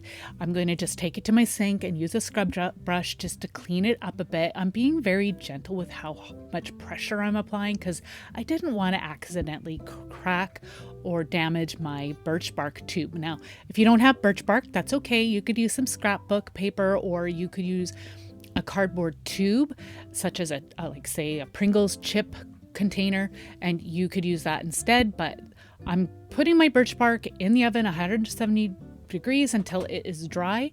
And now to create my inner tube, I'm using some neutral cardstock and I'm just cutting it down to size, and I'm going to put it inside my birch bark tube and allow it to kind of spring back to create the size that I need to fit inside my birch bark. And there's a reason why I'm doing this, because I'm actually going to add some treats inside. But as I mentioned, if you don't have any birch bark, you could use regular bark and cover a tube with that as well. That's another option, or some fabric. It does not have to be birch bark, but since this is a nature-inspired gift video, I thought this would be such a fun way to create a really neat and unique gift. So again, I'm just fitting my paper tube on the inside of the birch bark, and I'm kind of just wiggling the paper a bit until it fits nicely. And then once I am happy with the size, I am going to use a stapler to staple the paper to help hold its shape. This stapler is called a tiny attacher. It is great because it has small staples. It is put out by Tim Holtz. And now what I'm doing is just pulling my tube down, and then I'm going to just trim off the edge of the birch bark, and then I'm going to pull it through. And you want to make sure you've got a little bit of a lip there. You can see that I pulled the paper tube down enough so I can fit a wood slice on the end. That will help to seal it off, and it will create a little container. So I'm just sizing up my wood slices, and then I'm not keeping them in place just yet. I needed to just continue to work on my paper tube. So I'm just going to pull it down just a little bit more, and I need to trim off the opposite end, and then I'm going to be figuring out how much of the paper tube I need to trim off. So then I have enough of a lip on both ends to help accommodate wood slices. I hope this is making sense. If you can find a paper tube that will fit your birch bark tube, then by all means use that. You don't have to create your own like I'm doing. But of course, I didn't have one that fit the inside, so I needed to make my own. So I'm just trimming things down, trying to make it as even as possible. And I'm going to just continue to just play around until it fits on the inside and will fit the wood slices. So once you are happy with the size that you have, you can now staple the opposite end, and that again will help to hold everything into place. I will be pulling the paper tube right out so I can staple the entire piece, but I just wanted to just double check on my wood slices to make sure they were going to fit on the inside, and they do, which is awesome. So I needed to use my needle nose pliers to pull the paper tube out. But first, I decided I'm going to use a eye hook, and I needed to create a little pull tab on one of my wood slices. So I used a nail to just create a guide hole, and now I'm going to screw my little eye hook into place. If you have a drill, then go ahead and do it that way, but I usually do it like this just because it's really quick and easy, and I find that it works just fine to use like needle nose pliers to help screw that into place. So now I'm going to just make sure that again my wood slice fits, and that will be the end where I have a little pull. I'm going to remove my paper tube now and just add a few more staples. I really wanted just to make sure that this was going to hold together. So I'm going to go ahead and do that, and then I can now work on putting the wood slice back, or the one wood slice back into place. But you can see that wood tube had a really nice fit if I needed to use the needle nose pliers to put it in place. I'm using a combination of some tacky glue and some wood glue to help put my one wood slice into place. Now remember, I'm only sealing up one end. Being very careful because I didn't want to accidentally crack my birch bark here, so I just put my wood slice into place very carefully, but I did need to use a little bit of pressure and work quickly before the hot glue set. Once it's in place, you can set it aside and allow it to dry before we move on to the next step. So I think there's two ways that you could probably do this. You could lay it on its side and decorate it like I'm going to, or you can do it upright and treat it like it's a little container. But I thought it would be cute to make it look like it's an actual log. So I added some faux greenery and I've wrapped it with some jute twine, and I'm just tying that on with a basic knot. I did use some hot glue to glue the faux greenery into place. Doing it this way will add a little bit of weight on the top, so it will become a little unstable. So you might want to just have it between two items to help hold it upright. I'm using a combination of some pretty little hemlock pine cones that I had, along with some jingle bells. And these are some pine cones that I had actually foraged. But if you can't find any little pine cones where you live, then you could definitely go to a place like Dollar Tree. I have seen little pine cone garlands there, so you want to check out your store or just check out any craft store. You don't even have to use pine cones. You could add little florals or berries, whatever you would like, but I had the pine cones, so I decided to use those. Now I'm just adding a few of the little jingle bells as well, and I'm going to work on this until I am happy with how it looks.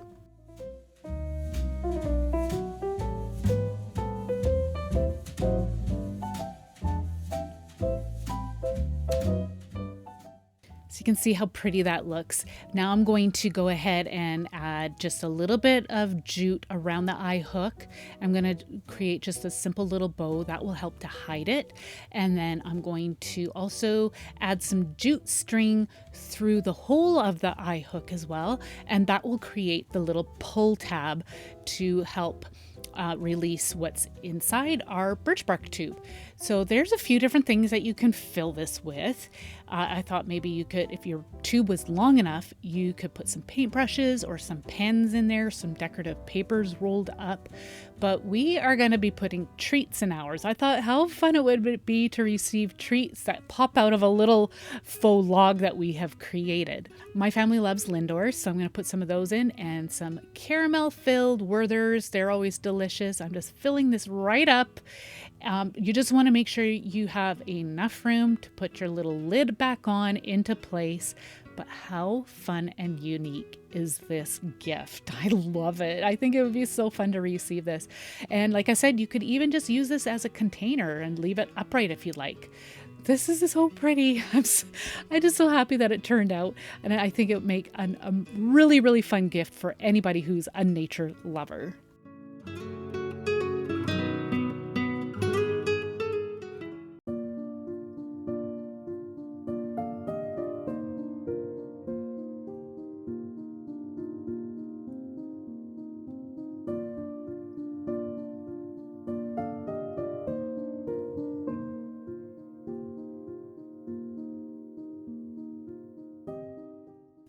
I'll be sharing some beautiful garden-inspired Christmas ornaments, and you'll want to use some pressed flowers along with some pressed leaves that you have on hand or can buy. For this ornament, you're going to need some handmade paper. Now, I got this from the thrift store quite a while ago, but you can make your own or you can buy some. I've seen it in craft stores, and sometimes I've even seen it in dollar stores, or you can buy some online. Wherever you like to buy your stationery. I'm going to be measuring out a 4x4 piece of this handmade paper. And you can see I'm just using a ruler and a pencil. You could make this larger if you'd like. I'm going to be just using some scissors to cut this out. Once you have your square cut out, you're going to need to find the center of your paper. So I'm going to go one corner to the next and just press in the middle to create a bit of a crease mark. And then I'm going to go the opposite direction, corner to corner, and again press it, and that will find the center of your paper. I'm going to take one corner and bring it to that center, and I'm going to use a bone folder to press down and have a crease created there. And I'm going to do the same on the opposite side.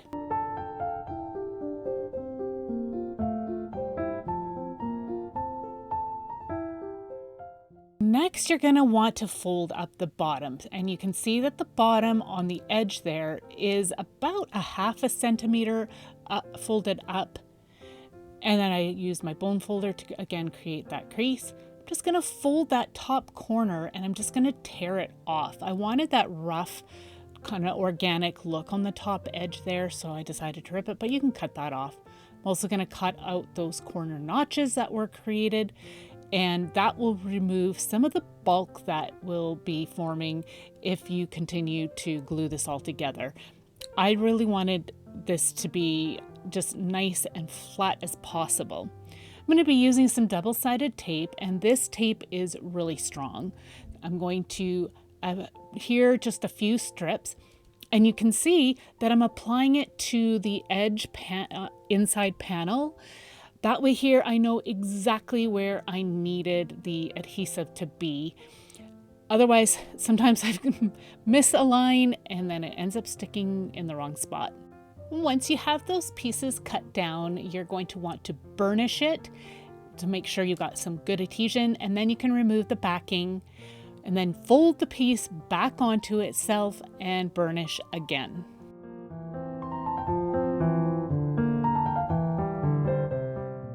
So I have a collection of some pressed flowers and leaves, and I did these last summer. I'm going to have a video tutorial on some different ways that you can press your flowers and leaves. I'm going to have that tutorial listed down below as well as in the iCards above. And then I'm just going to right now just pick a selection of some greenery that I want to use. And I'm going to see how it looks by testing it out by layering inside. And I really like these leaves. I think they're so pretty and I like how delicate they look. I'm going to be using some hot glue. I'm very, very carefully applying that and then slipping it inside the envelope. Now, I accidentally pressed my envelope together at this point. You do not want to do that because then the paper is going to stick together. So I quickly went in there and just removed that. Again, I'm adding another little dollop of some hot glue. I like to use the hot glue because then I've got instant hold. You can use wet glue if you prefer, but you're going to have to let things dry really well before you move on to some different steps. So I like to use the hot glue. So I added a little bit of a fern leaf there, and then I'm going to go ahead and start adding some other things. I've got some baby's breath. This was actually from a flower bouquet that I had received, and I thought it would be fun to press that, but you can pick this in the wild, or you could use some carrot blossoms, whatever. I was thinking maybe even some pressed dill blossoms would be really pretty too. I've got some lavender here, little bits of geranium, snapdragons, rose petals, hydrangea. Just go out into your garden, your neighbor's garden if they'll let you, as well as go out in nature and see what you can find for some really pretty pressed flowers and leaves as well.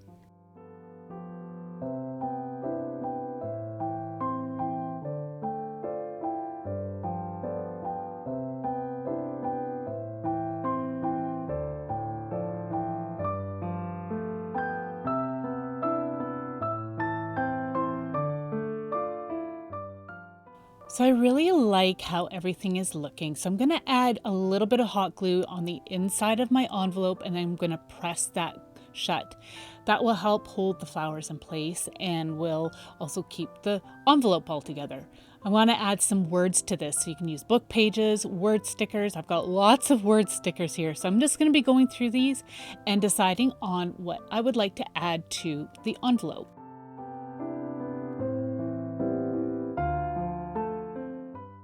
I have my words selected, and I'm going to cut that sticker in half and then apply it, but this was not sticking to this paper very well, so I decided to use some hot glue to adhere the word sticker. You could use some wet glue, or you could also use your double-sided adhesive as well. So now I need to create a hanger. I'm going to be using this green jute twine that I had on hand. I'm just going to be measuring a piece, and then I'm going to take my envelope and I'm going to just kind of squeeze it open a little bit on the one side, and I'm going to add a little bit of hot glue and press that twine end into the glue, and I'm going to do the same thing on the other side. I figure that way here it should balance very nicely on the tree without it flopping backwards or flopping forwards. It should work really well. You could add a tiny little bow to this if you'd like. I decided to keep it as is. I just really like how simple this is, and I think it turned out absolutely beautiful.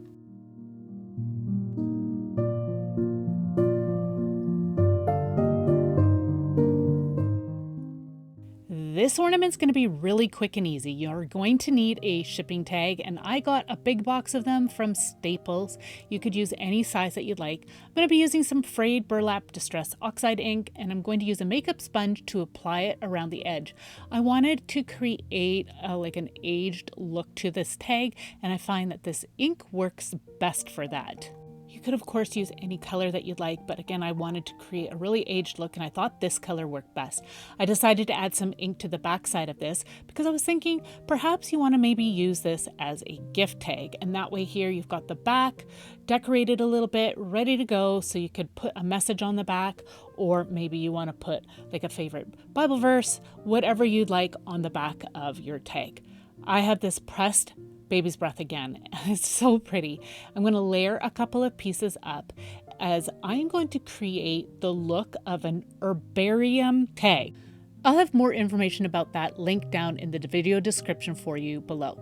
All right, so to adhere the flowers to the tag, I am going to be using this polka dot washi tape in this pretty green color. And later on, I'll show you, I end up needing to use a bit of hot glue as well, but I'll show you that in a little bit. Decided that I wanted to just add some numbers to this tag. I have number 24 and the 25 on this sticker sheet. I'm going to use the number 24 for Christmas Eve. I'm going to highlight around it just with a brown pencil crayon. I just find that it really helps the stickers just to pop against the card a little bit better. You can see that here, and I like the brown color, but you can use whatever color you'd like. I have this green jute twine. Again, I love this jute twine for Christmas ornaments. I folded it in half, put the loop through the hole, and then I'm going to pull the two ends through the loop, and then I'm going to also tie a knot off at the top and then trim off any excess. So like I said before, I needed to glue down my flowers a little bit better, so I'm just folding it back just a little bit and adding a touch of hot glue, and it is so simple but yet such an effective project for a really beautiful garden look Christmas ornament.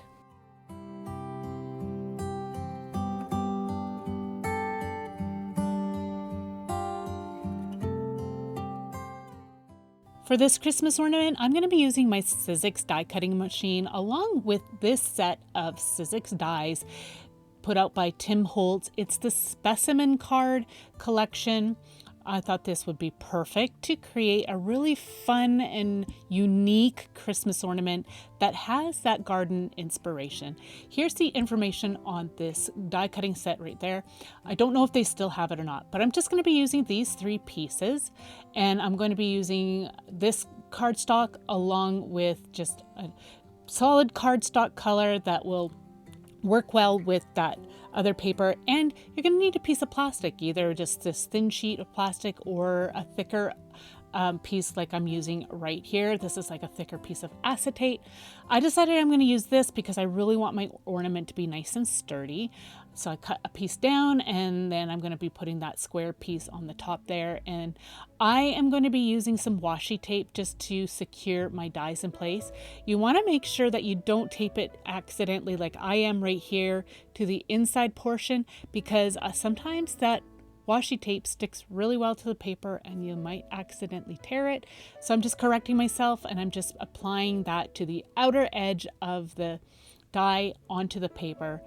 And I like to do this because sometimes these pieces will move on you and then you accidentally double cut it and you make a mess. So I've done that before, and then you get frustrated.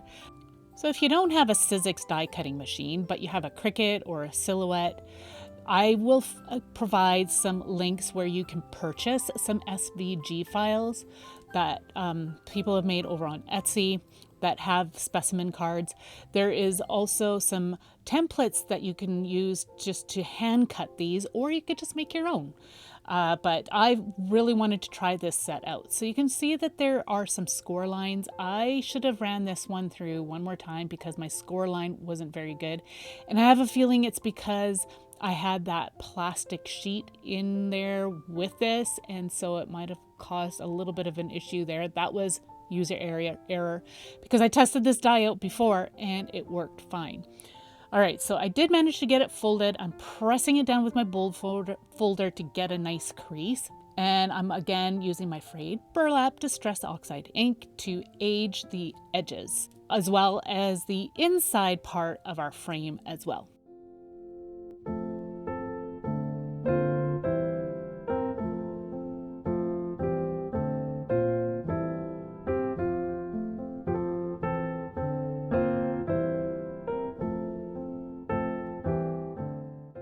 I decided to do the same for the little tag that I created. That way here it will just kind of pop out against the little card. You can see how much better that looks.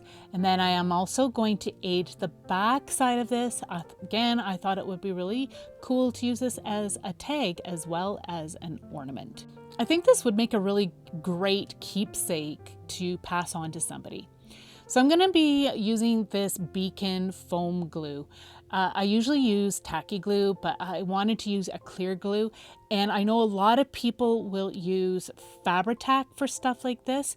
This is put out by the same company, and I've used it with plastic, and it works pretty good. So I thought I would give it a whirl for this project, putting my little plastic sheet into place. And now you've got a cute little window. I'm going to let that glue set up. And before I move on, I've decided I'm going to add some words to this project on the tag. I like this. It says to be preserved. I thought it was fitting for this project, but you could put like Merry Christmas on here. That would be really nice too. So I'm going to put that in place, and isn't that cute? I decided to add my brown pencil crayon to this as well. Again, it just helps the words to pop a little bit better.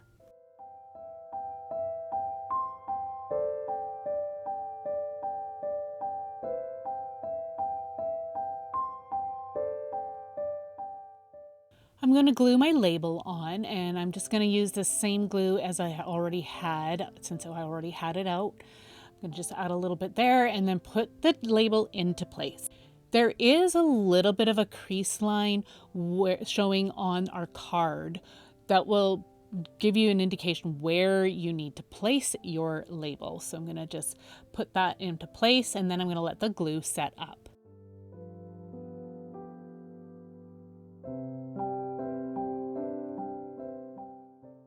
So this is some pressed verbena. I have to say, this verbena turned out really, really well. I think it's just so beautiful. And verbena comes in so many different colors. I am going to add a mix of these Corydalis leaves along with the verbena to create a pretty little cluster in our little window. So I'm just going to, again, figure out my placement first, and to make sure that these elements are going to work well together.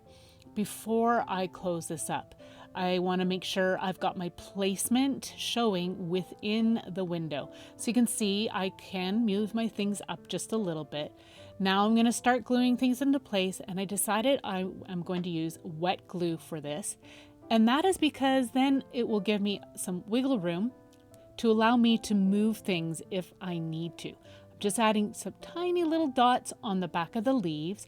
I'm going to put that into place, and then I'm going to flip my window back over top, and I noticed it was out of alignment just a little bit, so I was able to move it, and that looks so much better. So now I'm going to go ahead and put my flowers into place. The little stem, I decided to cut that off. It just didn't really work very well with this cluster. And again, I'm going to be using the wet glue. It's Aleene's tacky glue, and it works really well for a project like this, alongside with that Beacon glue as well. I'm going to check one more last time to make sure everything is in the viewing window, and then I'm going to be taking the Beacon clear glue again, and I'm going to glue this, and I'm only going to be going around the window side. And I'm going to make sure that the bead of glue isn't too thick, because I don't want it oozing out into the window.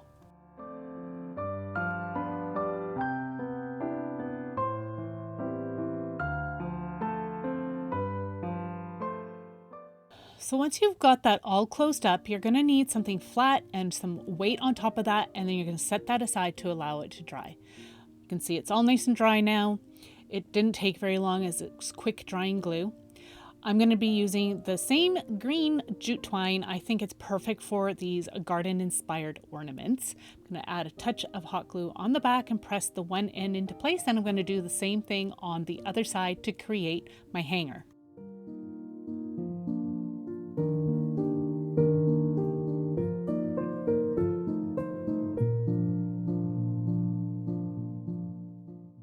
Okay, this is one really beautiful ornament. I love the colors. I think they're very Christmassy. I think it's going to look amazing on a garden-inspired Christmas tree.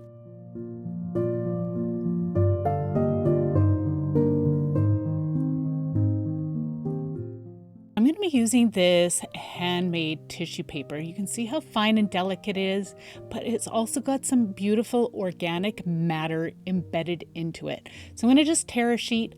I have had this on hand for probably like 20 years. So I'm sorry, I don't know where I got it, but you could use basic regular tissue paper if that's what you have. I'm also going to be using a scrap of some burlap that I have. You can see how ragged it is. And I'm also going to be using a piece of craft paper. So I'm just going to cut everything down to size. I'm going to be kind of layering things together. I had seen some inspiration on Pinterest on some really pretty flower clusters. They were like mini wrap bouquets, and I wanted to recreate that and turn it into an ornament. So you can see how I'm just cutting things down. I want this to be a cute little wrap for my florals. I am also going to be cutting a piece of jute twine, and I'm going to be layering up some dried florals. I've got some mini roses and hydrangeas that I hung upside down to dry, as well as some pressed fern leaves and some pressed pearly everlasting. I'm going to be layering things together because I want to just get a feel of how I want things to look inside our little bundle, and then cut the stems down to size. Once you have your flowers in place the way you like, you're going to test this out and start to fold things just to see where you need to cut those ends off. I did end up using some wire cutters to cut this. I'm going to test it out again, and I'm really happy with that. I think this is such a beautiful little bouquet. I am going to take everything apart once I've got it figured out. I'm going to start to glue my layers together because I didn't want things to move around on me too much. You can see how my burlap has got a mind of its own, so I wanted to just tame it a bit. And then I'm going to layer things and glue things into place a little bit here. Not much glue, just enough to help hold things into place once I start wrapping. Because when I did my test run, things were moving around and got out of place, and it just didn't look quite right anymore. So now I'm just going to go ahead and finish layering all my florals.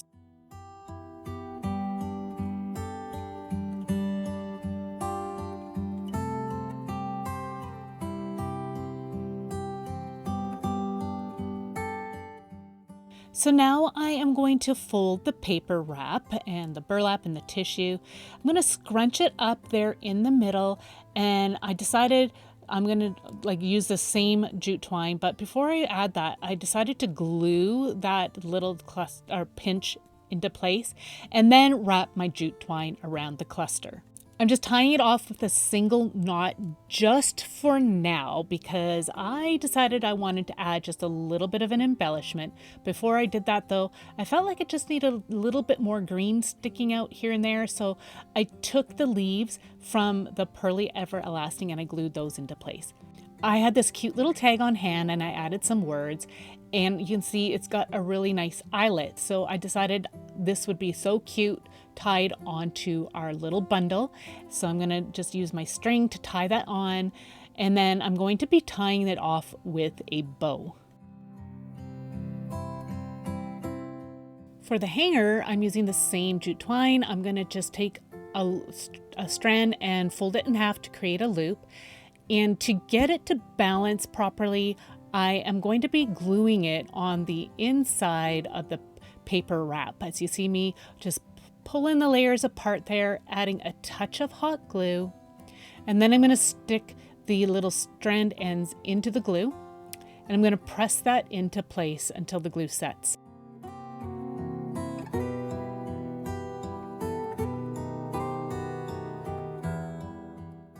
I think that looks really, really cute. I think this is an adorable little ornament. You could use some flowers from a wedding bouquet or just a really lovely keepsake. Even a corsage would be really cute.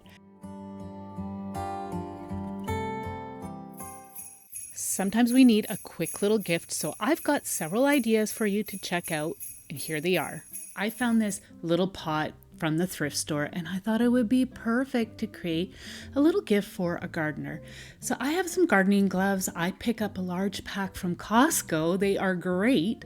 I also have these plant markers, and I made these ones with my laser cutting machine, but I have another selection that you could create quite easily. I'll have the video tutorial for all of those down in the description box below. I'm including some mini gardening tools. They would be great for little pots, and some packages of seeds. Now, if you're wanting to make this a little bit more personal, then I've got an idea for you. You can make your own little seed packet. I found a template in Cricut Design Space, and I added my own little decorative elements.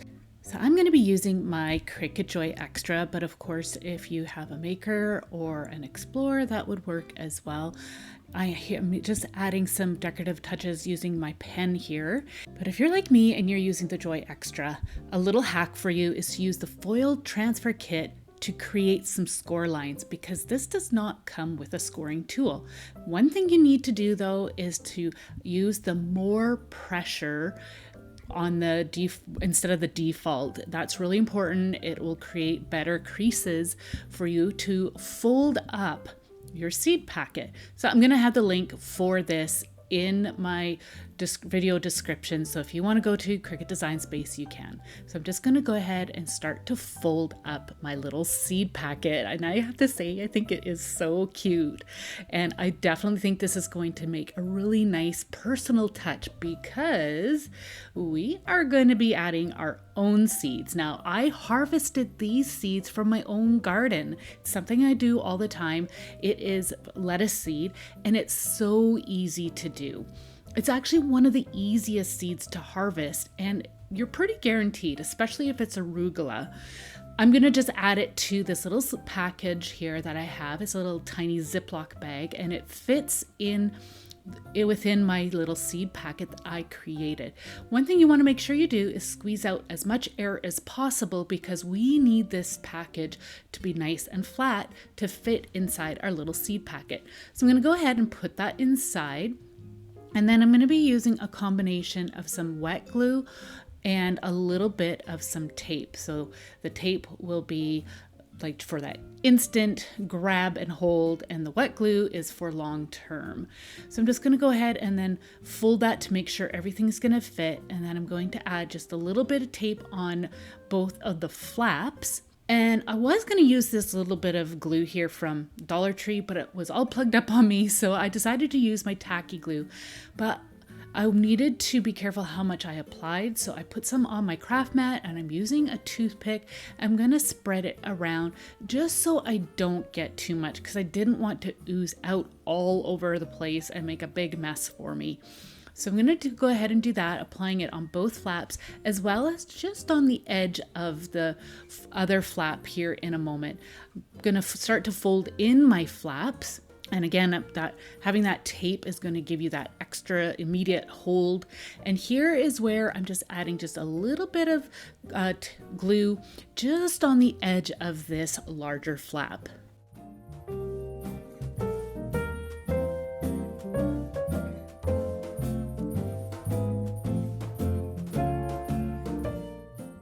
So I folded that all together, and now I'm flipping it over, adding a little bit of weight to it and allowing that glue to set up. And you can see how cute it is. So now all you have to do is tuck that little packet within your little pot, and then you can wrap it up in a nice little gift bag. But I think this is the perfect little gift for any gardener.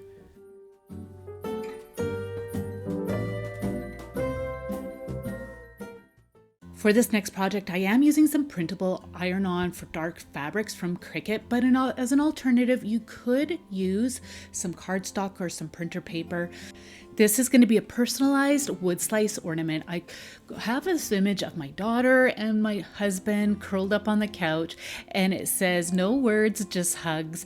I printed it out on an inkjet printer, and I wasn't sure which size I was going to need, so I printed out two so I can make two ornaments, one for him, one for her.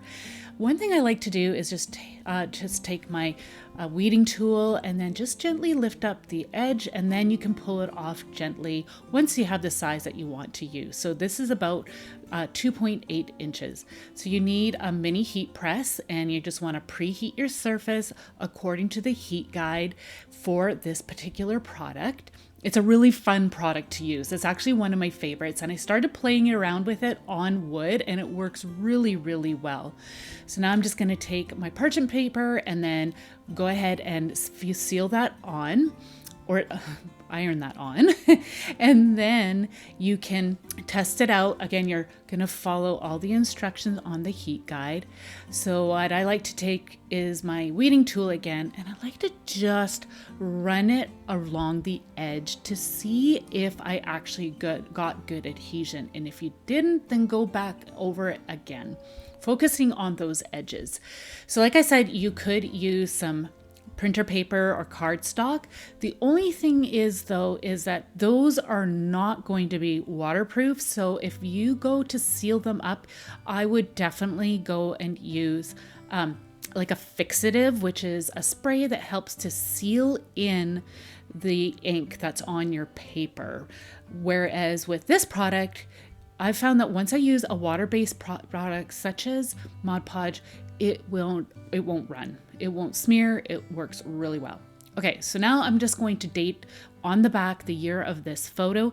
This picture is a picture of my husband and daughter at a cabin that our family goes to. So I thought it was just such a precious picture. I love it.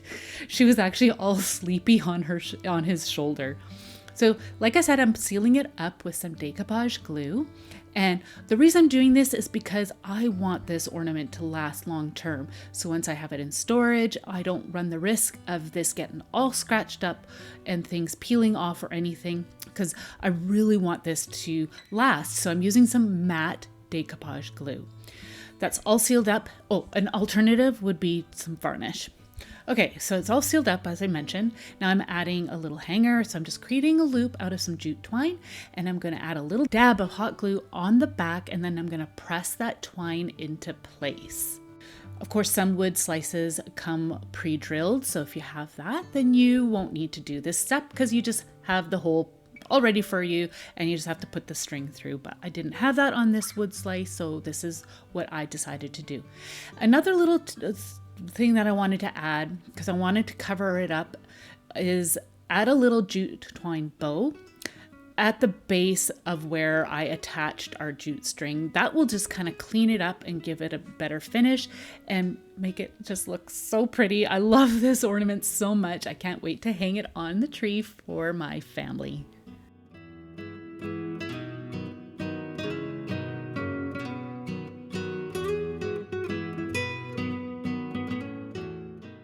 I can't remember where I saw this, either Pinterest or Instagram, but I thought it was such a cool idea. You need just a basic square gift box and a cutting mat and a craft knife. We are going to cut into the corners of the gift box. So you want to press somewhat firm, and you're going to cut through the layers of paper.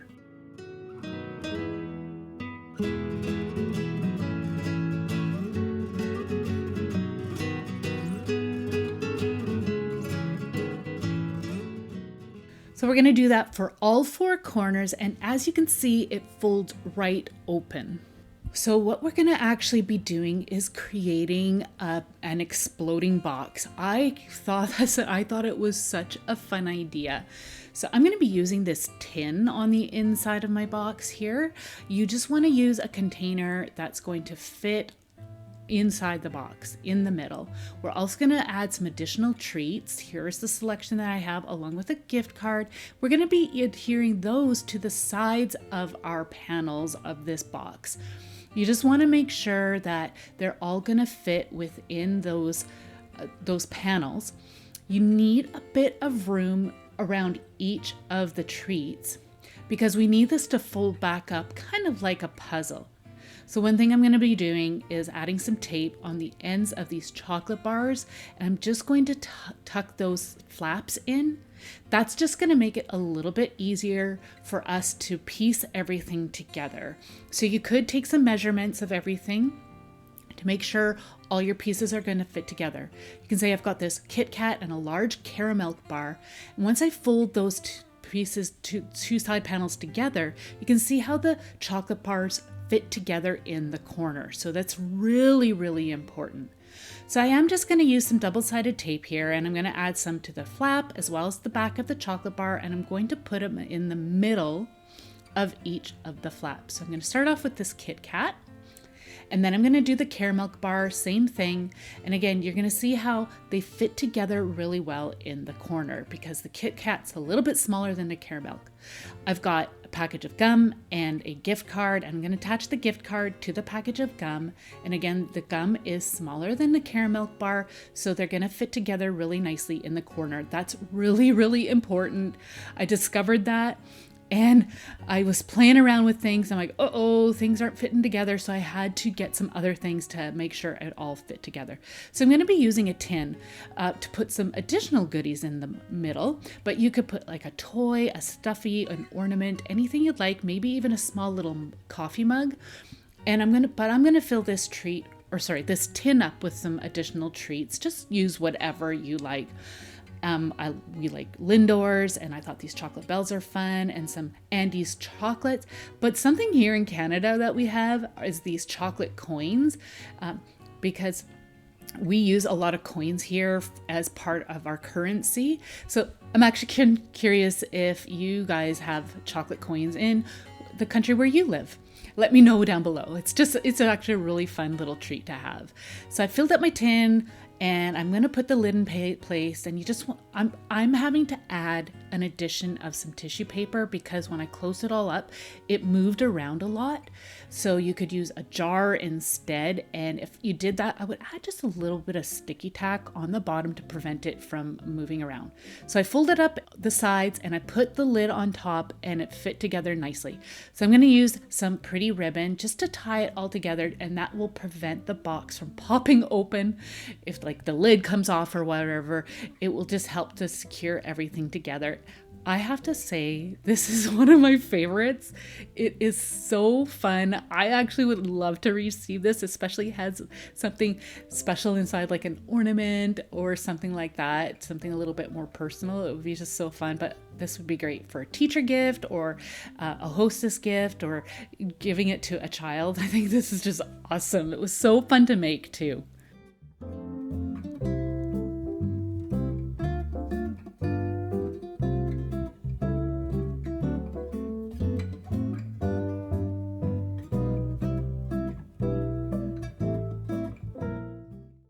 So I'm back in Cricut Design Space, and I found this image here that says hand soap. I am going to be creating a present that has got the recycler in mind. I'm going to be using this premium matte gold vinyl, and I had this soap pump that I cleaned up. I removed the label, and I thought it would be perfect for that recycler that we all have in mind and loves recycled gifts. So I'm just taking some rubbing alcohol, and I'm going to clean the surface of this soap pump, and that will give better adhesion for the vinyl that we're using. So this metallic vinyl peels up so easy. It's actually my favorite to weed. And so this is a really cute image too. And believe it or not, this vinyl matches our pump perfectly. I have to say it was just a perfect match. So I'm going to now just go ahead and use my transfer paper, and we're going to put the simple design onto our soap pump. And I am just so happy with how this turned out.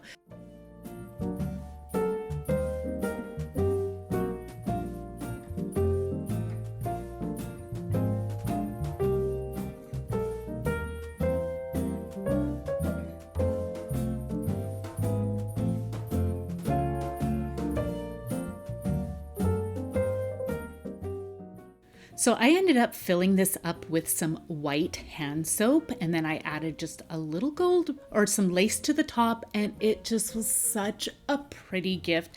And like I said, it's perfect for somebody who absolutely loves to repurpose.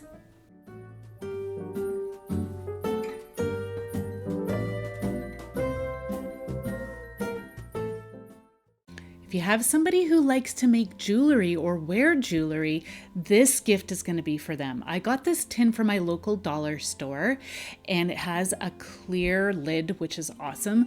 It's something kind of fun and different. I've got some stretchy magic cord along with a selection of some beads so they can make their own bracelet or necklace. I just got some from Michael's. I always get their 2-for-1 sale. I also got some of these beads from my local dollar store. So with the stretchy cord, I noticed that there were some instructions on the back for some knots. So I was being careful with how I took this apart. I wanted to put the spool of stretchy cord inside my tin. And then what I decided to do was include this knot instruction panel in a card. So I would definitely include a card with this gift. And then I also was being careful with how I took my beads apart because I wanted to write down what all these different beads are, because some of them were some semi-precious stones as well as some freshwater pearls, and I thought it would be really great to write those beads down. And then the strings on this was some really thick, like fishing line, and I tied the ends off in a knot. I did struggle with that a little bit, so I think I would maybe add just a little bit of tape, but I wanted to keep them all on the string, but yet allow a little bit of slack in that string so then I could wind them around inside the tin. So I'm just gonna go ahead and do that with all the strands of beads and then place them inside the tin, and then I'll show you what I'm gonna do next.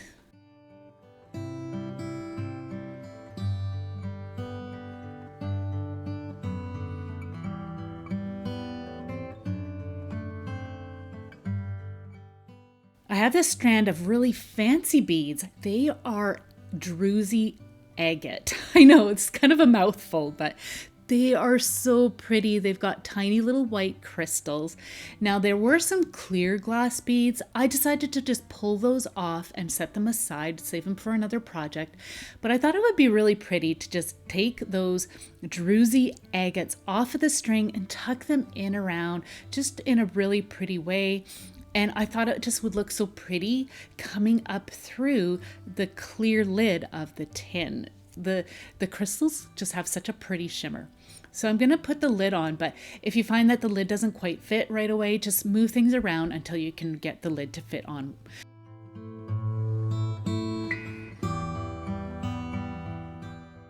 So I had made this trinket tray, and I thought it would be perfect to add to this package. So what I'm going to do now is just put it all together and put it inside this plastic sleeve. I do have a tutorial on how you can make this trinket tray. It's using air dry clay, and it's really, really easy, and it's actually really fun to make. So I'm just going to gather now the plastic. I will say I wish I would have added a little bit of some sticky tack or something to the bottom of the tin, because I found that once I packaged it all together, the tin was slipping around a lot on the trinket tray, and it's just because of the high gloss of the trinket tray. So, but it's such a fun craft. It's something really, a fun gift package.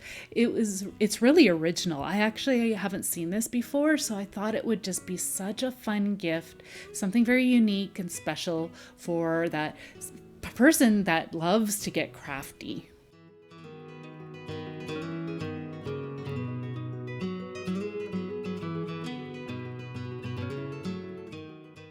I know I would love to receive this gift, but I would absolutely love to know what you think.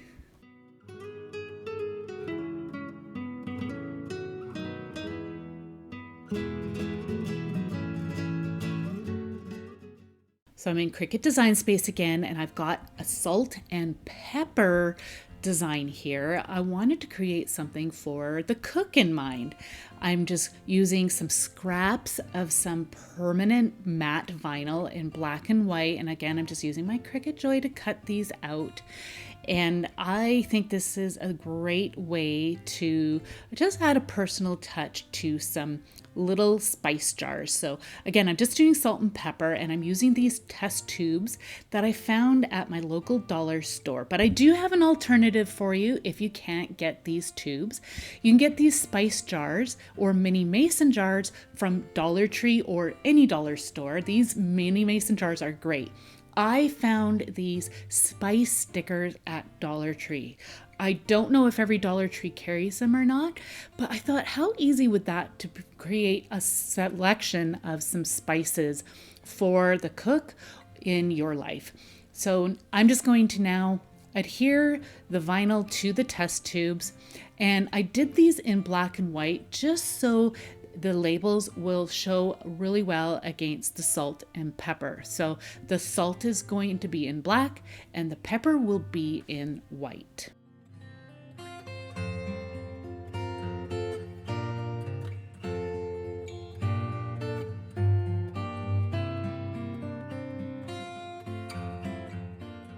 This project has actually been a great one to use up some scraps. I had some tiny little pieces of some vinyl, but I also had this small scrap of some transfer paper as well. So I just was able to cut that down and use that for these projects.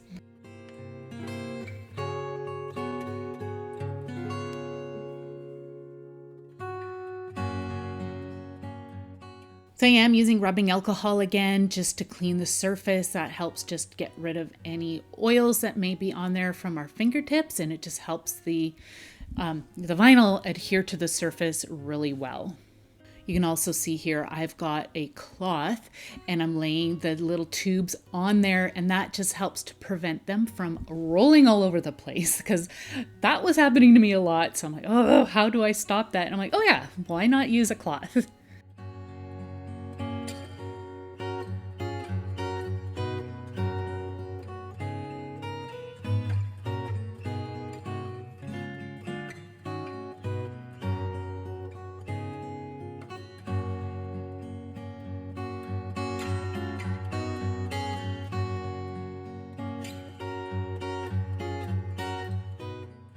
I have to say, I think these are pretty cute. Some Epsom salts for a bath would be really fun in there too.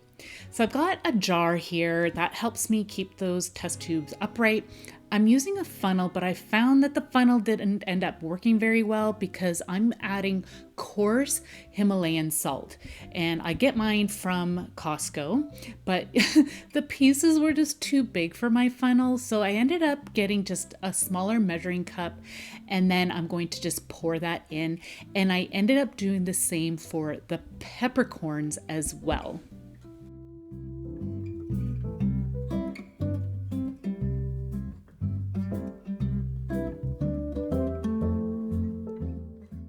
So I think those both turned out really great, and the vinyl shows against the salt and the pepper really well. So the corks were popping out, so I decided to add some tape that will help to hold the corks in place, especially since we're giving these away as a gift.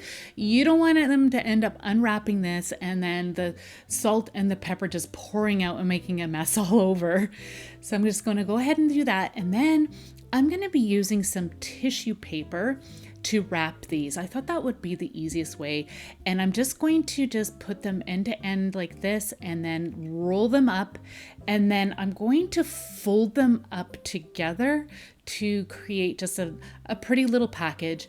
So most of the time I actually just use gift bags for a lot of my gifts that I give, but I thought this would be kind of a fun way to package these two together.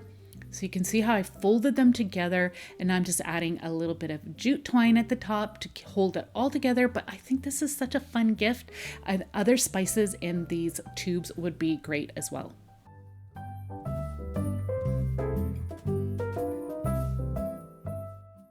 So I've got this pot of water, and I'm going to be melting down these candles that I got from Dollar Tree. Now, I don't usually like scented candles, but this one is so pretty. It's like berry and evergreen, and I really think the scent is really nice. So I'm gonna just unwrap them, and it came with a charm. I set that aside. I thought I could save it for another day. I'm removing the wick because we are gonna be using that. And I've got this tin here. I created a spout, and I'm just going to place that in my water, and I'm allowing that to just gently simmer until the wax is melted. I have these 3 vintage tins that I picked up at the thrift store, and I'm using some hot glue to adhere the wicks to the bottom of the tins. Now, it didn't end up working. I didn't know if it would or not. Of course it's not, because I added hot wax. And, you know, hot wax is going to react to hot glue. But I'm not sure how else to anchor the wick, but if you have a suggestion, let me know below. So I also wrapped the wick around a bamboo skewer to help keep the wick upright. And now I'm going to pour my wax in because it's all nice and melted. I have a cloth wrapped around the bottom because this is hot. And I'm going to fill up my tins. I didn't fill it up right to the top. I did add a little bit of space there. I let them sit and set up. I don't know, it didn't actually take very long, maybe an hour or 2, but they did stay warm for quite a while. So I'm just gonna go ahead and fill all 3 up and set them aside.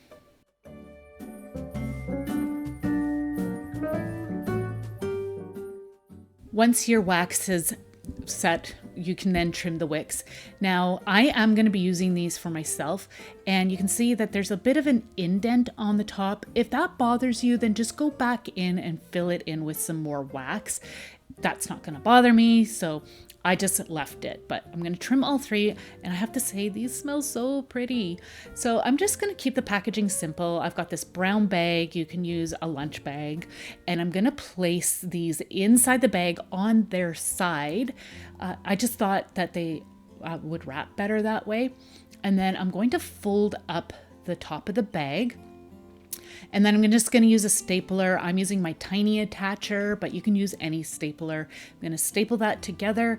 And now I'm going to just use some jute twine, and I'm going to wrap that around a few times. And I'm just going to tie a basic bow at the top.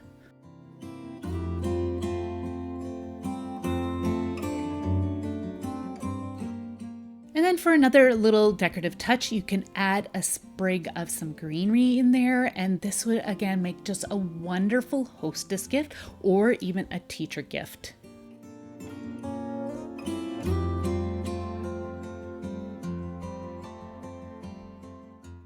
So I'm back in Cricut Design Space, and I created this design in there, and I wanted to create a tote. So I am using some smart iron-on vinyl, but I'm just using it on a mat.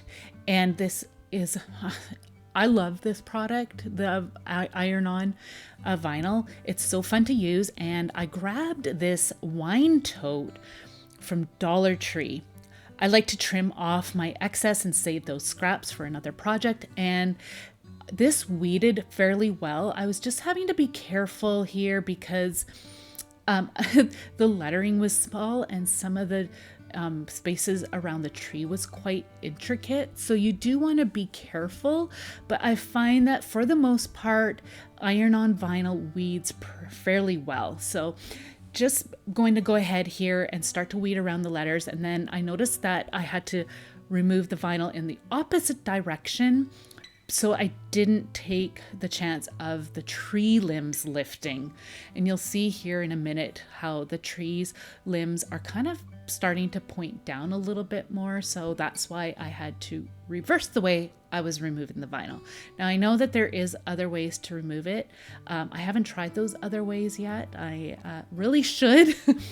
But anyways, I've got my Cricut Easy Press all preheated here. I'm going to use my lint roller, and I'm just going to remove any lint that will just help the iron-on to adhere to the surface. I'm preheating the surface of my tote according to the heat guide according to the instructions on the Cricut's website. I'm going to place my vinyl, and then I'm going to use some heat tape, and I'm going to adhere that down. That will just prevent the vinyl from moving on me.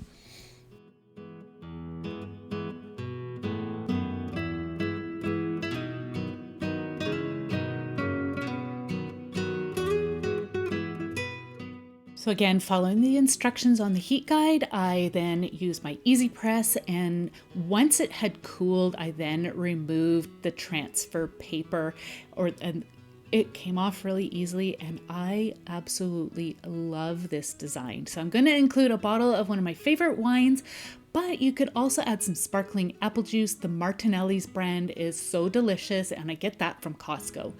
I'm going to use this pretty tissue paper to wrap my bottle of wine. I got this tissue paper from Dollar Tree. It's so pretty, but this is such a great gift. Anybody who likes wine or likes just a pretty beverage such as sparkling apple juice or something along those lines, you could add that bottle to this beautiful tote that you made, and it makes it so much more personalized when you add your own design.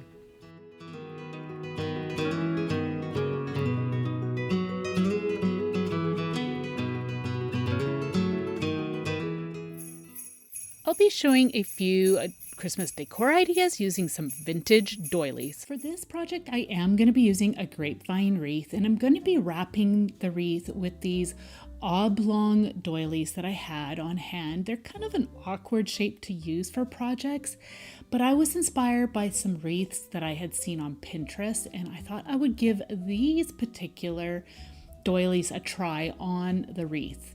I'm also going to be using some wire to attach these, so then if I ever want to take this apart and reuse the doilies for some other projects later on, then I can do so. I'm just going to trim off any little bits that are getting in my way from the wreath. If you have a moss covered wreath, even a foam wreath, any type of wreath, use those. I have this grapevine wreath on hand, so I thought I would go ahead and use that. So I figured out my placement for my doilies, and then I flipped it over, and now I'm going to start to use my wire. Now this is some wire that I picked up from my local dollar store. It's a nice thin wire, and it is actually wrapped with some white florist tape, and that way here you're not going to actually see the wire on your doilies. So you can see how I'm just kind of threading the wire through the doily and the wreath, and then I'm just twist tying it together. It does help to have some needle nose pliers on hand. It helps to pull the wire through, and will also help you twist the wires in place anytime you need to get it nice and tight. Yes, I do want to mention that the doilies might lose their shape a bit, but when you take this apart, or if you ever decide to take it apart, you can just wet them and reshape them without any problem. So I'm going to just continue to work on adhering the doilies, all three of them, onto the form with my wire until the wreath is covered.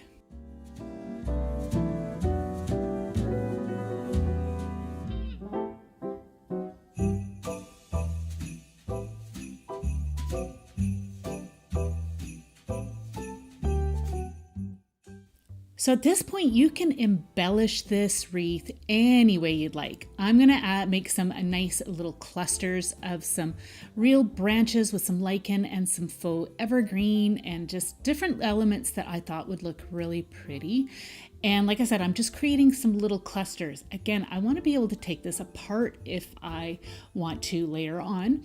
So I thought the easiest way to decorate this was to create these clusters, again, using my wire. And then that way here, I can take it apart at a later date, and you can reuse all these elements that you have. I'm adding a little bit of some evergreen that's got kind of a frosted look on it, just to create a bit more of a wintry look. Can see how I've got some, I think those little fuzzy elements are called foxtail. I'm not 100% sure, or bunny tail maybe. Anyways, I thought they were a pretty color.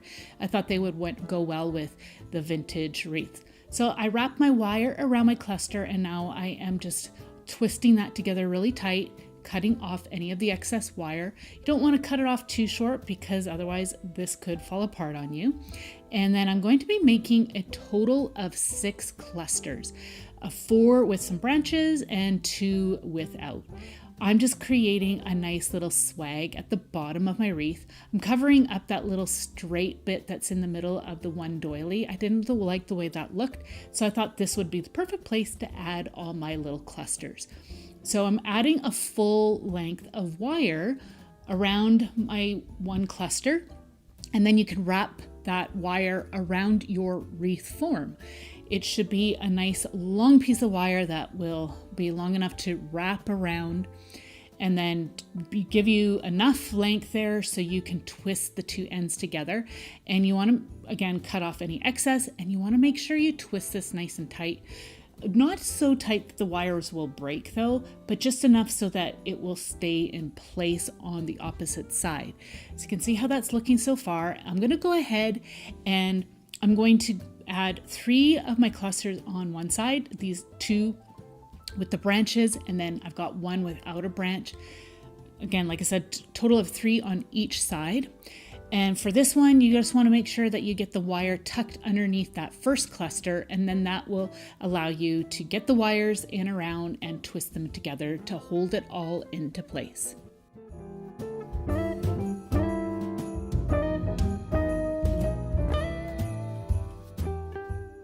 So I did the same thing on the other side, and I've got my 2 smaller clusters left to add.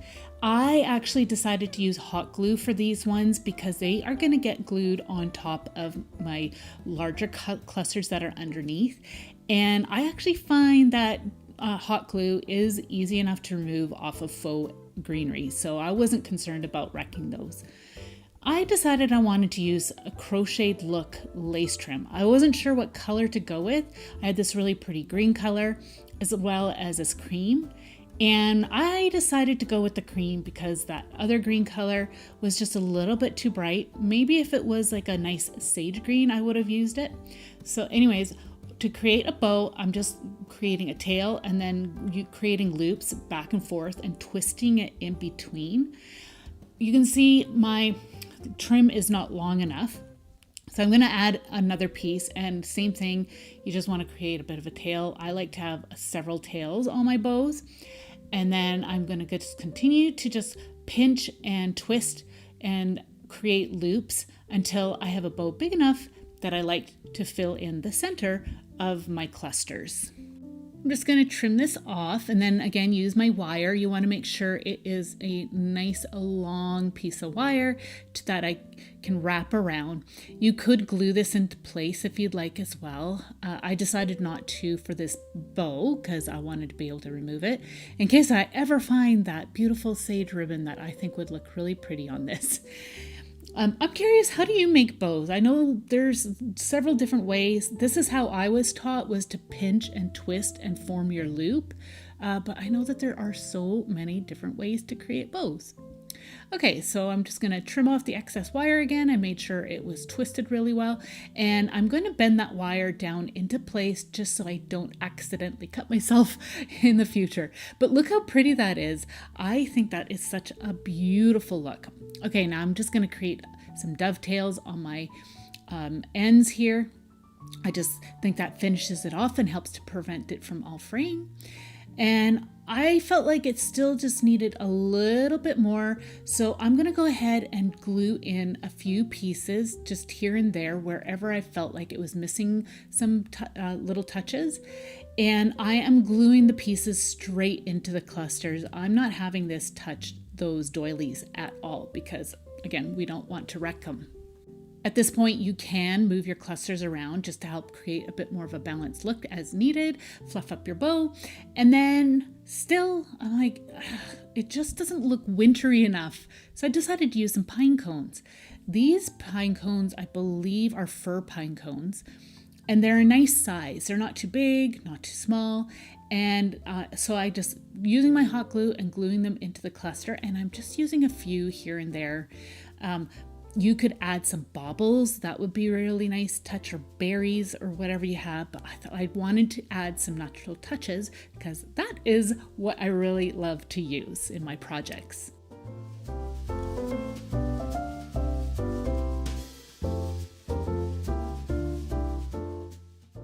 Wow, I have to say this wreath is beautiful. I can't wait to hang it up either in my master bedroom or in my ensuite. I absolutely love how this piece turned out.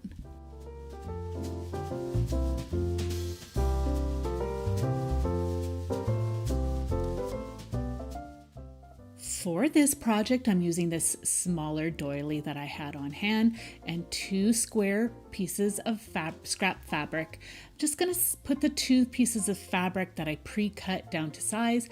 There was no exact size. I just cut them down in a basic square shape. But I'm going to be gluing the edges together. Of course, if you are a sewer, then please sew them together. I am not, so I'm going to use my trusty glue gun.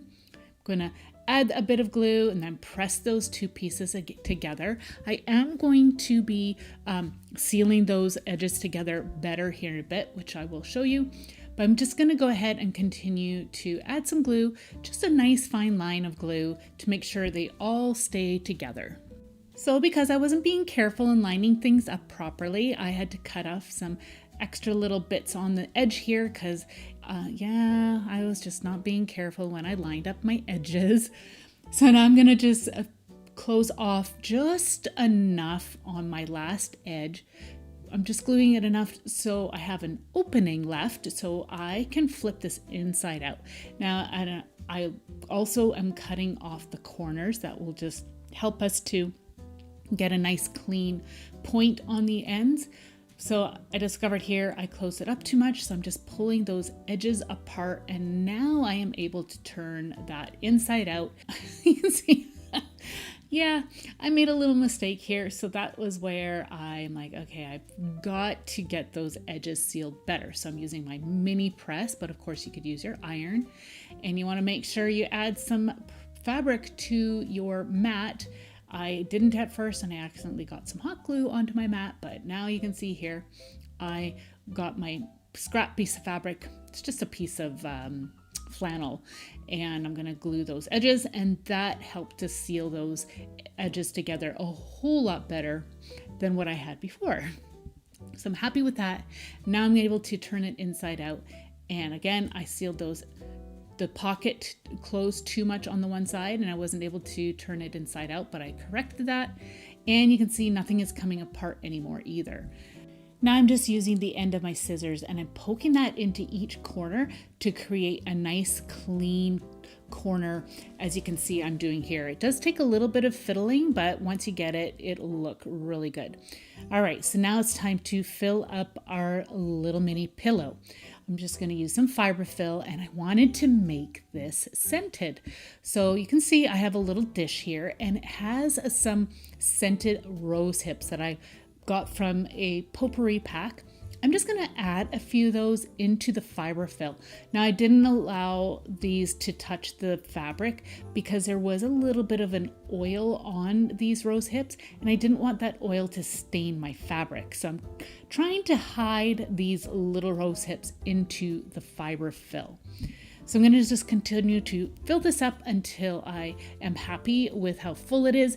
You don't want to make it so full that you can't close up the top, because we do need to do that. But you can see I'm just making sure that my doily is going to fit this as well. And now I'm going to start to glue the top. But one thing I will say is I'm going to be leaving enough of a space so I can glue a jute twine hanger in the middle here in a moment.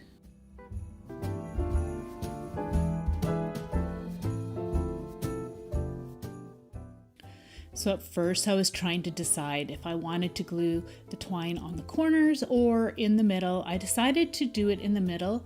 I figured that way here I would get the best balanced hanger for this project. I'm just tying a little knot first.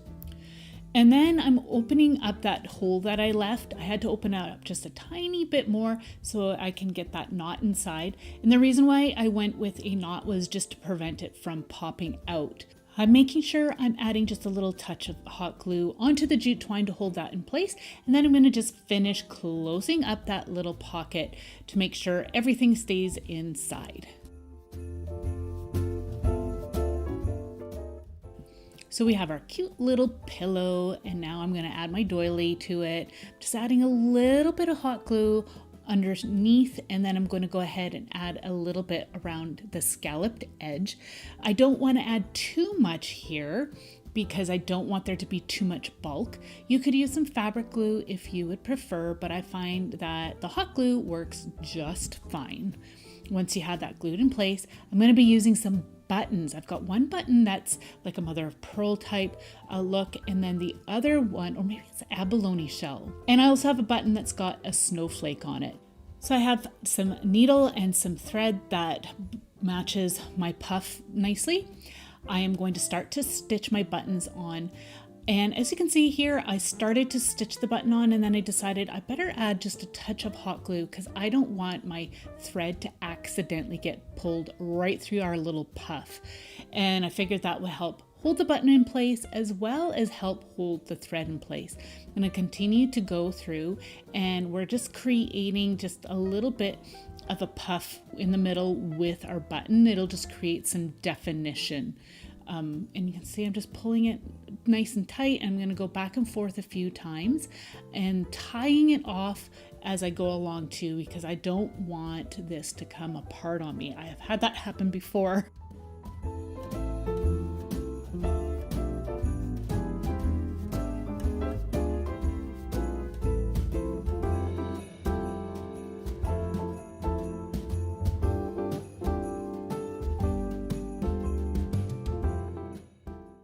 So we have our buttons in place. Now I decided to add just a small wood bead to the up top of the pillow where the twine meets. I figured that would just kind of help finish that off nicely.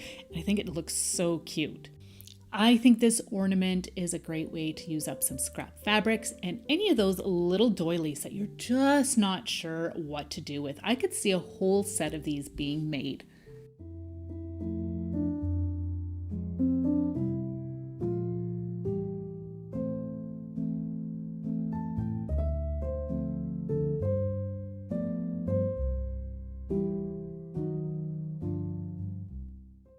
I'm going to be using a larger doily this time for this project. You can see how beautiful it is. You're also going to need a styrofoam cone as well as some fabric stiffener. Now, I have already poured my fabric stiffener out. You can see it's quite liquidy, so I did end up adding some Mod Podge to it just to thicken it up just a little bit more. I want to make sure that my doily is going to be nice and stiff. So you can see I'm fully saturating the doily, and then I'm squeezing out any excess. I'm just going to put it over on a protective craft mat for now.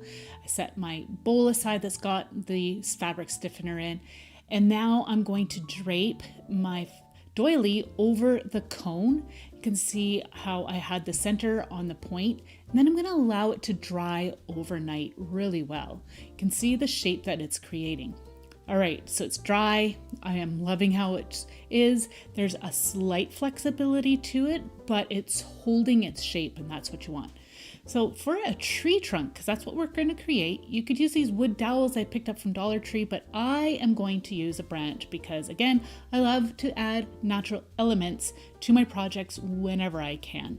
I'm just going to remove any of the extra little branches coming off, and then I'm going to create a pointy tip on one end because I need this to go up inside the tip of our tree that we created. If you're going to use a dowel, you will have to do the same thing. So this fits up inside nicely, but you can see the branch. I did not like that, so I decided to use some off-white craft paint that I have on hand here, and I'm going to lighten up the stem just the branch, just enough so that it's nice and light underneath the tree. I am not going to paint the entire branch because I want the bottom part to stay its natural color, again, to look like a tree trunk. If you get too much on, then you can go ahead and just use a rag as I'm doing here and wipe off the excess. I'm just putting them together to see how much paint, or if I have enough paint on the branch. And I'm testing it out, and I have to say, I think it looks pretty good. So now I have decided I want to add some fairy lights to this. I am going to use some Velcro bits on the backside of our battery pack so that it's removable and it will be easy to access to replace the battery as needed. So I'm just going to go ahead and do that. If you want, you can just glue it straight on to your branch or on the inside of your doily, but I thought the Velcro would be the easiest. So I am going to be wrapping the wire around the branch. I'm going to start off by gluing the first light onto the top tip of our branch. I figure that way here you will have a nice pretty glow coming straight out the top. And now I'm going to just hold that in place until the glue sets, and now I'm going to start to wrap the wire around the branch. You can every once in a while add just a little dab of hot glue to help hold any of the wire or lights into place where you would like, and that will help it to prevent from slipping down. And you want to also make sure as you are wrapping the wire, you want to kind of bend the wire as needed so that the lights are kind of evenly spread out around your branch. I did find that they wanted to kind of cluster up in a line, and so I had to bend the wire just a little bit like I'm doing here. And when I did that, I did make sure I added a bit of glue before I continued on, and that way here the light will stay in place where I want it. You are not going to see this wire underneath the doily. It is camouflaged, which is really nice.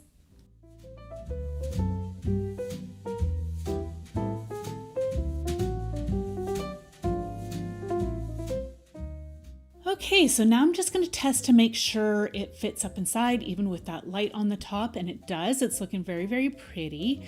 I am going to generously add some glue to the top of the branch, and then I'm going to stick that pointed end up inside the tree at the very, very top. You don't need to add glue anywhere else. I am going to take the nozzle of my glue tip, hot glue gun, and inject some in between any of those little holes that you can see through the doily. That will just help to hold it all into place even more. But you want to make sure you hold the doily in place while that glue sets. Once it's set, I'm going to remove the backing, the Velcro pieces off of the battery pack, and then I'm going to be pressing that up inside in amongst the doily folds where you're not going to even be able to see this. So it's still going to be accessible. You want to make sure the switch is facing downwards so you can access it as well. If you have any wires hanging down, you can again go ahead and use your hot glue gun just to help hold those in place so that they're hiding underneath our little crochet doily, like I'm doing right here. There's the switch. And now I am going to be using a wood slice as my base. Otherwise, you're just going to have a floppy tree. So I'm just creating that nice puddle of glue for me to put my branch into. I'm going to go ahead and start to add a little bit of extra glue that will really help to hold this into place. And I'm going to hold it until that glue fully sets. I am going to use some moss to cover my base. You can use some Spanish moss, or you can use preserved reindeer moss in a white color. I got that on clearance at Michael's last year. I'm just showing you what they both look like here, and you can decide on what you would like to use. I decided to use the white reindeer moss. I figured it looks a bit like snow. You can also add a bit of faux snow to this if you'd like as well. I'm just going to use the preserved reindeer moss as it is.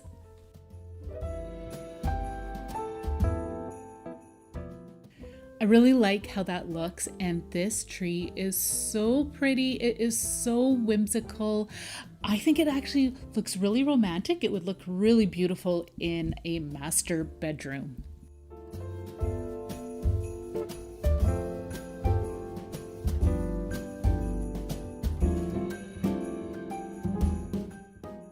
I hope you found this very inspirational. Remember, I have the full playlist of all these videos put together in a playlist for you, and they include all the links as well.